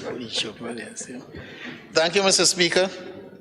Mr. Speaker, I thank my colleague for reiterating the point, and to really say that I know that the Ministry of Finance will endeavor to move down on the downward trajectory.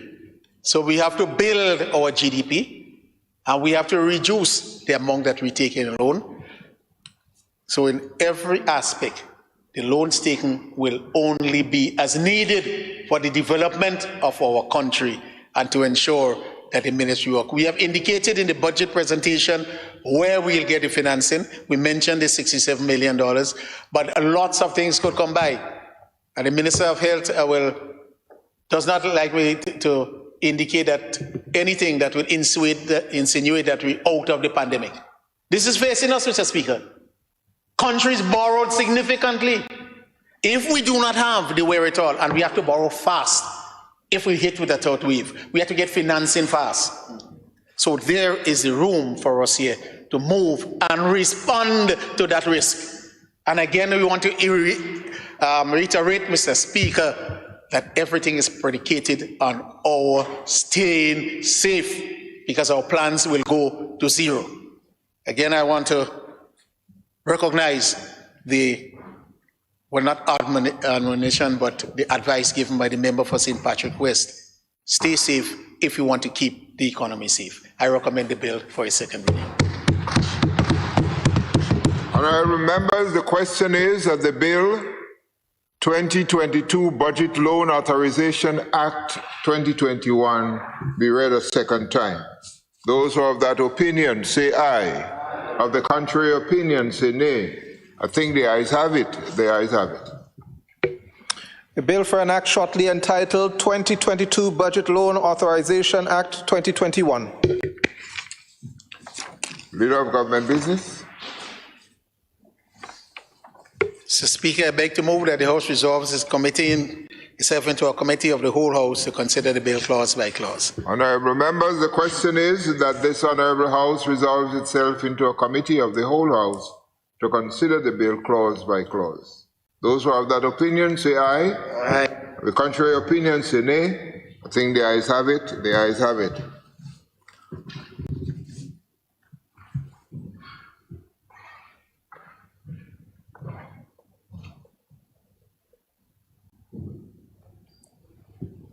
Honourable members, this Honourable House is now in committee. Clause 2, authority to raise loan.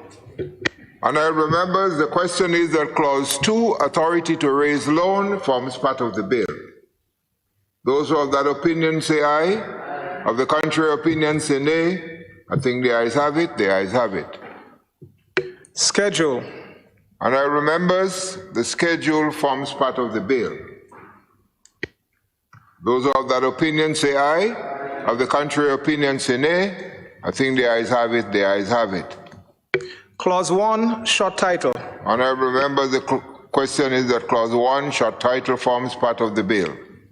Those of that opinion say aye. Of the contrary opinion say nay. I think the ayes have it. The ayes have it.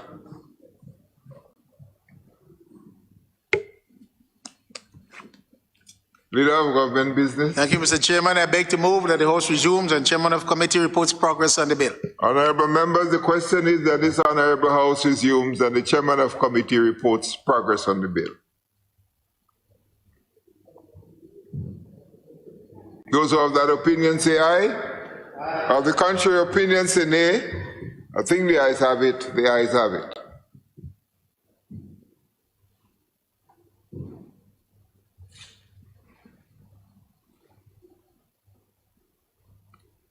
Honourable members, I have to report that the bill was considered by a committee of the whole House and passed without amendment.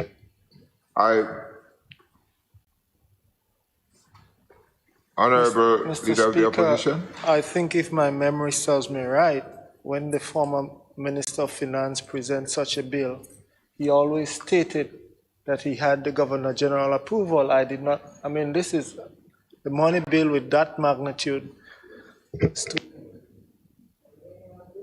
Thank you. Thank you, Honourable Leader of the Opposition. Good observation. May I question, before I announce my reading of the report, that you did have the consent of the Governor General to pass this money bill? Yes, Mr. Speaker, we do have the consent for the General for the motion which introduces the system. We also have for the appropriation and for the bill. All bills coming to do with the budget. That is why, Mr. Speaker, we did not take these two yesterday. We have for not the motion and these two substantive bills, the Governor General's permission. Thank you. We would try to remember to indicate that before the bill is. Thank you so much, Honourable Opposition Leader. I have to report that the bill was considered by a committee of the whole House and passed without amendment. Leader of the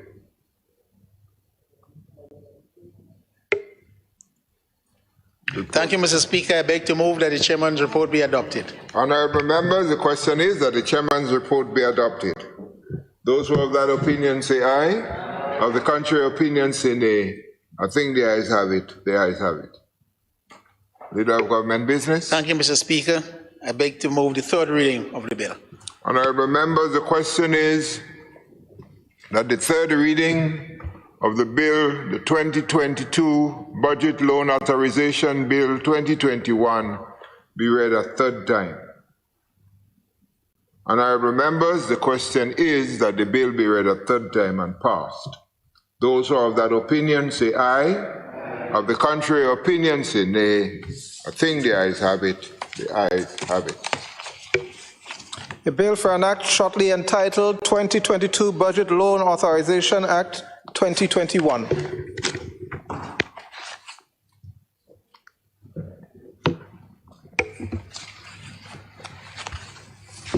Item 10, questions. Leader of the Opposition.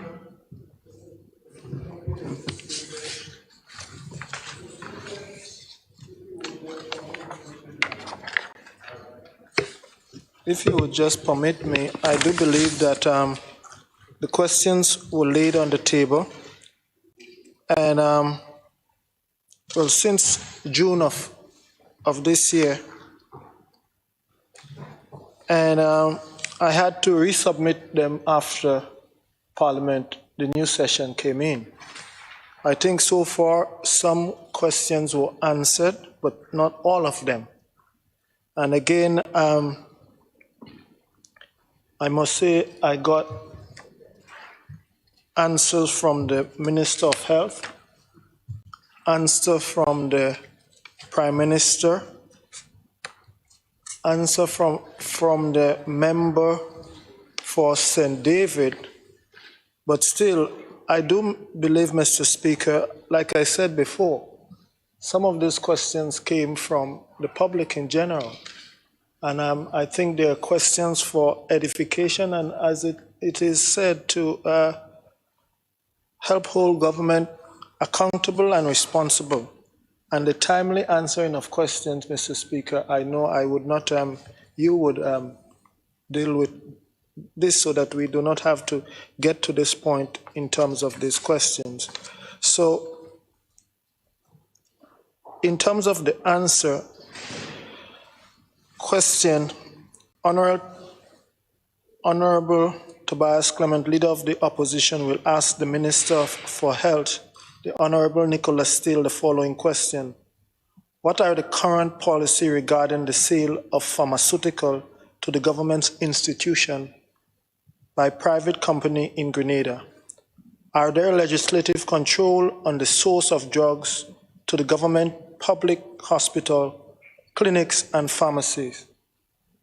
Do the current policy outline consequences for unethical practices such as competitive pricing that prevents the sale of government supplies? If so, are these consequences implemented? Are there accountability measures in place? What are the policies regarding the responsibility of healthcare workers and providers for the sale and distribution of pharmaceutical products? Are employees, healthcare workers, and providers required to verify any conflict of interest and sign legal documents stating this? I do believe the Minister of Health did answer this question. The next question, written. Yes, sir. The next question, can the Minister of Education and member for St. Andrews Southeast provide the cost of registration upon entry to public secondary schools for students who have exit primary school in the state of Grenada? I did not get any answer to such.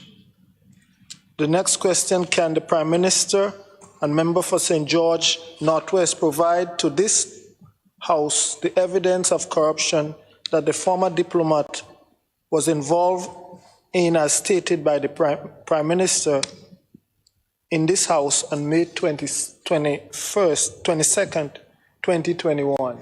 The answer to that question was provided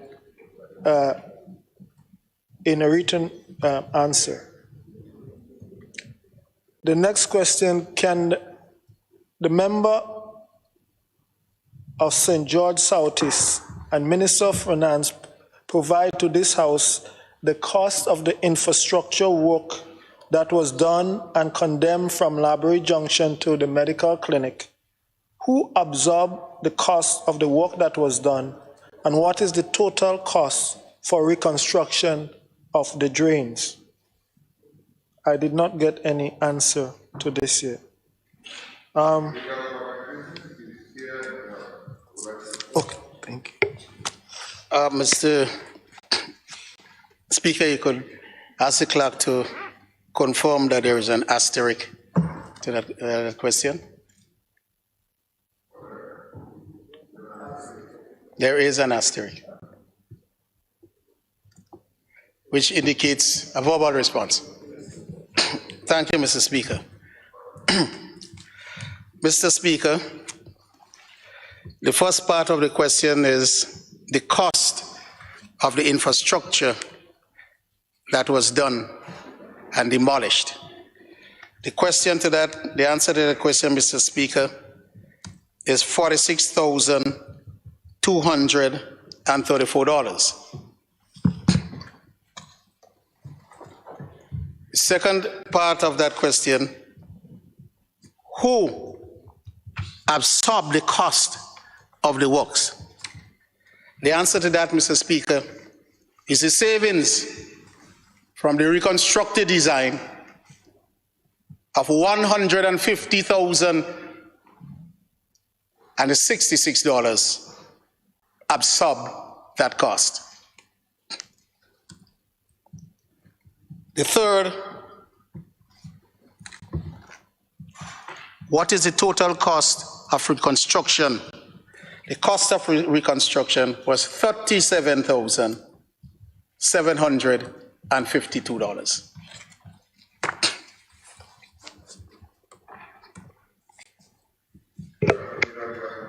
Thank you, Mr. Speaker. The next question to the Minister for Legal Affairs and Member for Carriacou. Can the Minister of Legal Affairs tell this House if the government of Grenada has been taken to court by the True Blue Bay Development Limited? I think, although she's not here, in his answer, the Prime Minister did answer that question, that the matter is in court, right? And that's part B to that question. If so, what is the cost of the defense? Well, she's not here to answer such questions, so maybe. The next question, can the Minister of Foreign Affairs and Member for St. David's tell this Honorable House how long the Grenadian ambassador to Cuba has been in Grenada, and when is she expected to return to her designated position in Cuba? That answer was given written, Mr. Speaker. And I think that's the end. And the Minister of Legal Affairs as to the cost of the court.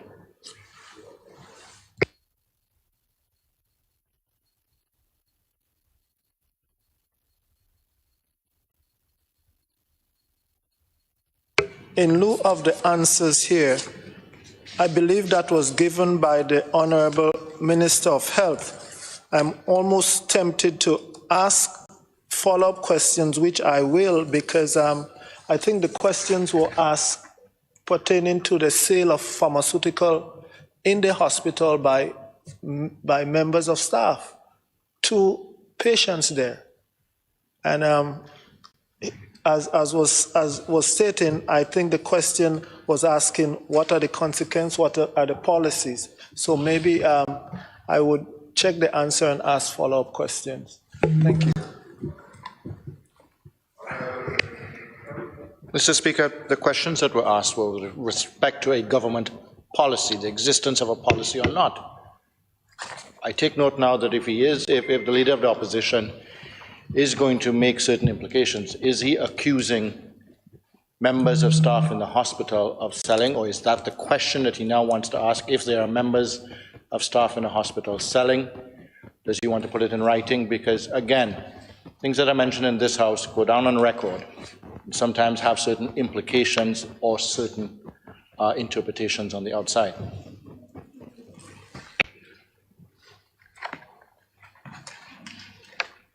No, I did not get that he was insinuating that. He just wanted a question. So let us leave it at just a question asked and an answer given. The follow-up questions may tell us some more.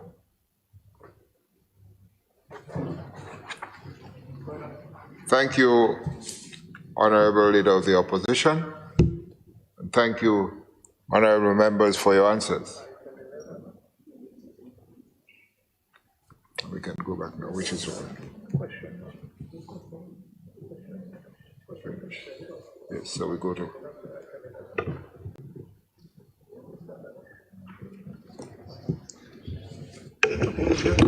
So we go through all the items just for two, or we just go straight to the adjournment? Adjournment. Okay, so forget we don't necessarily say events, we just go straight to the adjournment. 16. Item 16, adjournment. Leader of Government Business. Thank you, Mr. Speaker. I beg to move the adjournment of this Honorable House sine die. And if you'll permit me, Mr. Speaker, just one comment. Many of the members, the last sitting, we did not mention anything about Christmas.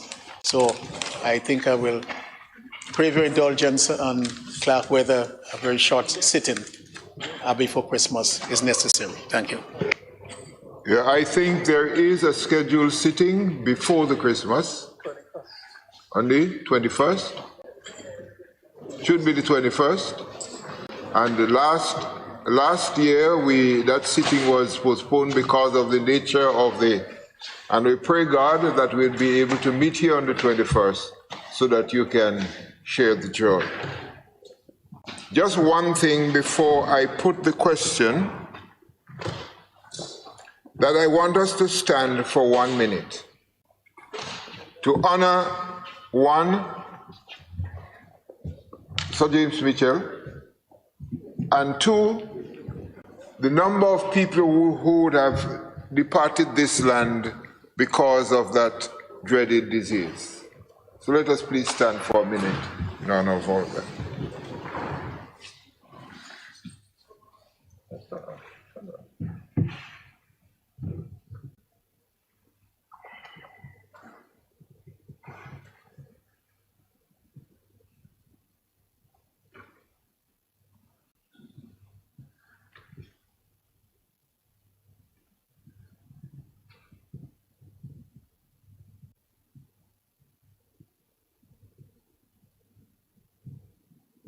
May they all rest in peace.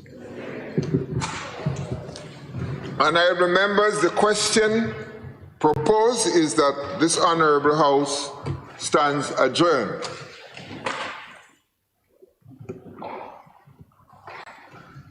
But I must make a statement. Please stay safe. I heard of a fellow called, what is his name?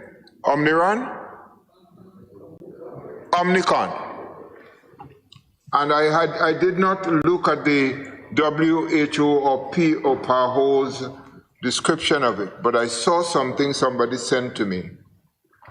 And this fellow looked deadly, even worse than our Mr. Delta. So whatever we do, let us stay safe. If we lose our lives, we can't help anybody. And you are commissioned to help, you are commissioned to serve, you are commissioned to save. So keep saviors before you can save others. And I remember the question is that this Honorable House now stands adjourned, sine die. Those who have that opinion say aye. Of the contrary opinion say nay. I think the ayes have it. The ayes do have it. This Honorable House now stands adjourned.